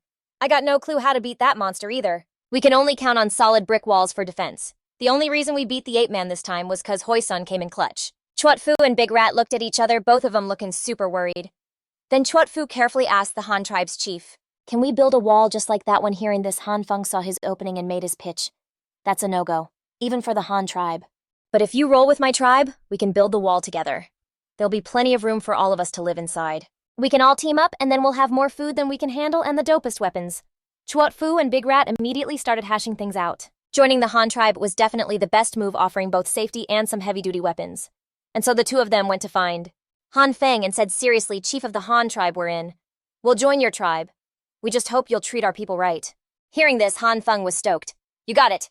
Welcome to the Han tribe. From now on, you're all my people. I'll treat everyone the same." Next, after getting the Black Rat tribe's move all sorted out, Han Feng took a crew to mine for ore. After linking back up with Da Shu, he saw that all the injured guys were slowly on the mend. Nobody slacked off. They jumped right into mining since Baosun Mountain was loaded with mineral resources. Everyone was going hard, digging up a good amount of copper, iron, and orpiment, and they also made sure to grab extra limestone and sulfur. The game plan was to use the sulfur to make sulfuric acid, which they could then use to blast open the entrance to the salt mine cave. After they finished mining, the trip back was smooth sailing. They linked up with Mu Dun and the others who were guarding the wooden boats by the river. The boats were so weighed down with minerals they were sitting super low in the water. They barely managed to squeeze a few more people on and started paddling downstream. The boat was moving like it was flying and in no time flat. They saw their people waiting on the shore, including the new members from the Black Rat tribe. Everyone saw Han Feng returning loaded down with spoils. They all erupted in cheers. The men immediately swarmed over to help unload the minerals, but Han Feng frowned. Now that the tribe had so many people, figuring out where everyone would sleep had become a major problem. The original cave was super cramped. There was just no way it was enough space for that many people. With no other choice, everyone had to throw up some temporary tents on the open ground inside the enclosure wall. Luckily, the people from the Black Rat tribe weren't too picky, since they were already used to living in tents. Besides, when they got to the Han tribe, without another word, they quickly got to work setting up their tents. Next, Han Feng told everyone that from now on, they had to use a designated area as a latrine. That was all natural fertilizer that they absolutely couldn't waste. After getting the tent situation handled, Han Feng turned to give instructions to Lu Tu. "For the next few days, I need you to make more pottery for the new tribe members to use. Also, make some more water vats, I need 'em." Hearing this, Lu Tu was a little salty. "Chief, we brought back all this copper ore. Aren't we gonna smelt the copper now?" Han Feng, like he was talking to a kid, hyped him up a bit. "Just let Dazi and his crew handle the smelting. Wait until the final refining stage, then you can take over. For now, go handle the pottery first. You're the best in the tribe. When it comes to pottery, I wouldn't feel right having anyone else do it." After Lu Tu heard that he wasn't salty anymore, he happily promised he'd do an awesome job on the pottery. Everyone worked together as one, busting their humps until evening. A row of simple grass tents just popped up out of nowhere. That night, the old and new tribe members all got together for their first dinner as one big group. During the meal, everyone ate and chatted happily, and the tribe started to feel more tight-knit. After dinner, the men got together eagerly, checking out the Han tribe's sharp weapons and advanced tools. The women weren't just sitting around either. They all gathered up, sharing tips on how to weave grass shoes and baskets. The newcomers were eager to learn, taking the chance to pick up more of the Han language, while everyone was busy doing their own thing. Meanwhile, Han Feng was quietly working by himself next to the livestock pen in the latrine. The elder just so happened to spot him. He walked over all curious and asked, "Chief, what are you doing digging by the latrine pit? Don't tell me that crap in there has some other use. Han Feng heard him and shot back annoyed. I'm not digging for crap. I'm digging up the dirt next to the latrine pit. The elder got even more confused. What the hell does the chief need that dirt for? We don't need it for making pottery. You better hurry up and figure out how to get us some salt. We've got a ton of new tribe members now, haven't we? Just stop stressing about it, I know what I'm doing. The elder just stood there watching Han Feng's busy back, totally suspicious. How the hell is digging up dirt gonna get us salt? The chief must be making excuses. But in reality, Han Feng knew exactly what he was doing. The dirt near the livestock pen and the latrine had saltpeter in it, which he could pull out to make explosives. Only with explosives could he blow open the entrance to the salt mine. He showed a few of the women how to refine the saltpeter, a process that was a whole lot like refining salt. By the next day, they had pure white saltpeter crystals. But just having saltpeter wasn't enough. He still had to figure out how to make nitric acid and glycerin. Then he could mix them together into nitroglycerin, which had some insane destructive power. Glycerin had to be pulled from animal fat. Luckily, the tribe had a ton of animal fat left over from the winter wolfpack attack, so they weren't short on that stuff. As for the nitric acid, that had to be made from a reaction between saltpeter and sulfuric acid. But right now, he didn't have any sulfuric acid on hand. Han Feng switched his focus to the iron pyrite ore. Without wasting any time, Han Feng picked a flat spot where they normally made charcoal. He got right to it. First, he stacked up a pile of firewood, then he laid out pieces of iron pyrite ore in a grid pattern around it.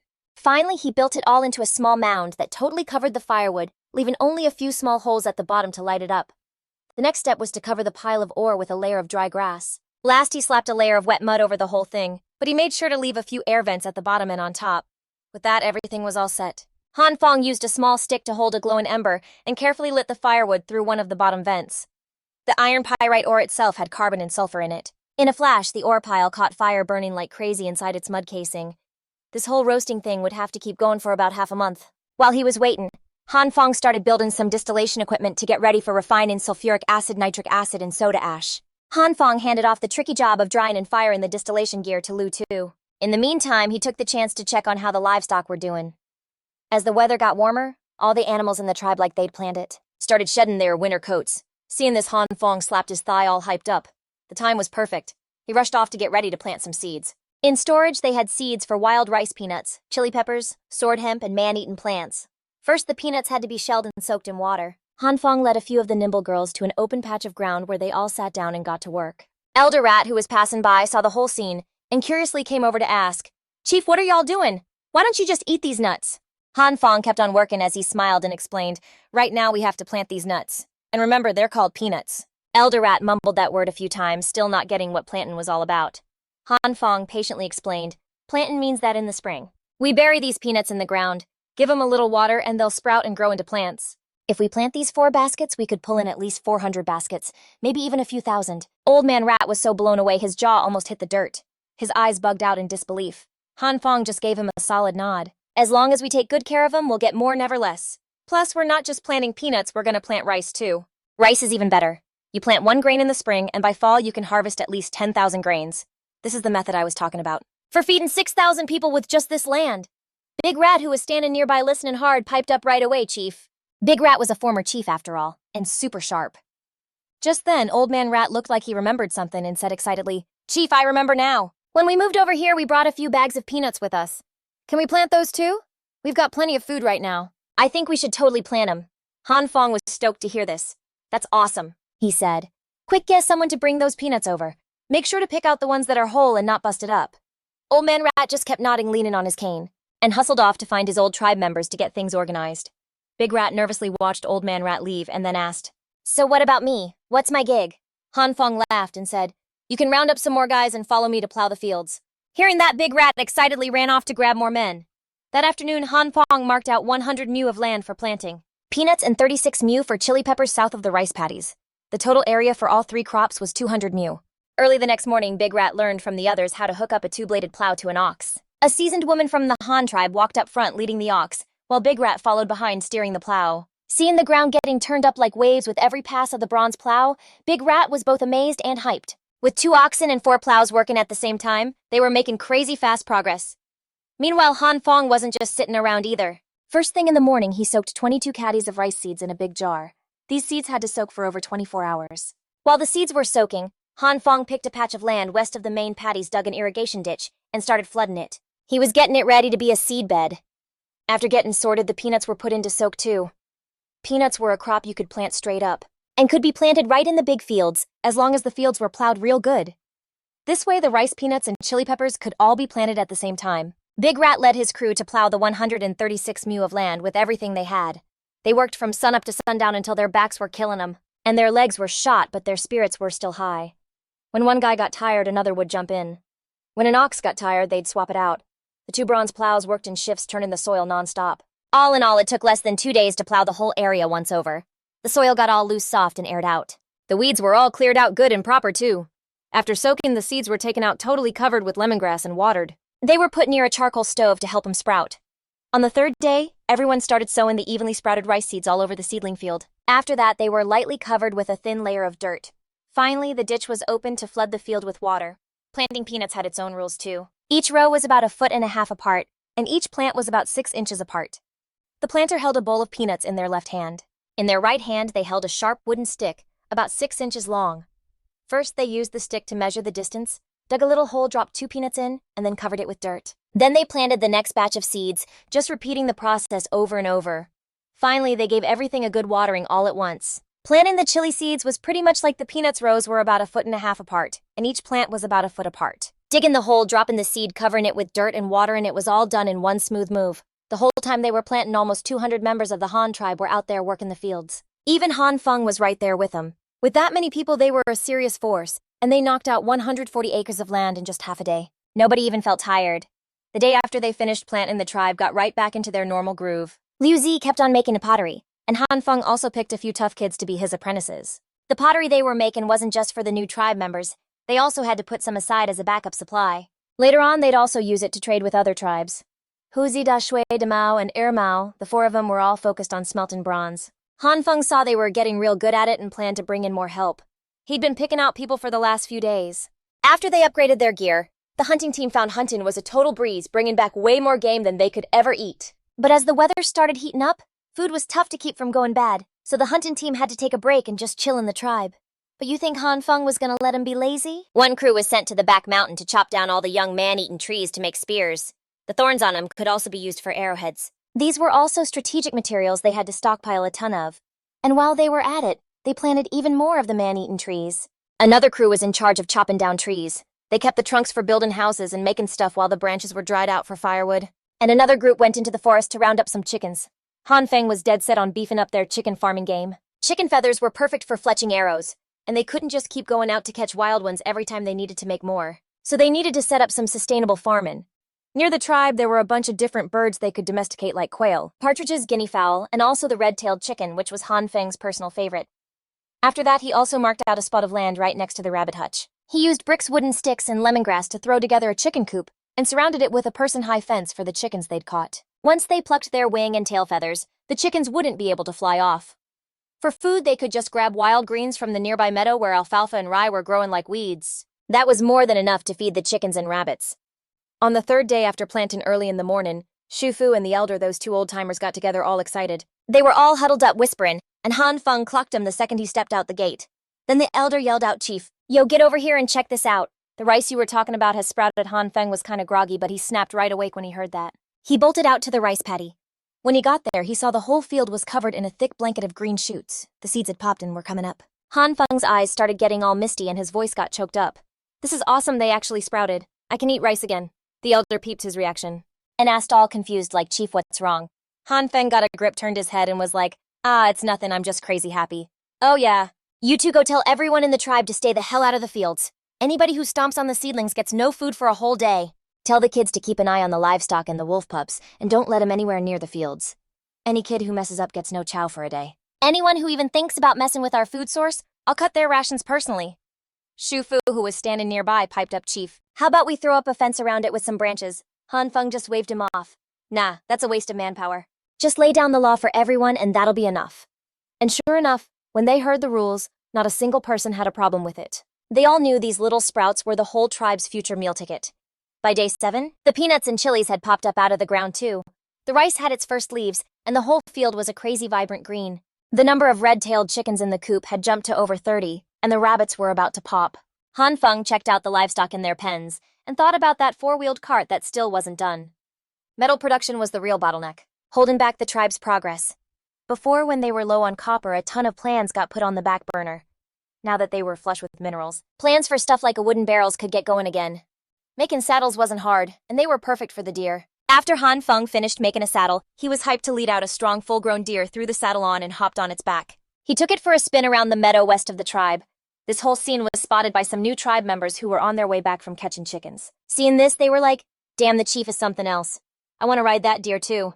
It's gotta be super fast." His buddy whispered back, "No doubt the chief is next level. He came up with most of the stuff we have in our tribe. Firing pottery, smelting bronze, raising animals, planting peanuts. I heard the chief even wants to get into mining. Minin. What can you even mine a mountain? I heard it's to mine for salt, you know, that salty stuff we eat. Don't know if it's true or not, though. You can't tell anyone else, all right? Don't worry, man. I just want to see how he's gonna mine. Peep the bows and arrows the elders are using. They're insane. They can nail targets from super far away, and the chief's the one who invented them. I want one too. I heard the carpenter is cranking them out." Han Feng rode the deer for a bit longer before hopping off and leading it back to its pen. After that, he got back to making wooden barrels. The tribe was short on good containers for hauling water and moving stuff. Pottery was too fragile and didn't seal tight, so wooden barrels were a must. And making them wasn't just slapping wood together either. You couldn't just jam planks together and call it a day. Han Feng laid out the specs and picked the right wood.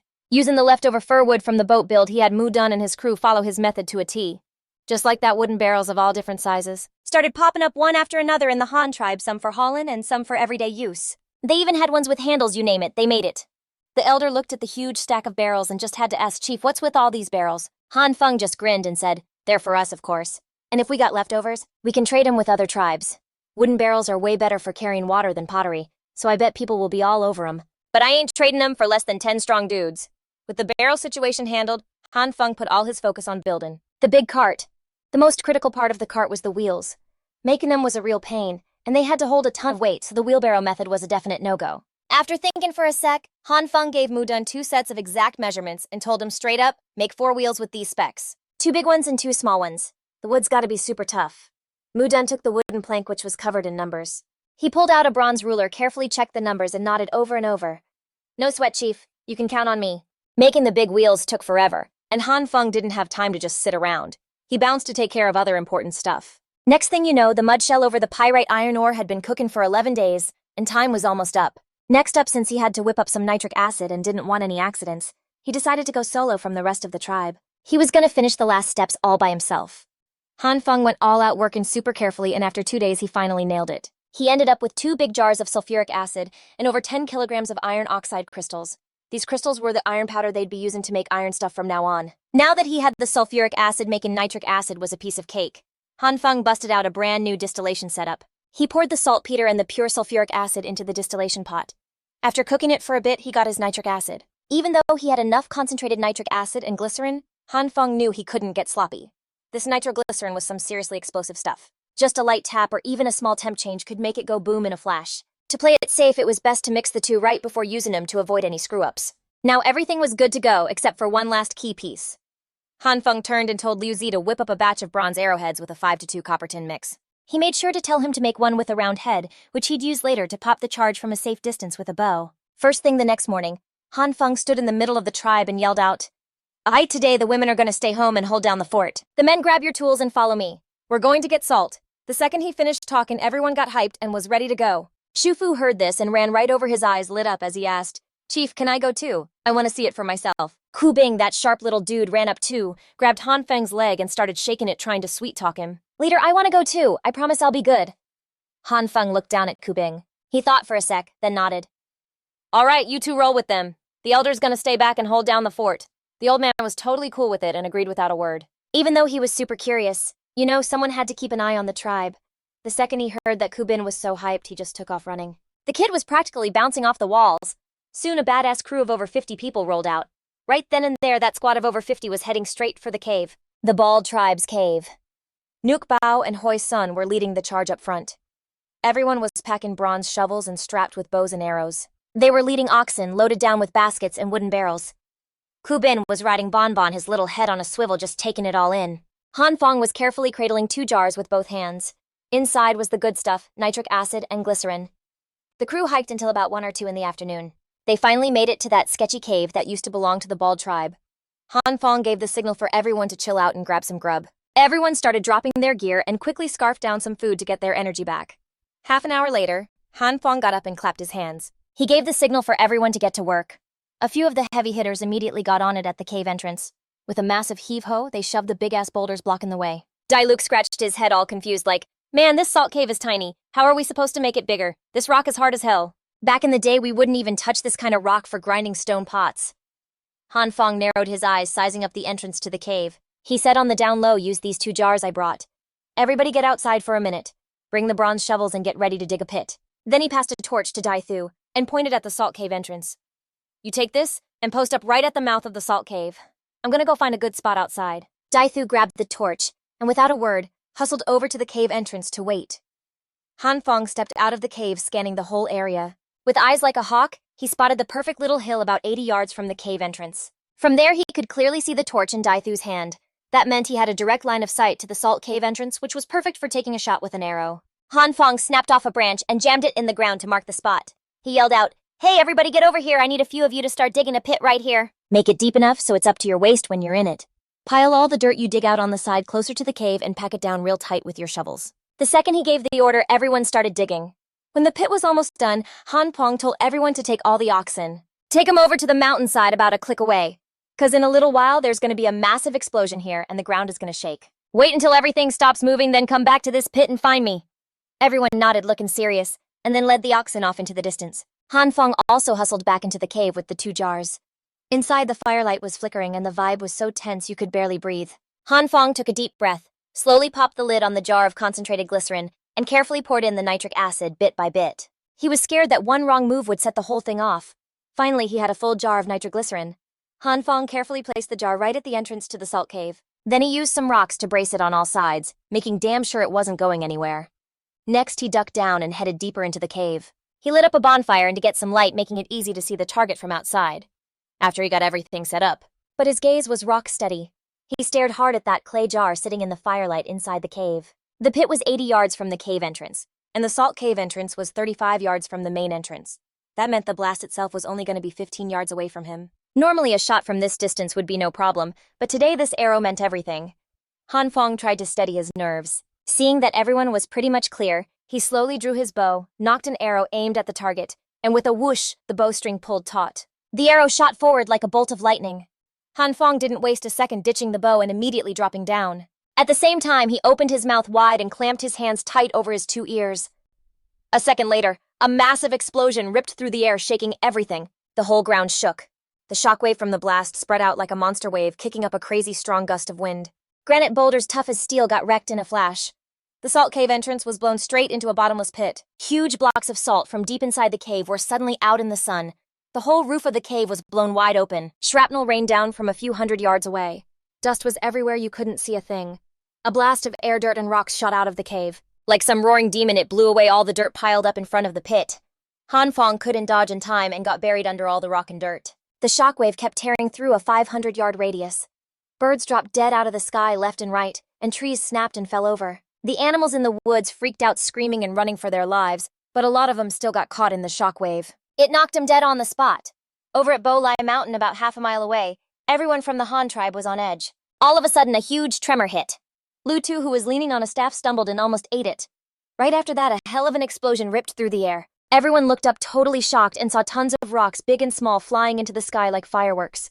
Some boulders the size of millstones flew 400 to 500 yards away. Bon Bon couldn't get away, so it dropped to its knees and hit the deck terrified. Nuke Bao and Hoi Sun panicked too and booked it down the mountainside. They covered their faces, looking for any corner to hide in. Daithu yelled out, "Everyone get down now, dodge the falling rocks." That snapped everyone out of it, and they all hit the ground fast. Chuot Lan just stood there stunned like a statue, not believing what he was seeing. The shockwave kicked up a crazy dust storm that totally blocked out the sky. A few minutes later, back at the Han tribe's camp, the elder and everybody else heard the massive explosion and saw birds freaking out in the distance. Then the elder got all excited, waved his staff and yelled, "It's the chief, he blew open the mountain." The women and kids who stayed behind heard him, and they all started cheering like crazy. "That's awesome. We've got salt to eat again." Meanwhile, on the east side of the river, Chief Mao Lat of the Lat tribe was out leading a hunting party when that massive boom went off. Everyone whipped their heads around in shock to check it out. All they saw was the sky to the west just filled with dust. Mao Lat mumbled, "What the hell happened over there? Are the gods pissed off or something?" One of the hunters said, shaking sounds like it's from the other side of the river. Mao Lat pulled himself together. "We should head back and ask the shaman. The shaman can talk to the gods. Maybe he knows what went down. After saying that, he threw their kill over his shoulder and led the crew back in a hurry. The Dew tribe was in the forest south of the cave, more than 6 miles out. A crew of over 50 people was on the move. This was the Dew tribe. They were nomads moving between tribes in charge of passing messages and setting up get-togethers. The leader was a tough-looking dude about 20 years old named Dew, holding a simple map. It had the rivers and mountains all marked out. All of a sudden, a loud boom like rolling thunder echoed out. It startled everyone and they all stopped dead in their tracks. Dew's face changed. He put his hand up to signal the crew to stop, listen up, and stay sharp.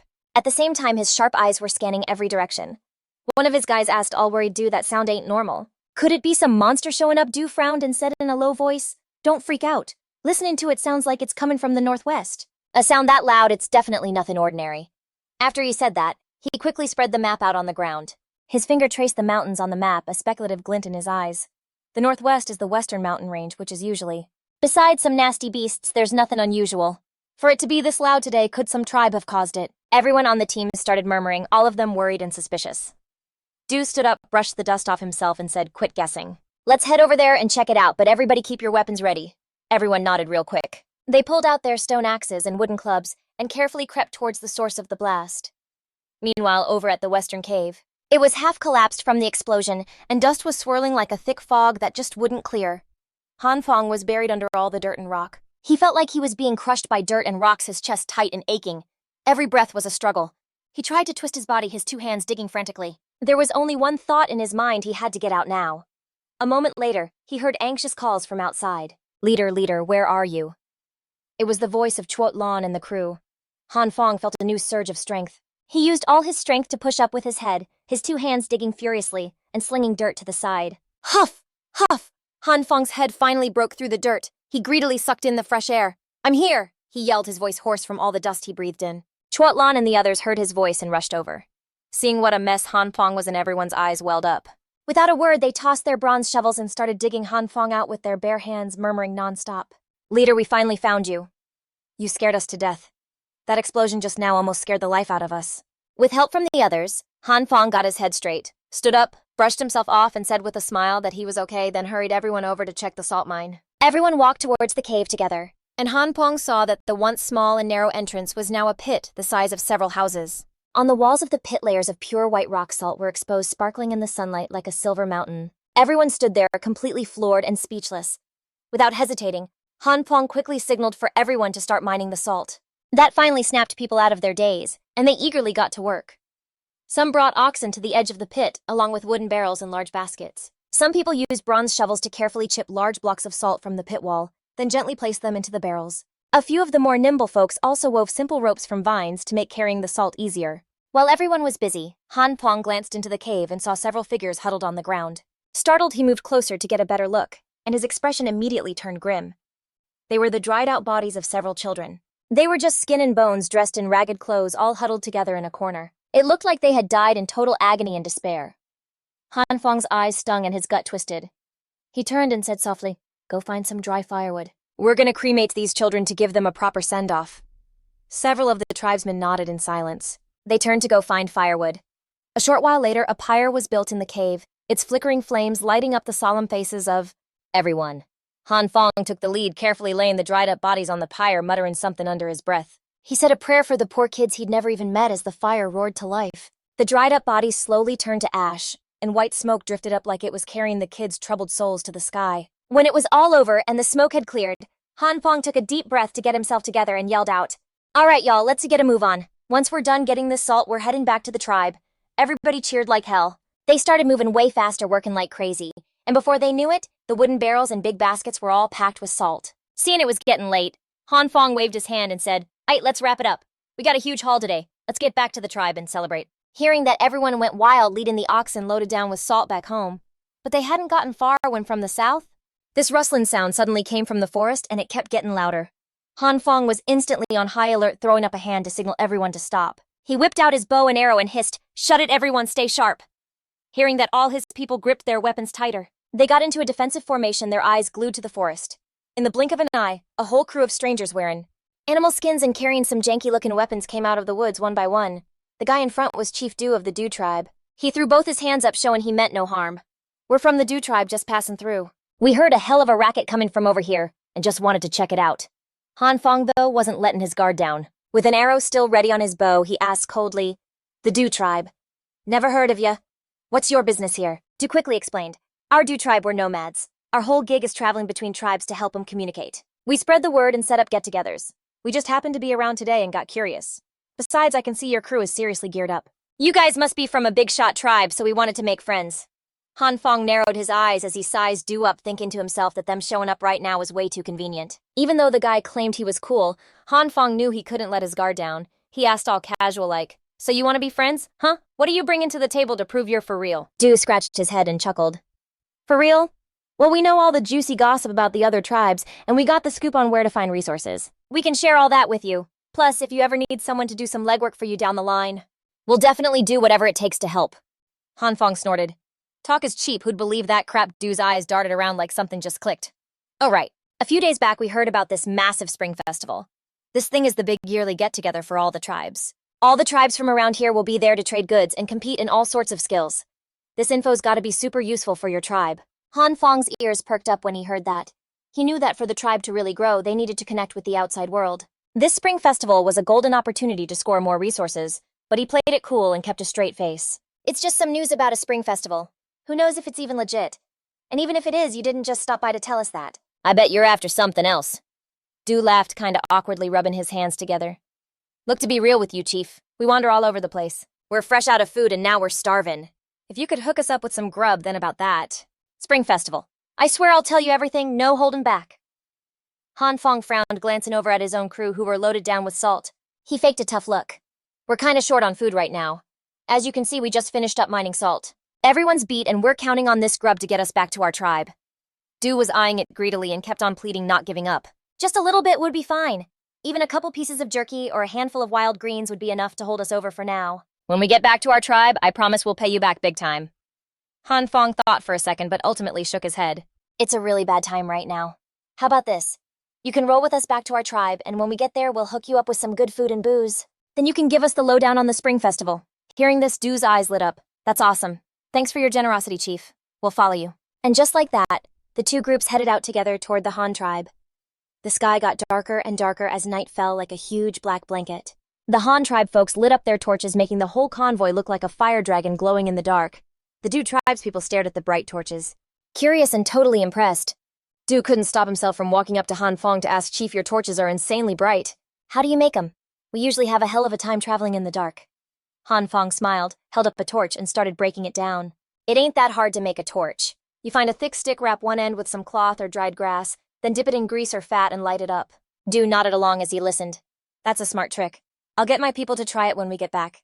Everyone kept walking and talking. Pretty soon they reached the Han tribe. The moment the people from the Du tribe walked in, they were blown away by what they saw. They saw a tall, solid wall circling the settlement with flags flying on top. Inside, houses were packed in tight, crawling with people and livestock. The whole place was buzzing with life. He couldn't help but let out a low whistle in amazement. "Your tribe is massive, and it's so well set up. This is seriously the most impressive tribe I've ever seen." Han Feng just smiled. He signaled his people to set up a place for the Du tribe to crash, and then had someone bring out some hot grub. Everyone gathered around to eat and drink their fill in a lively and warm scene. Once he was a little buzzed, Du put down his bowl. He cleared his throat and said, "Chief, thanks for the hospitality. I should probably keep my end of the bargain now. The spring festival is in half a month. The location is at the Three River Fork to the east. When it's time, 20 to 30 of the surrounding tribes will show up there. It gets pretty wild." Han Feng nodded, taking in the info about the spring festival. "So does this festival have any rules? What about for trading and the competitions?" "Give me the details." Du wiped his mouth and said carefully, "There aren't too many regulations. To get into the spring festival, you gotta bring a special item from your tribe, which is basically your ticket in. Without it, you can't get into the place. Trading is mostly just bartering, with both sides negotiating what they think is a fair trade. The competitions include hunting and archery, and also a crafts show.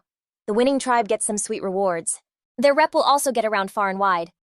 Han Feng listened closely, mentally calculating what his tribe needed to get ready. Right then, Du seemed to work up the nerve and asked hesitantly, "Chief, your tribe is so successful. Look at that huge herd of livestock. I was wondering if you could spare us one ox. We'll definitely pay you back for it later. We'll serve your tribe with total loyalty." Hearing this, Han Feng's face went grim. An ox is a no-go. The tribe is still growing. "We can't be without the pulling power. We need all our people and animals right now. If you're short on food, I can spot you some of that. We can work something out if you want to trade for other stuff, but the oxen are off the table." Du was obviously bummed, but he pulled himself together real quick. Then, Chief, what do you suggest we could trade for? Han Feng thought for a second and said, our tribe's got plenty of pottery bows and arrows. If you need that stuff, you can bring something of equal value to trade. Or if you got any rare items, we'd be willing to make a swap for those too. Du kept nodding his head. I get it. After they ate, everyone went to crash. Du was just laying in bed, tossing and turning wide awake. The more he thought about it, the more he realized how much potential the Han tribe had. That whole thing with the ox was still eating at him. Du just kept turning it over in his head. He got up, went over to Han Feng's door and knocked lightly. Chief, you up? There's something else I need to talk to you about. Han Feng opened the door and frowned when he saw it was Du. It's this late, what could you possibly want? Du pleaded with him. Chief, I've been thinking. My U tribe might not be rich, but we're real good at delivering messages and finding resources. We can get in touch with other tribes and do all sorts of odd jobs. You name it. So could you maybe reconsider the whole cow thing? Just name your terms. As long as it's something we can handle, we'll definitely give it our all. Han Feng crossed his arms. He sized up Du, thinking to himself, this U tribe gets around, so they must have a huge network.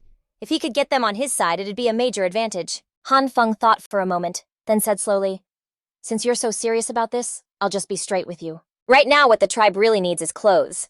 The weather's starting to warm up and we've got more people, so we're short on what we've got. If you can help us find enough animal hides and materials to make clothes, or if you know a place where we can get them, or trade for this stuff, then I'll consider giving you a cow. Du's eyes lit up, and he pounded his chest, promising, don't worry, Chief. Leave it to us. We travel between tribes all the time, so we know all the spots that have animal hides and materials. In 3 days max, I'll definitely find enough materials for you.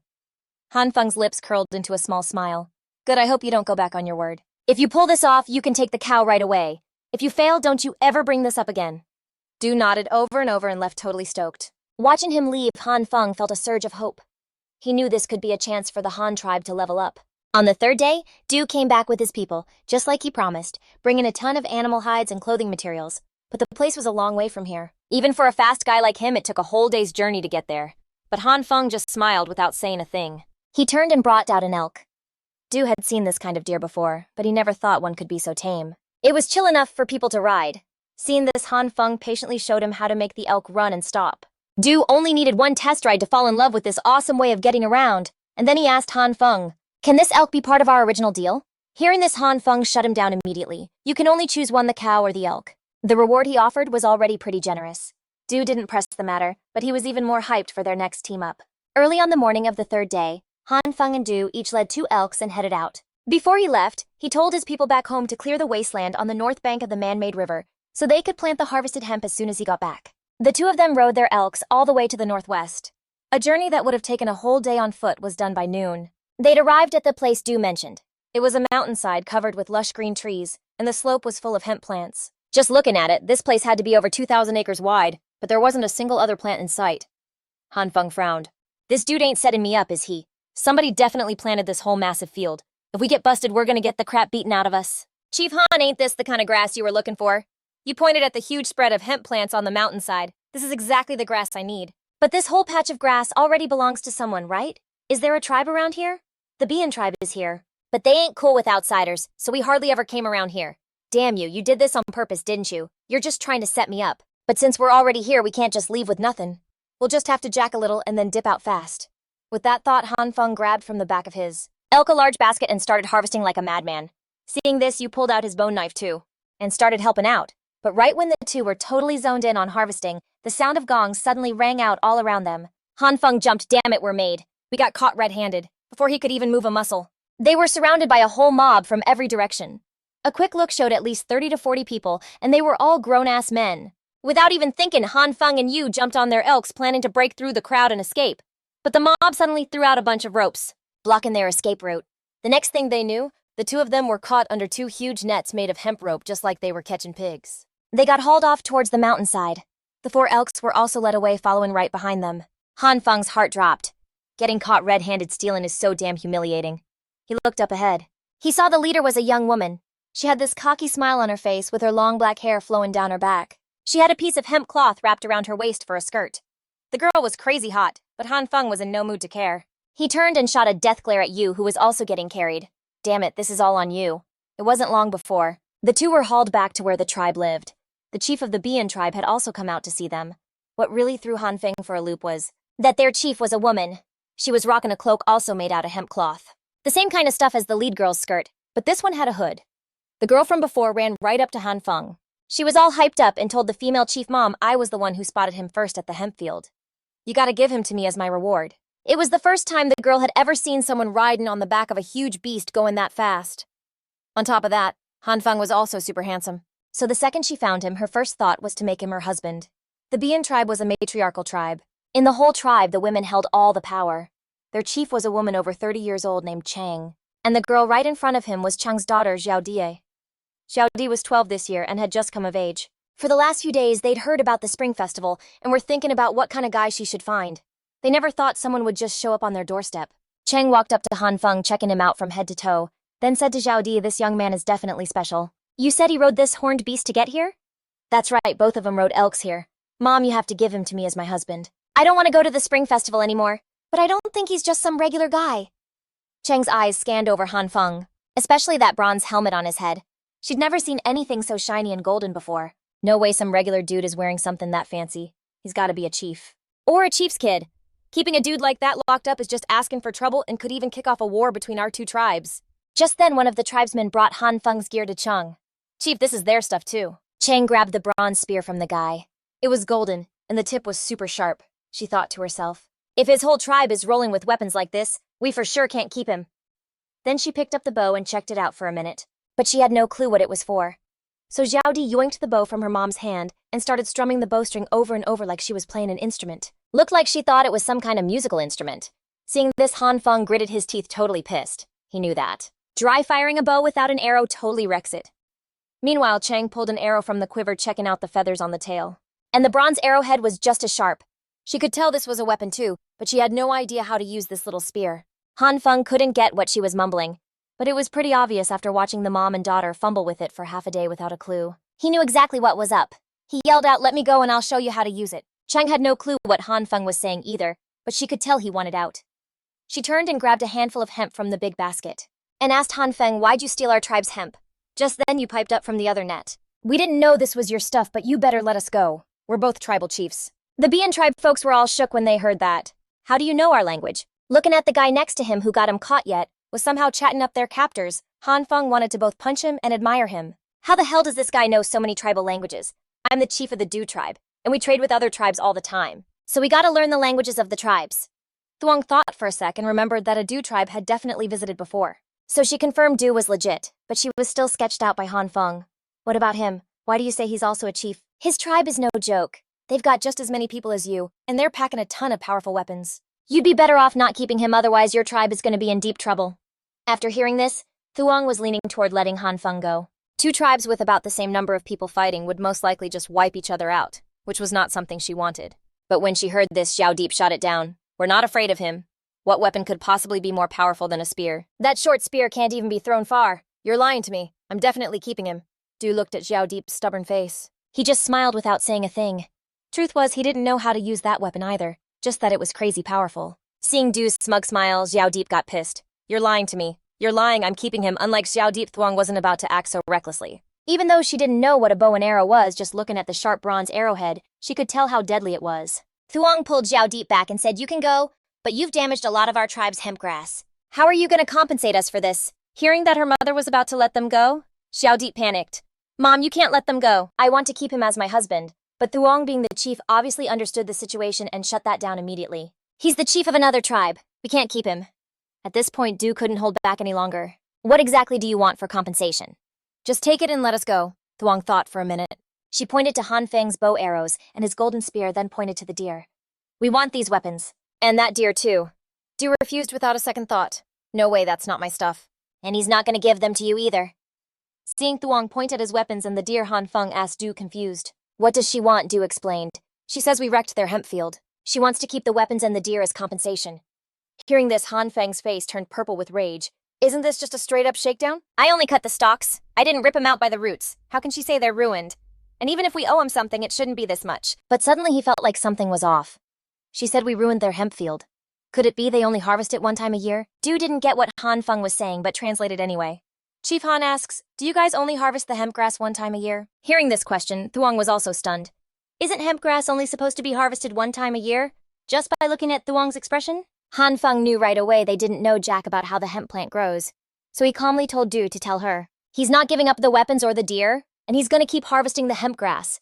However, he can teach them how to harvest it 5 times a year. After Du translated, everyone from the border tribe was completely stunned.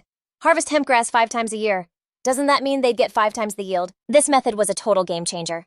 See, the border tribe grew these hemp plants, not just for their own use, but they also used the hemp cloth and ropes, made from the hemp to trade with other tribes, sometimes swapping it for food, which meant the amount of hemp they could grow was basically what decided the border tribe's future.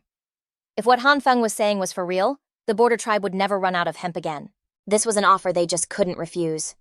Thuong's eyes lit up and she quickly signaled for her people to cut the 2 guys loose. Once she gave the word, her men quickly untied them. Han Feng got to his feet and straightened his animal hide wrap. He held out his hand to Thuong, then pointed at his weapons, making it clear he wanted them back. Thuong paused for a second, but seeing the ice-cold, determined look in Han Feng's eyes that gave off a serious kingly vibe, she quickly told Zhao Deep to give him his weapons back. But Zhao Deep, who was still pissed about letting Han Feng go, wasn't about to make it easy, and just turned her back on him. She huffed, "Fine, I'll give him back, but you gotta show me how to use him first." Hearing that, Han Feng just nodded and grabbed the bow. He then pulled out an arrow and scanned the area for a target.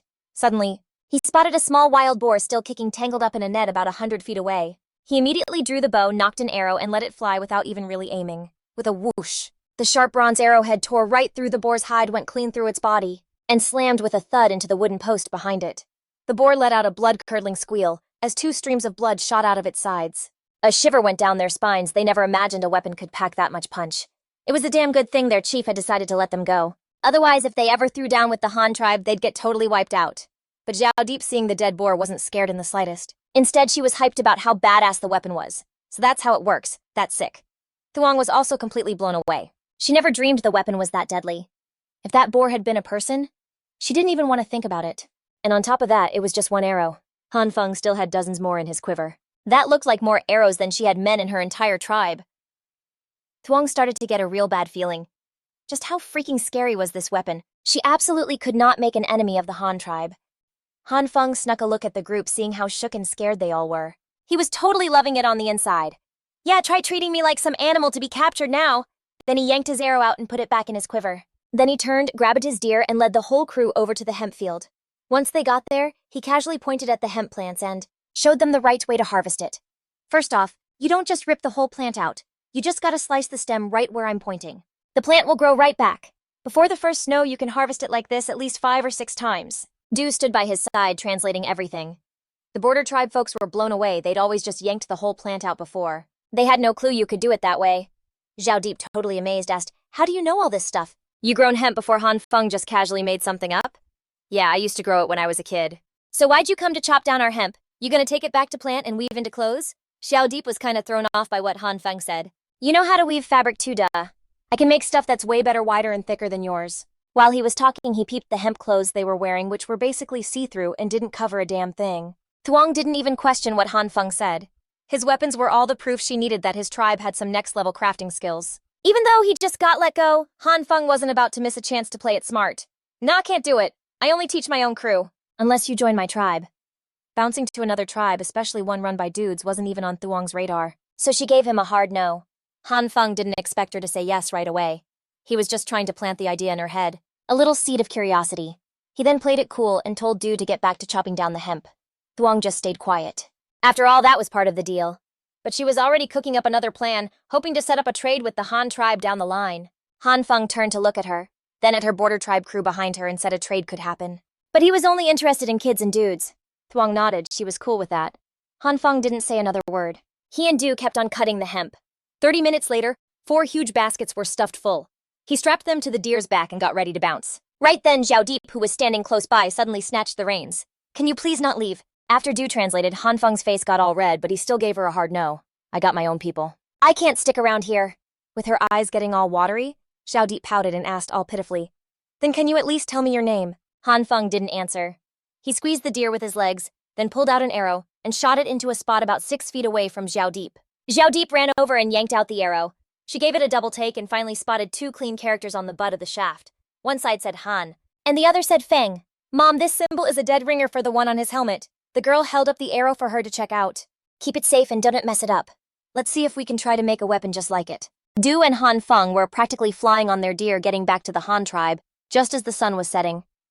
Meanwhile, on the north side of the man-made river, The folks from the Han and Du tribes had cleared out a small plot of land about an acre in size. Han Feng used a shovel to draw a line in the dirt, telling everyone to plant these hemp stalks in the ground and then water them. Chuotvu and the elder walked up to Han Feng. Chief, what are we planting this stuff for? It's for making clothes, the stuff we wear on our bodies. Clothes made from this plant are super thin and will be really breezy to wear in the summer.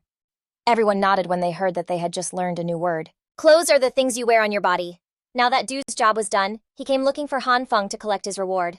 Even though they hit a few bumps in the road, Han Feng didn't flake on his promise. Just like they agreed, he gave him the moose. On top of that, he threw in a clay pot and 10 bowls. As for that whole thing with the two of them getting snatched by the Bien tribe, they both just kind of pretended it never happened. I mean, they were both tribal chiefs, it was just way too embarrassing. Early the next morning, Du led his people to say goodbye to Han Feng, promising they'd link up again at the Spring Gathering Valley. Han Feng just watched as the Du tribe's crew slowly disappeared into the distance. He had a faraway look in his eyes. He was itching to get out there and explore just like the Du tribe. Just then the elder came up behind him and asked, "Chief, what's the move now?" Han Feng turned to look at the elder. He figured the rice seeds had been soaking for a day, so it was time to transplant the seedlings. He didn't waste any time. He immediately told the elder to round up all the strong young dudes in the tribe. First, he told the guys to clear out all the irrigation ditches to get the water flowing. Even though the elder had no idea what this whole transplanting seedlings thing was, he just rolled with it. He knew that listening to the chief was always the right move.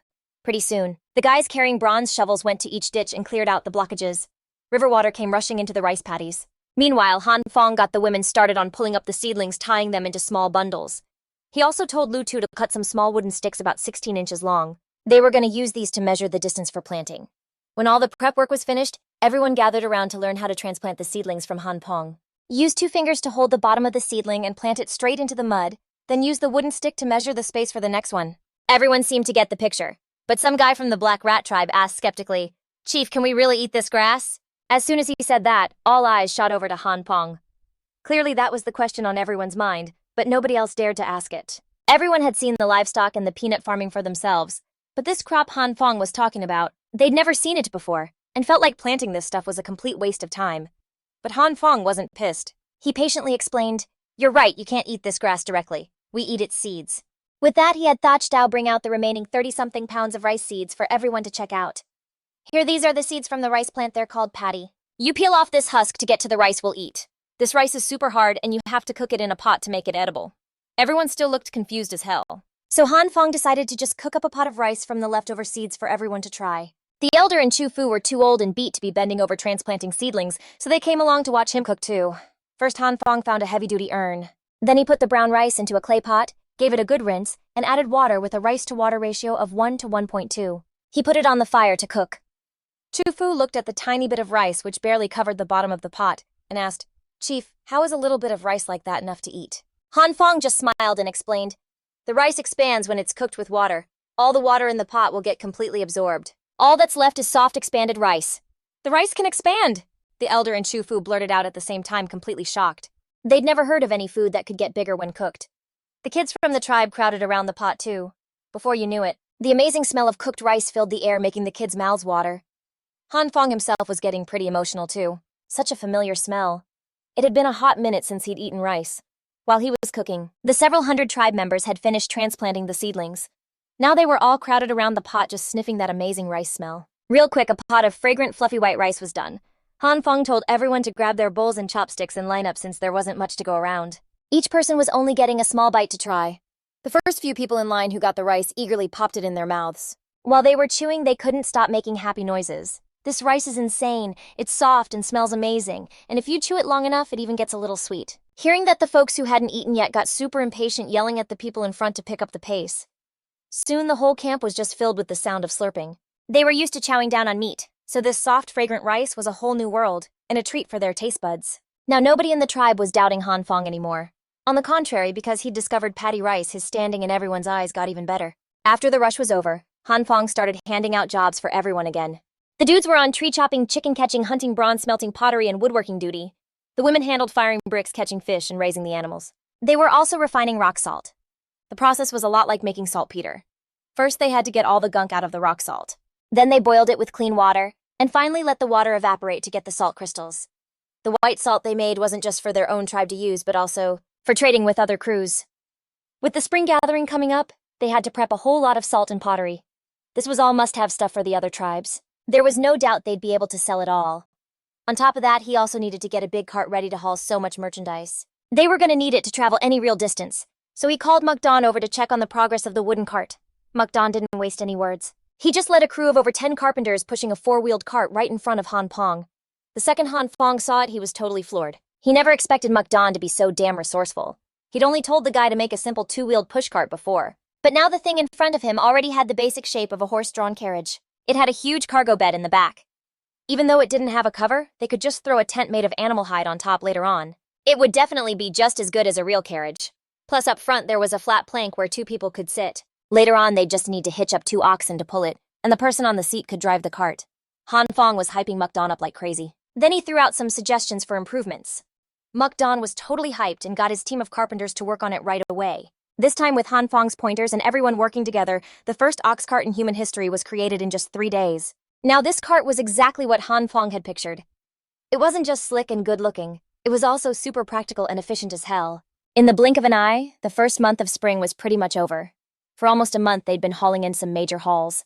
The Han tribe plowed fields, planted crops, mined salt, and even got into a fight to put the Black Rat tribe in their place. They also successfully baited the Bien tribe into planting hemp. Life for the tribe's people was just getting better and better. The only hang-up was the city Han Feng had designed. It still hadn't really gone anywhere. Building a city takes a lot of manpower, and the Han tribe only had a little over 350 people total. Now was the perfect time to use their pottery and white salt to poach some people at the spring gathering. To make transport easier, Han Feng told Lu Tu to quickly crank out a batch of flat-bottomed, wide-mouthed clay pots with wooden lids. They could be stacked on top of each other to save space. The salt was packed straight into large wooden barrels with the lids tied down tight with rope. Han Feng kept directing the tribe members to load the goods onto the cart. Today was 6 days before the spring gathering started. To avoid rushing, he planned on leaving early. Then he called Dai Thu over to give him the lowdown. While he was gone, Dai Thu would be in charge of the tribe. He had to keep the people and the young crops safe and sound. Dai Thu felt Han Feng's trust and pounded his chest, promising he'd protect every single member of the tribe. Next he looked over at Chuot Lan standing next to him and put a pre-made tin helmet on his head. While I'm gone, you need to be responsible for leading the hunting party out on hunts. You also gotta lead the new tribe members in daily practice with bows, arrows, and spears. Great Rat was salty at first that Dai Thu got handed such a huge responsibility, but then he saw that Han Feng had hooked him up with a helmet identical to Dai Thu's, and that little bit of saltiness just vanished. He was totally treasuring the tin helmet in his hands. Finally, Han Feng told the elder and Chuot Vu to hit up the rice paddies every day to check on him. The fields gotta stay flooded. The water's gotta be at least a hand deep. Even though the 2 old dudes were up there in years, they wanted to pull their weight for the tribe now that they had a job to do. They were happy to do it. After getting everything sorted, Han Feng immediately called for the crew to get ready to roll out. This time for the trip to the spring gathering, he only brought a few grown men, including Dai Luk Dak Nai Thu, Nha, Thach Dao Vu Mao, and Thu Tru. A total of 6 dudes. On top of that, there were 20 young bucks who just came of age, led by Hao Tu Dai Tui Dai Mao and Nai Mao. Thu Tru was on ox cart duty. Han Feng and the 5 other veteran warriors rode moose. The other 20 kids rode on 10 moose. A badass cavalry of 27 people started heading towards the spring gathering valley down southwest. The path was mostly just sparse forests, grasslands, and hills, so the crew traveled easy. By evening, everyone found a clearing to make camp. They lit up a few big bonfires. Han Feng had everyone take turns on watch and then got ready to crash. But just as he was laying down, he heard Thu Nha calling him, "Chief, get up quick. Another crew is coming up from behind and it looks like they're heading to the spring festival too." Hearing this, Han Feng rubbed his eyes and sat up looking towards the specks of fire that were slowly getting closer. He waited till the other party got near. He then realized the leader of this group was Thuong, some chick wrapped in burlap. Turns out it was the Bien tribe. With 20 young dudes plus herself, they totaled 51 people. They also brought their stuff like thorn ropes, thorn nets, burlap, and even some big-ass bone clubs. Right then, Xiao Deep was whining, "Mom, I'm so thirsty, we had no water to drink on the way, and I don't want to go to the Spring Festival Valley to find some dude anymore." As her mom, how could Thuong not know what her daughter was thinking? She immediately called Xiao Deep out on her real motives. "Don't think I don't know what you're up to. That guy is the chief of another tribe, and he ain't coming to ours. Just drop it." Just then a grown man hurried over to the 2 of them. "Chief, there's a crew from another tribe camped up ahead. Should we roll up on them?" As soon as Yao Deep heard there were people up ahead, she immediately tugged on Thuong's arm and started whining. "Mom, let's go check it out. I'm so thirsty." Thuong turned her head to look at her people who'd also gone half a day with no water. Everyone was dying of thirst, so she nodded. Xiao Deep ran on ahead and soon spotted the Han tribe's signature hairstyle. She got all excited and yelled, "Mom, look! It's the people from the Han tribe. Let's hurry over and ask them for some water." Thuong glanced at the girl and muttered under her breath, "Their tribe is even farther out than ours. Who knows if they even have any water left." Just then, Han Feng walked over, recognizing the newcomers as Thuong and Xiao Deep. Chief Han, you got any drinking water? We're all out. Can we trade for some water? Thuong motioned to ask Han Feng. Han Feng frowned. Forget about trading for water. Looking at their pile of random junk, he saw nothing worth a damn besides the people themselves. He waved his hand, signaling a trade wasn't necessary, and told them to follow him. He led them to the back of the ox cart, hopped on, and whipped out a huge porcelain bowl, leaving the Bian tribe completely shook. What in the world is this? When did they start bringing their whole house with them? And that bowl the chief is holding, could that be the legendary stone basin? They've got a whole cart full of stone basins, but where's the water basins are useless on their own. Then they saw Han Feng walk over to the back of the ox cart. He lifted a wooden plank, revealing a huge wooden barrel underneath. He twisted the plug on the barrel and water just started flowing out. A young dude's jaw hit the floor. Is that a water barrel? It's huge. You could probably fit a whole person inside that thing. Han Feng paid him no mind and handed the full bowl of water right to Thuong. Drink up, no trade needed. Thuong placed her right hand on her chest and bowed to Han Feng to show her thanks. Then she and Xiao Deep took turns drinking the whole bowl of water. Seeing the people behind them still waiting for water, Han Feng gave the bowl to Daiji and told him to get some for everyone else. Chief Han, you're heading to the spring festival too, right? How about our two tribes travel together? Seeing that Han Feng didn't shoot her down, Thuong boldly made the suggestion. After all, rolling with Han Feng meant they'd at least have plenty of drinking water. Afterwards, the Bian tribe set up their campfire right next to them and some of them passed out cold. Others were curiously checking out his tribe and all their different stuff, whispering quietly among themselves. Early the next morning, the amazing smell of roasted meat wafted through the camp. The Han tribe's breakfast was ready, and it was wild rabbit and field mice. That's what the Night Watch had shot with their bows and arrows the night before. The people from the Bian tribe were also woken up by the smell. They took out their dried meat to roast over the fire. Han Feng was also sitting by a bonfire, skewering a rabbit liver and sprinkling it with salt and chili while it roasted. A moment later, that unique, delicious smell caught Xiao Deep's attention. She stared hard at the roasted skewer in Han Feng's hand, her mouth watering nonstop. When the rabbit liver was cooked, Han Feng used a small knife to cut it in half and gave one piece to Xiao Deep. After all, the girl was practically drooling over it. Xiao Deep beamed as she took the piece of liver. She took a bite, and after just a few chews, her face turned bright red. She opened her mouth, fanning it with her hand like crazy, but she couldn't bring herself to spit the food out. Han Feng just burst out laughing when he saw it. But he didn't want to tease the girl anymore, so he handed her a bowl of cool water. She took 2 big gulps and started to feel a little better. What is this flavor? It's so intense, but I really like it. Han Feng told her that's chili. The flavor is called spicy. Then Xiao Deep pointed to a nearby pouch of white grains and asked, "And what's this white stuff?" Han Feng pinched a little salt and gave it to her. This is white salt. It has a salty taste. Eating it will give you the strength to go farther and work more without getting worn out.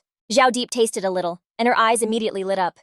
She ran to let her mother have a taste, knowing it was something her tribe desperately needed. Just as Thuong was about to ask what it was, Xiao Deep put a little bit of the white salt in her mouth. The salty taste made her frown, but she managed to swallow it. She rushed to ask Xiao Deep, "Where did you get this?" "The chief of the Han tribe gave it to me." "He has a lot more," Xiao Deep said as she dragged Thuong over to Han Feng. At that moment, nobody noticed the sly grin playing on Han Feng's lips. The fish had taken the bait. He thought to himself, then generously handed the snakeskin pouch of white salt to Thuong. Thuong took the pouch of salt. She dipped her finger in to taste a little, smacking her lips with total delight at the pure salty flavor. Then she excitedly asked Han Feng, "Chief Han, where does this white salt come from? Can we trade for some?" "Our tribe makes this ourselves. We can trade. 1 bowl of white salt for 1 man," Thuong thought. After all, those kids were going to be traded anyway, so she was down for it immediately. She just wanted to trade all 20 of them at once. She was hoping Han Feng would throw in some extra salt. Han Feng played hesitant for a second, but finally nodded and led her to the back of the ox cart. When Han Feng lifted the animal hide, the Bian tribe folks were totally stunned. They saw that the cart wasn't just filled with clay pots. It also had several massive wooden barrels. With that many containers, just snagging any one of them could probably be traded for at least 1 person. The Han tribe was so stacked, but when Han Feng made a show of opening the lids of a few wooden barrels, they couldn't keep it together anymore. These huge wooden barrels were completely full of white salt. Thuong suddenly felt like this couldn't be real. You gotta understand, salt was a priceless and rare commodity, let alone this kind of pure white stuff. Yet the Han tribe had so much of it. Right then, her whole never join another tribe thing started to crumble. If it was a tribe as rich as the Han tribe, it was actually worth considering. The second Thuong saw that all the big wooden barrels on the ox cart were filled with white salt, her resolve not to join other tribes started to waver. I mean, if it was a tribe as loaded as the Han tribe, it was for sure something to consider. He measured out a bowl of salt that looked like it weighed about 4 pounds. To use that much for just 1 person? "This is all I can give ya. You'll have to find your own bags to carry it in." Thuong, snapping back to reality, quickly told Xiao Deep to get some animal hide bags from their crew.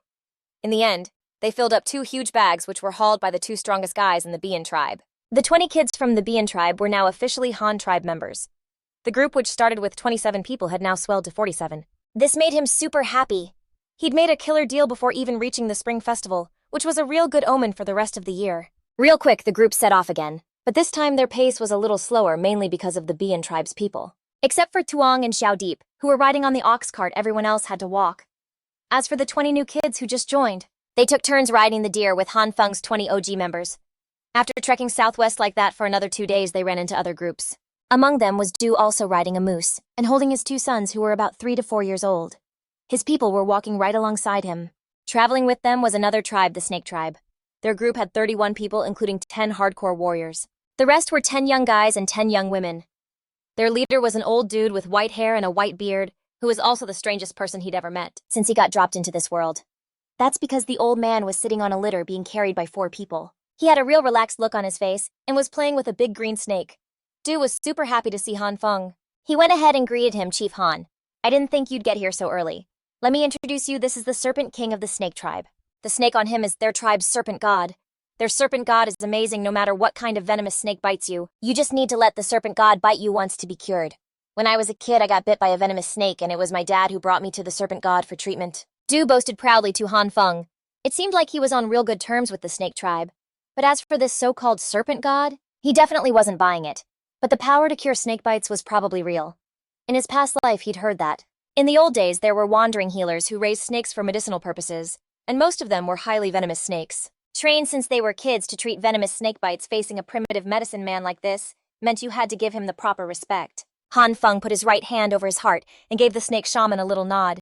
The snake shaman nodded back, but the old dude's eyes were glued to his ox cart. He'd never seen a ride that slick before.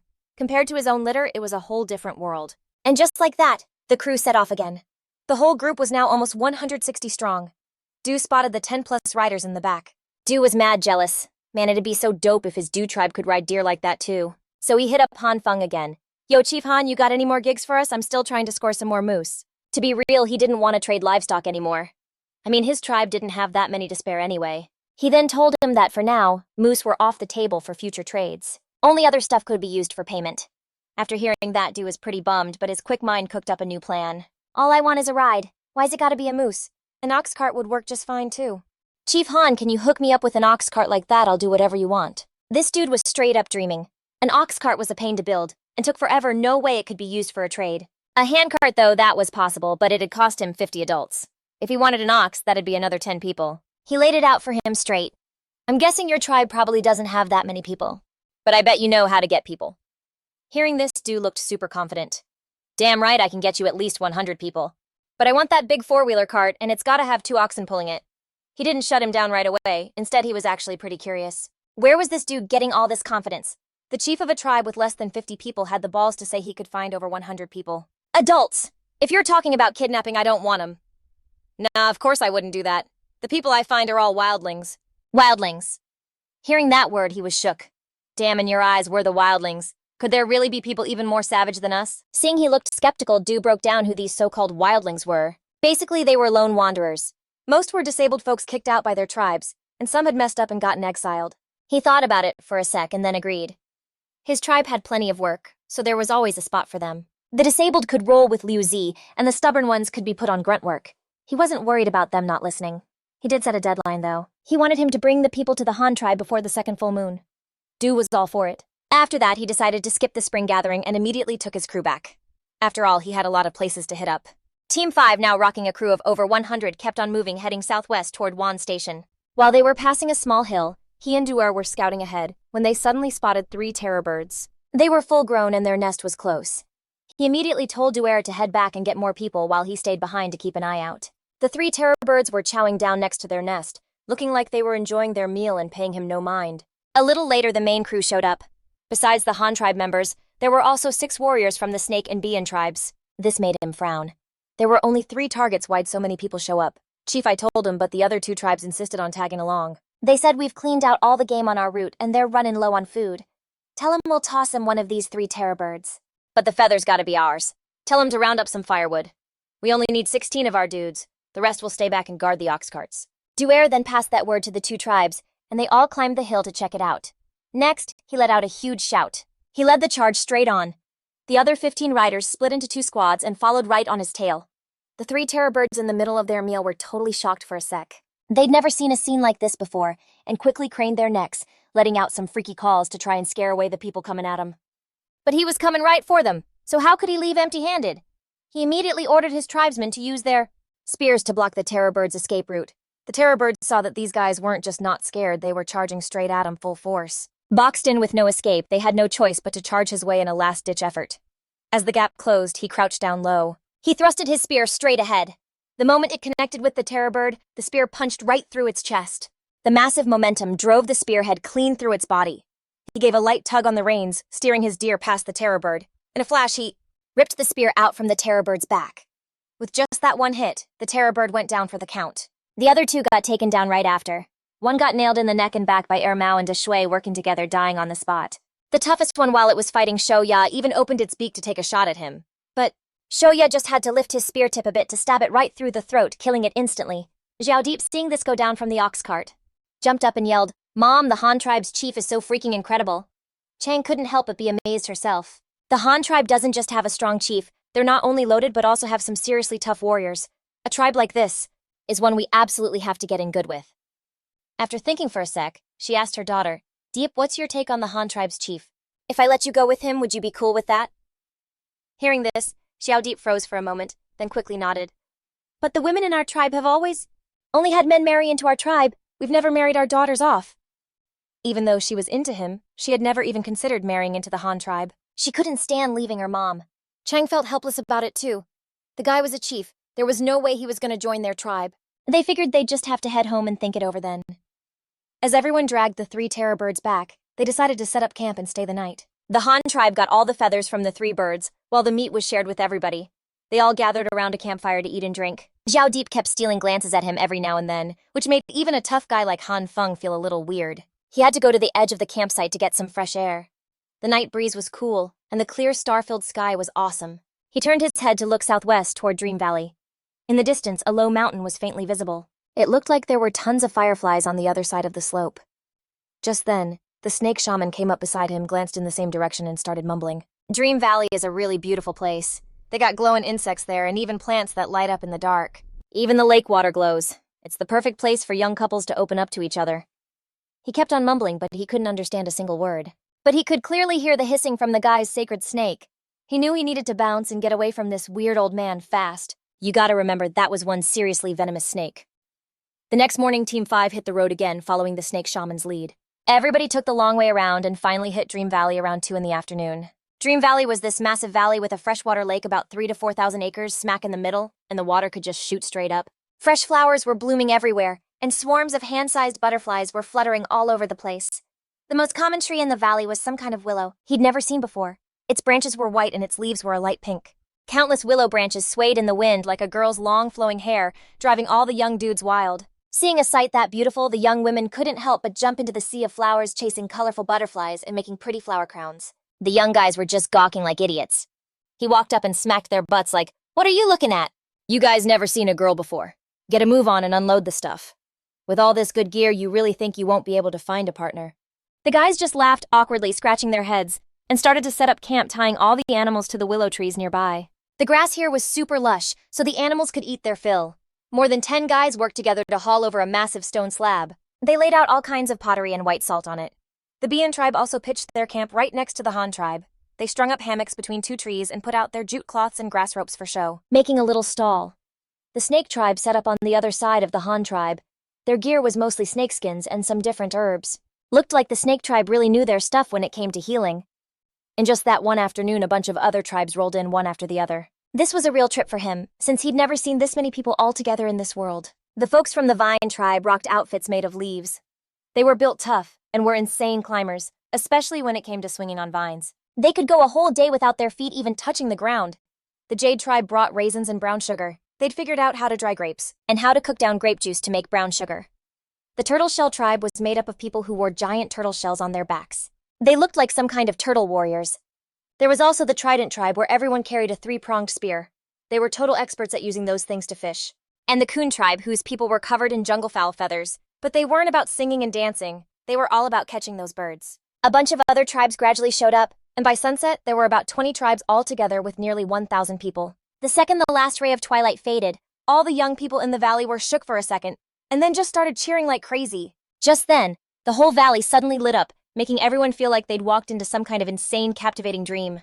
The lake's surface started shimmering with a pale blue light. It made the lake water look crystal clear and bright, and countless flowers burst into full bloom, giving off a shimmering, mystical light. The tall white willow trees shone even brighter than during the day, looking like glowing ribbons swaying in the breeze. Even the butterflies that were so colorful during the day now looked like fireflies twinkling with this brilliant light. It was beautiful, but also a little weird and enchanting. All the young men and women standing on the lakeshore were totally floored. Stunned by the dreamlike scenery, the only ones keeping their cool were the elders who had been there, done that. They called out to their people to start prepping for this year's spring festival, which was pretty much like a big market or a fair. Everyone put out their tribe's specialty goods for sale, and if they spotted something their tribe needed while wandering around, they could try to make a trade. If a girl saw a guy she was into, she could snip off a lock of her hair and tie it to his weapon. If the dude was down, he'd bring some engagement gifts to the girl's tribe leader to pop the question. Then he could take the girl home. If a guy spotted a hot chick, he had to snag a glowing butterfly from the valley to give to her. If the girl was into the guy, he'd still have to bring engagement gifts to her tribe's chief to make it official. If two dudes were after the same girl, they had to throw down in a duel to win the right to be her man. No weapons allowed as long as nobody got seriously messed up. The last man standing got to take the girl home. Chang from the Bian tribe was the one who filled him in on these rules. This made him, the chief, feel kinda awkward.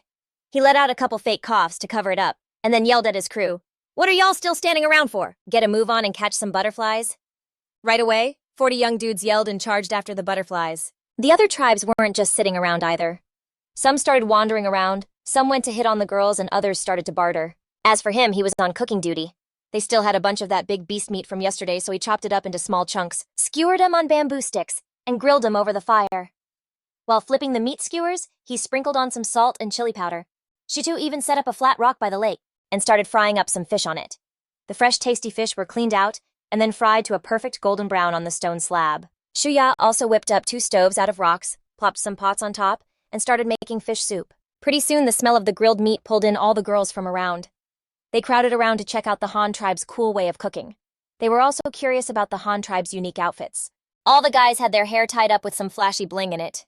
Everybody looked clean and sharp as hell. Some people were also checking out the Han tribe's gear. They'd never seen so many stone pots in their lives. The dudes chasing butterflies suddenly realized something was up. It looked like they didn't even need to catch butterflies anymore, 'cause the girls were already making the first move and coming over to their tribe's spot. So the whole crew of guys yelled again and hustled back. Truth be told, it wasn't just the Han tribe's bomb food that was pulling the girls in. That ox cart that looked like a tiny house was a big enough draw all on its own. Plus, they had over 10 deer and cattle tied up to the willow trees nearby. You gotta understand, for a tribe to be able to raise that many live animals without having to eat and prove their tribe was for sure super powerful. They basically never had to worry about food. Who wouldn't want to marry into a tribe like that? The girls stood around in cliques checking out the guys from the Han tribe, who had just gotten back from chasing butterflies, sizing up their looks, their builds, and their weapons. A young woman from the Yi tribe, after watching for a bit, walked up to Da Shui and snipped off a lock of her hair, tying it to his bronze spear. Da Shui froze up and then cracked a goofy grin. His boys gave him a shove and he stumbled forward and hugged the girl. His face turned beet red, and he was too embarrassed to say a thing. The girl wasn't shy at all. She gave Da Shui a quick peck on the cheek and then bolted back to her tribe spot. Da Shui just stood there stunned like a statue, totally clueless. Mao was getting antsy and pushed him.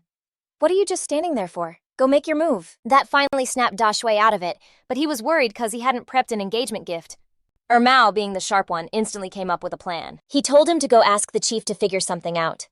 After hearing that, Da Shui thought it was a solid idea and immediately ran over to him to see what he thought. He looked at the dude's stressed out face and joked, "Take this little bowl, fill it halfway with white salt, and I guarantee you'll bring her home." Hearing that, Da Shui was totally stoked and excitedly hauled half a bowl of white salt over to the Yi tribe's spot. First, he got all formal, putting his hand on his chest and bowing to the Yi tribe's chief. Then he offered up the half a bowl of white salt. The Yi chief checked out the bowl, first thinking to himself that even though it was kinda small, it was a solid gesture.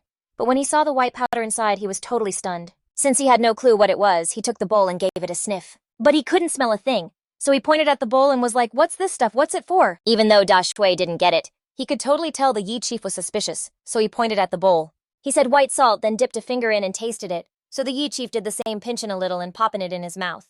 Right away, that unmistakable salty kick hit his tongue. The Yi chief almost choked his eyes, bugging out. But he managed to get that little bit of salt down, then he shot back real quick. "Your tribe got a lot of this stuff, you down to trade?" Da Shui was confused as hell, not getting what was going on, and seeing the Yi chief's super stressed look, he thought the guy wasn't happy. So he just pointed at the girl. The Yi chief froze for a sec, and only then remembered what Da Shui was there for. Then he started nodding like crazy and brought the girl over to Da Shui, who grabbed her hand, grinned like an idiot, and then headed back with her and his boys. The Yi chief turned around and handed the half a bowl of white salt to one of his warriors, telling him to stash it somewhere safe. Then he tailed Da Shui over to the Han tribe's spot, only to see that on their table they had a bunch of pottery laid out, and there was a whole pot of that white salt too. The Yi chief didn't say a word, just stood in the crowd and scoped out the Han tribe, thinking to himself, looks like this tribe's never been here before, so why'd they show up now? But when he looked around, he spotted two familiar faces. One was Du-Er, the dude with the scar on his face. The other was Shu Ya, who was rocking two tiger fangs. These two had a real unique look and were super easy to spot. It's just, why was their chief just a kid? In the crowd, there were also a few other chiefs who had stopped to check things out. Like the Dan tribe, the crew that could make slingshots out of animal sinew, and the Jew tribe. The tribe that was all about brew and wine, their people usually made soup too, but not with clay pots. They used animal skins. They'd fold up an animal hide into a pouch, throw some water, and grub in there, and then drop hot rocks inside. The water and food inside would get cooked a super old school method, and the chief of the Dan tribe was totally drawn in by that pot of soup. That fish soup had him hooked, and he'd spotted that clay pot you could cook soup right in. Besides them, you had the Yu tribe, who were known for making brown sugar from grape juice, and they also needed stuff that could be heated up directly. On top of that, there was the Xiong tribe, who were experts on mushrooms, and the Mai tribe, who rocked turtle shells and liked to use the big ones as shields. The Kang tribe, who were pros at digging pits, and the Ya tribe, where all the warriors rocked earrings made from animal teeth. The Fei Shi tribe, who were deadly with slings and throwing rocks. The chiefs of these tribes were pretty much just there for the Han tribe's cattle, deer, and ox cart. The rest of them, like the chiefs from the Xiang Hu Wen, Lian Huo Teng, and Ci tribes, didn't come over. They were still keeping an eye on their own spots. But some of their people were hanging around here. A whole crowd was watching the folks cooking and even saw them sprinkle some of that white sand on the food. They couldn't help but get curious because that white sand, when sprinkled on the fried fish and grilled meat, straight up dissolved. This made them even more curious, and they all started chattering amongst themselves, wondering what it was everyone just watched for a while. Finally, somebody couldn't hold back anymore, and it was the chieftain of the Ya tribe. The dude wearing two animal teeth pointed to the pot of white salt and asked, "What is this stuff? Can you even eat it?" He just smiled, grabbed a skewer of cooked meat, handed it over, and then pointed to the clay pot and said two words, "white salt." The Ya chieftain took the skewer of grilled meat, and while mumbling the two words, "white salt," in the common tongue, he took a bite of the meat. The spicy, salty, and savory taste of the grilled meat immediately blew his mind, and he couldn't help but exclaim, "Oh, this meat is so damn delicious." But he felt like something was off, so he took another bite, chewing it carefully to really savor the taste. He pinched a little white salt and gave it to him, motioning for him to taste it, and then grabbed a handful and shared it. The other chieftains, seeing the Fang chieftain eat the white salt without any problem, all followed his lead. The second they put the white salt in their mouths, a blast of pure salty flavor made all the chieftains gasp at once. They'd all had salty stuff before, but this was the first time they had ever tasted white salt this pure. The chieftains couldn't help but gulp and asked all at once, "How do we trade for this white salt?" Seeing his plan worked, he stopped playing games, picked up a small bowl, measured out one bowlful of white salt, and gestured that this much was for one young boy. The chieftains were all shook, thinking the price was a little steep, but then they reconsidered. Who knew how the Han tribe even managed to make such fine white salt? If it was that hard to produce, then trading a man for it made sense, but the Fang chieftain still wanted to haggle. He grabbed a bigger bowl, filled it to the brim with white salt, and motioned that this much should be enough for one young boy. "No more," he said, having already tossed in a bit more than his original offer, which let the Fang chieftain feel like he'd saved face. He glanced at the pot, which had almost no salt left, and thought he had to buy a lot since his tribe had over 200 people. He had brought 17 young boys this time, so he gritted his teeth, held up both hands, and said, "I want to trade 10 men for white salt." He nodded and told the chieftain to bring his own bag, since he didn't have a container to give him. The Fang chieftain turned to signal a nearby warrior, who quickly ran off and came back a short while later. He led 10 teenagers wearing beast tooth earrings and carried 2 snakeskin bags, and our guy personally measured out each bowl of white salt, pouring it into the bags. The 10 teenagers lined up behind him one by one, and seeing the salt pot was nearly empty, the other tribal chieftains started getting antsy. They all started clamoring to trade next, with some offering 20 people, others 10, and even the smaller tribes offering 5. The sight before him made him secretly hype. "Haha, I've struck it rich. I've struck it rich." But he kept a cool face on. He turned to whisper a few words to Thu Nha, who nodded, and then turned to give orders to several veteran warriors. Then he had 2 guys bring over 2 large wooden barrels of salt, while Dai Luke led 10 youths from the Han tribe, armed with bronze spears, to guard him and the stall.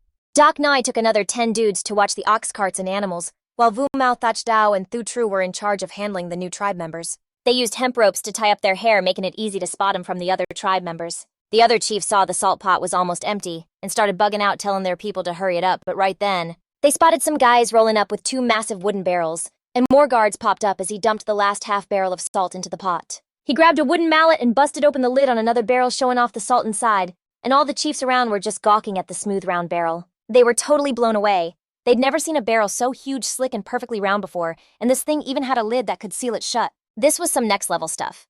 They only finally chilled out when they saw him pour another whole pot of white salt from the barrel. As dude after dude with their hair tied up got in line, his half barrel of salt ran out quick, so he cracked open another full one and dumped more salt in the pot for them to measure out. The crowd around the Han tribe's spot just kept getting bigger, with chiefs from all sorts of tribes mixed in. The Han tribe's booth basically became the main event of the whole spring gathering, pulling in even the folks who were keeping their distance before. Even the young women who were originally there scoping out potential partners all flocked over, cause the Han tribe had the most dudes, but then some drama went down. A huge ripped dude with a flame tatted on his chest, the chief of the fire tribe, rolled up on him. First, he sized up the Han tribe members, then he checked out their merch, and finally, he straight up offered 30 young dudes for some white salt, which was basically all the young guys the fire tribe even brought with them. The last 10 guys in his tribe were all certified badasses. He was thinking, y'all got a huge crew and you're obviously ready to spend, he thought. But since you came to me, I ain't gonna say no, and he right away measured out the white salt for the guy. The rate was the same as for everyone else, 1 portion for 1 person, and they kept this up until nobody had anyone left to trade. The trading finally wrapped up. All in all, 18 tribes showed up to the spring gathering, and 17 of them made a deal with the Han tribe. On average, each tribe traded more than 10 people, and when you add the 20 from the border tribe earlier, the Han tribe's numbers blew up by a whopping 215 people, and it only cost him a few £100 of salt, a straight-up massive score for this trip. But because the Han tribe went on a crazy buying spree for all the guys, a lot of the young women from other tribes couldn't find anyone to pair up with. In the end, they had no choice but to roll up to the Han tribe too. When those young guys were sold to the Han tribe, the women who had already found their partners had no choice but to follow their loves and join the Han tribe too. At this point, some chieftains protested, feeling the Han tribe was making way too much profit, since 1 bowl of white salt didn't just get them a young boy. Sometimes it even came with 1 or 2 of their women too, which was a huge loss, so they were demanding compensation and he wasn't holding back. Depending on what they asked for, he used the bowl to scoop out more salt for them.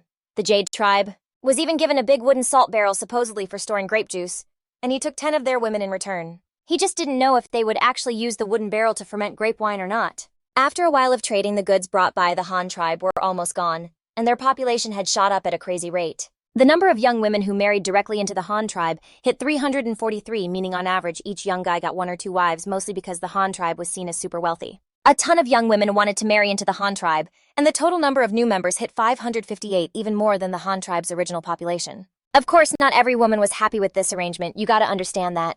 The young dudes the tribes traded to the Han tribe were their weakest. The strongest and most elite dudes were kept by their own chiefs, and to be blunt, whoever seemed weakest was the first to get sold off to the Han tribe. So some women chose to marry into other tribes, tying the knot with guys they thought were strong, and this time the tribe that got screwed the most was the border tribe. Their chief Thuong wanted to trade hemp nets and cloth for some guys, but unfortunately other tribes weren't interested. Compared to hemp cloth, white salt was obviously way more important, and if they had any extra young dudes to spare, they would of course trade them for salt. So the border tribe basically got left out in the cold, and their chief Thuong felt totally powerless.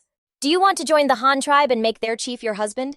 Teo Diep dodged the question. Mom, so many women married into the Han tribe today.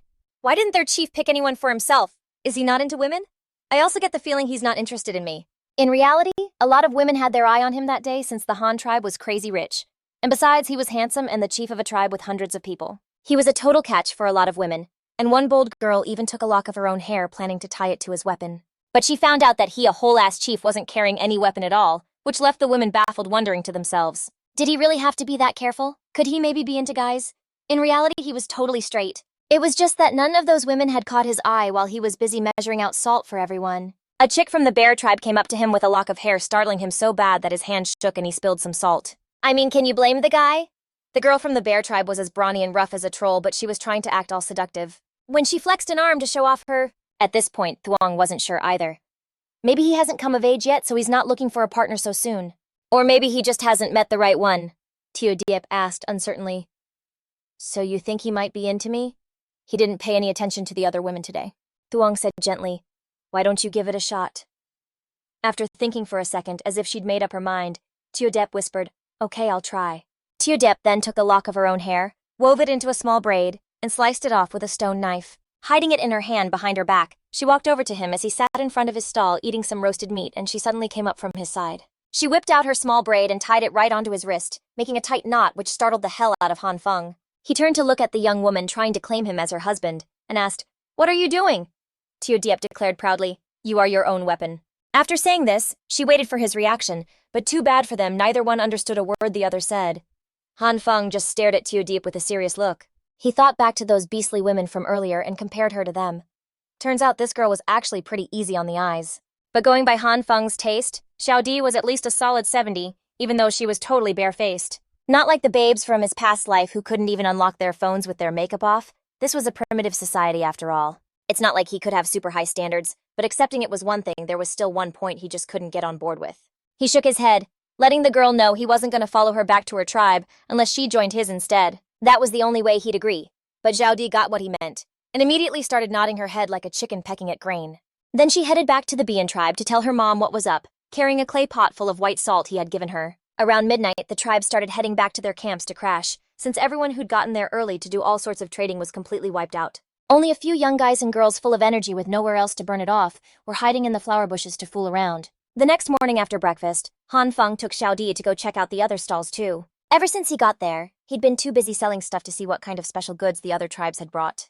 Over at the snake tribe's stall, all they had were snake skins and various herbs according to the snake shaman. He mentioned one kind that was awesome for treating external wounds, stopping bleeding, and reducing swelling, which was a plant with a root that looked a lot like ginger. It was all dried out already, and had to be pounded or ground into a powder before you could put it on a wound. As soon as Han Feng heard that, he knew it was the good stuff, a natural medicine for stopping bleeding and treating external injuries, so he bought the whole stash. He also picked out a gorgeous golden snakeskin, and ended up trading 3 clay pots for it at the Dan tribe's stall. They only had wooden forks and animal sinews on display, and he wasn't interested in the forks, but the animal sinews were the perfect material for making composite bows, so he immediately traded 2 clay pots and 4 large bowls for their whole supply of sinew. At the Niao tribe's stall, they were selling these small, fancy-looking turtle shells, which he bought for 1 large bowl. After that, he hit up the other stalls in Dream Valley, going on a wild shopping spree.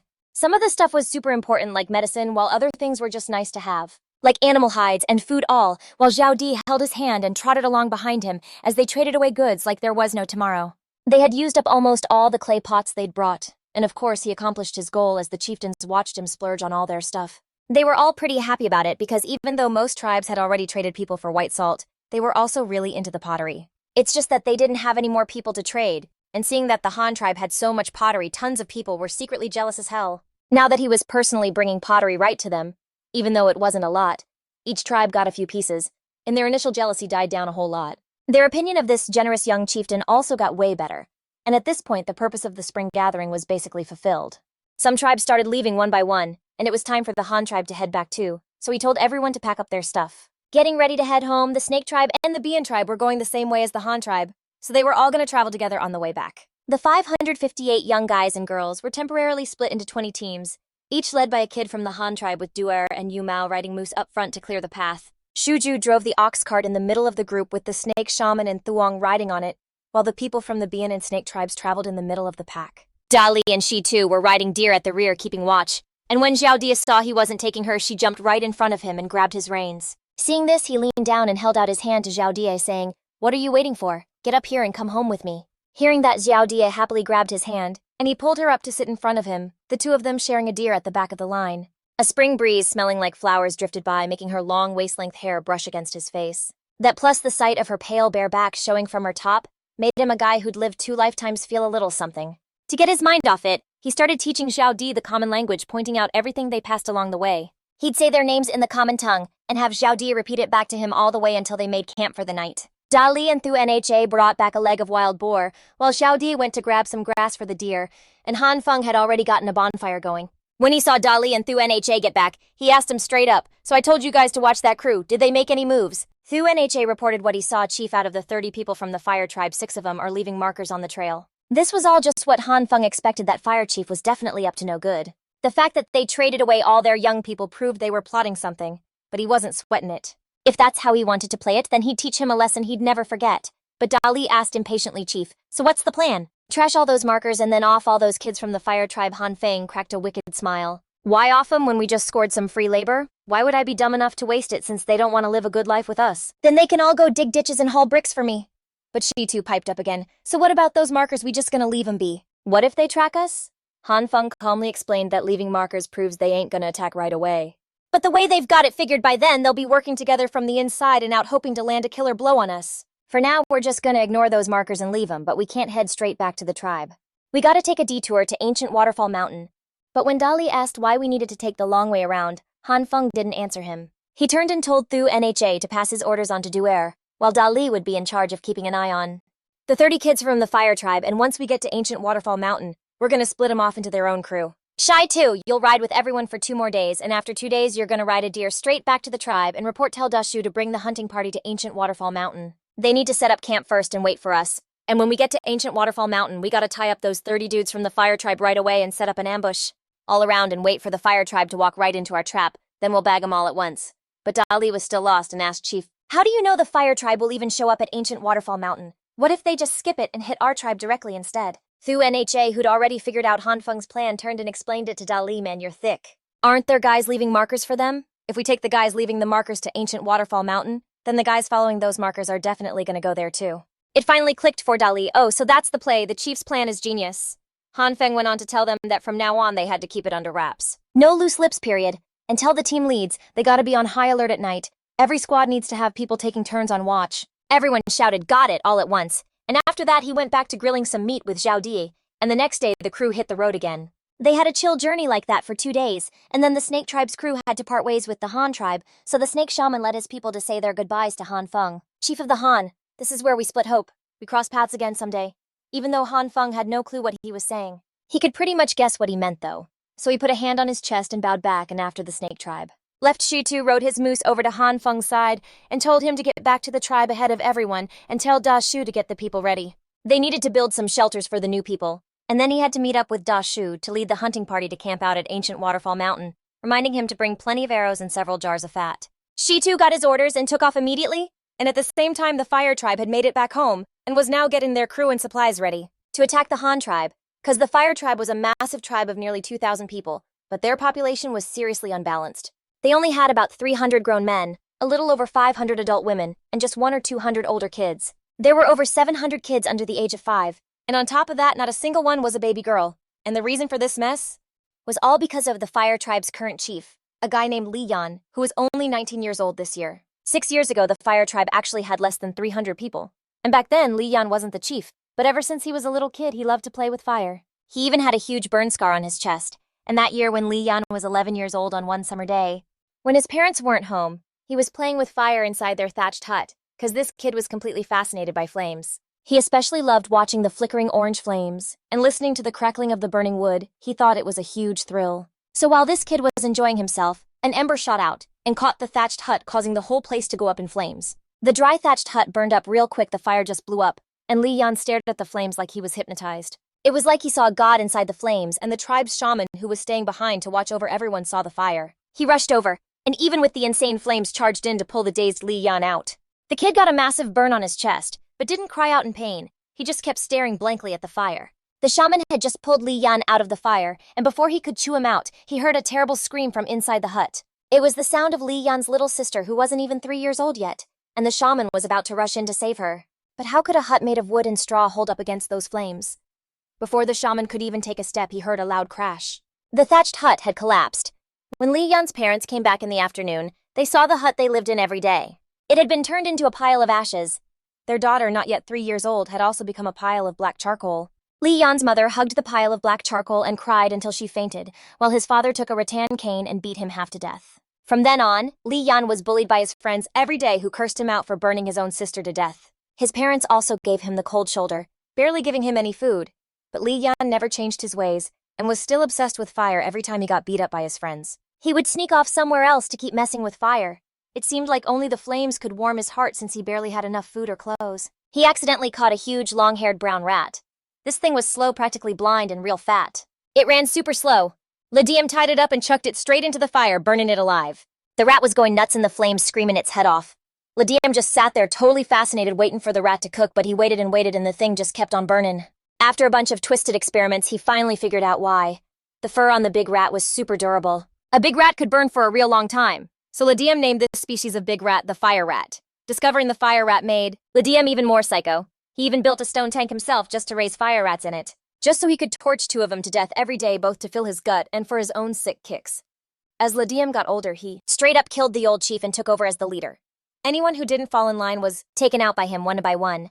Cause Ladiem got bullied and ignored a lot as a kid, his personality got all brutal and twisted. He started leading his crew to raid other tribes, killing all the men who fought back, and kids under 6 years old. He snatched up all the women to use as baby makers.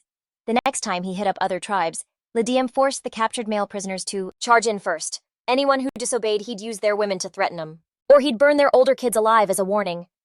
The prisoners' minds started to break, and they were forced to join the attack squad. As they conquered one tribe after another after all the bloodbaths and seeing all the loot and women, these prisoners started getting twisted to losing all their humanity and willingly becoming goons for Ladiem. And anyone who stubbornly refused to bow down got burned alive by him. Just like that, with Ladiem running the show, the fire tribe blew up fast. The number of warriors swelled up, and the number of captured women at one point shot past 1,000. They were all locked up in a damp, dark cave inside the fire tribe's turf. The captured women were all forced to have kids. If they popped out a boy, they could get released from the cave. If a girl was born, the baby girl was offed immediately, because daughters couldn't produce kids for the tribe. Raising them was just a waste of food. A lot of captured women snatched up when they were young couldn't handle the messed up torture and died on the spot. There were also those who, cause of the nasty living conditions in the cave, lost both themselves and their baby during pregnancy.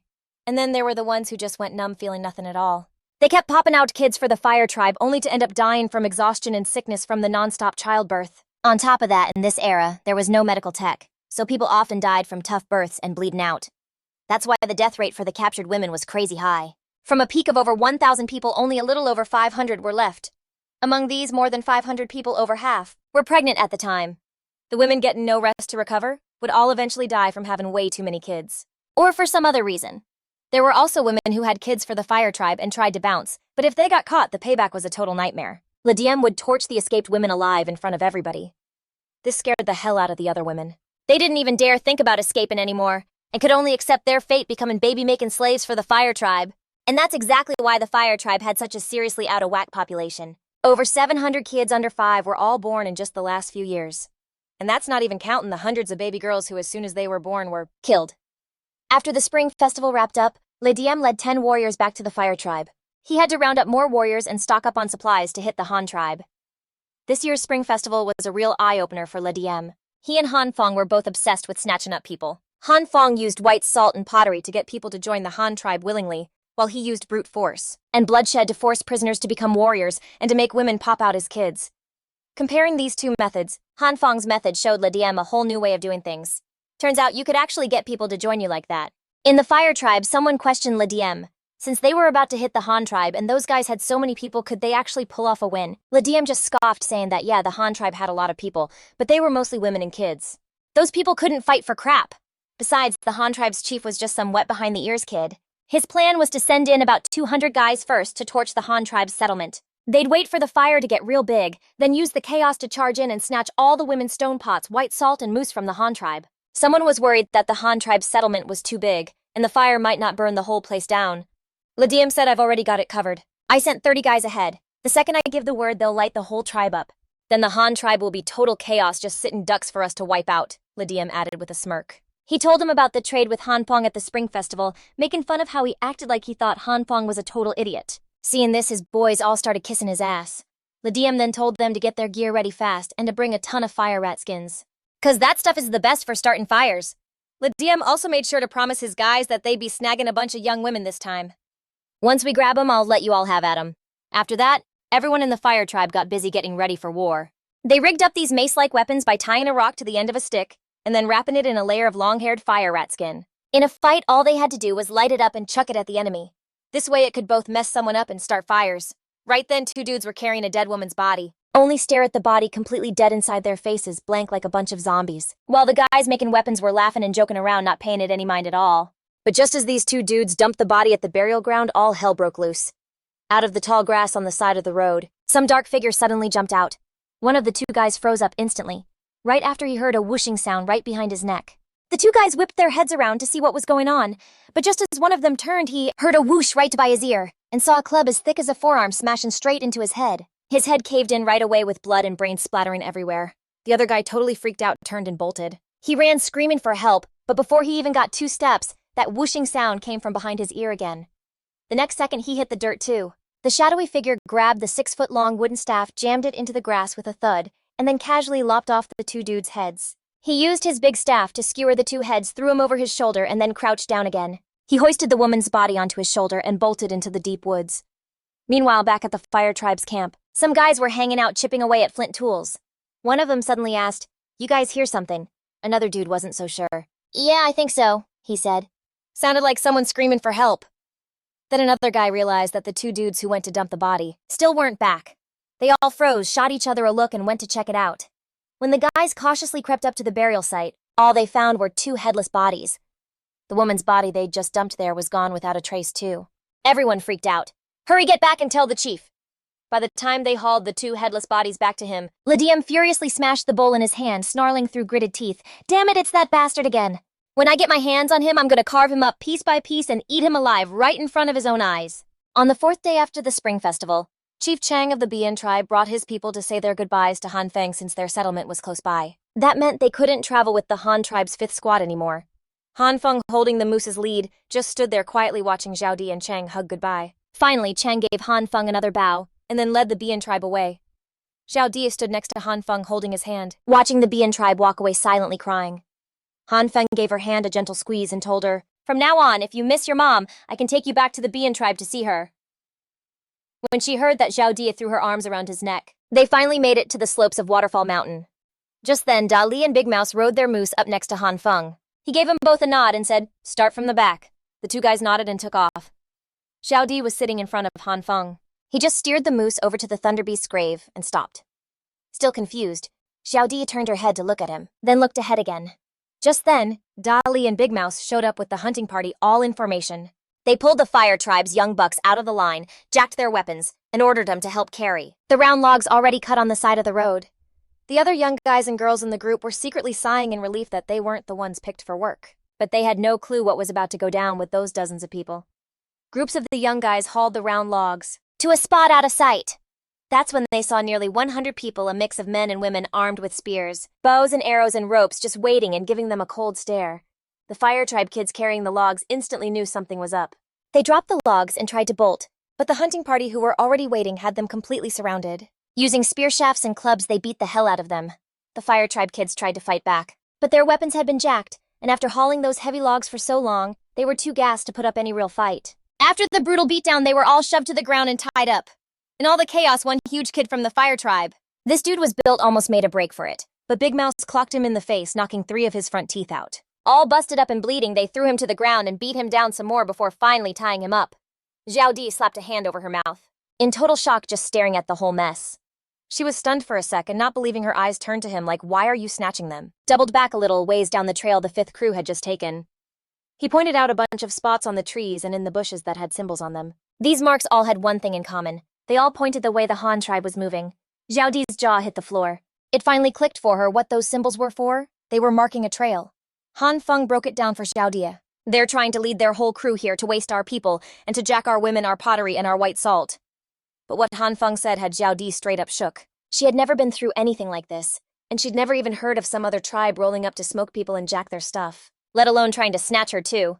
Freaking out a little, Zhao Di asked him, "So what's the move? Should we bounce to the Bian tribe? My mom will for sure know what to do." Han Feng just shook his head and told her, "Nah, we don't need to. You head back to the tribe. I'm staying here to take them out." Zhao Di immediately shut that down, shaking her head and saying, "No way I'm going. Wherever you are, I'm right there with you. I want to be with you." Hearing that from Zhao Di really got to Han Feng. She might not have been a dime like the women from his past life, but this ride or die loyalty was way more precious. For real, that kind of loyalty was priceless.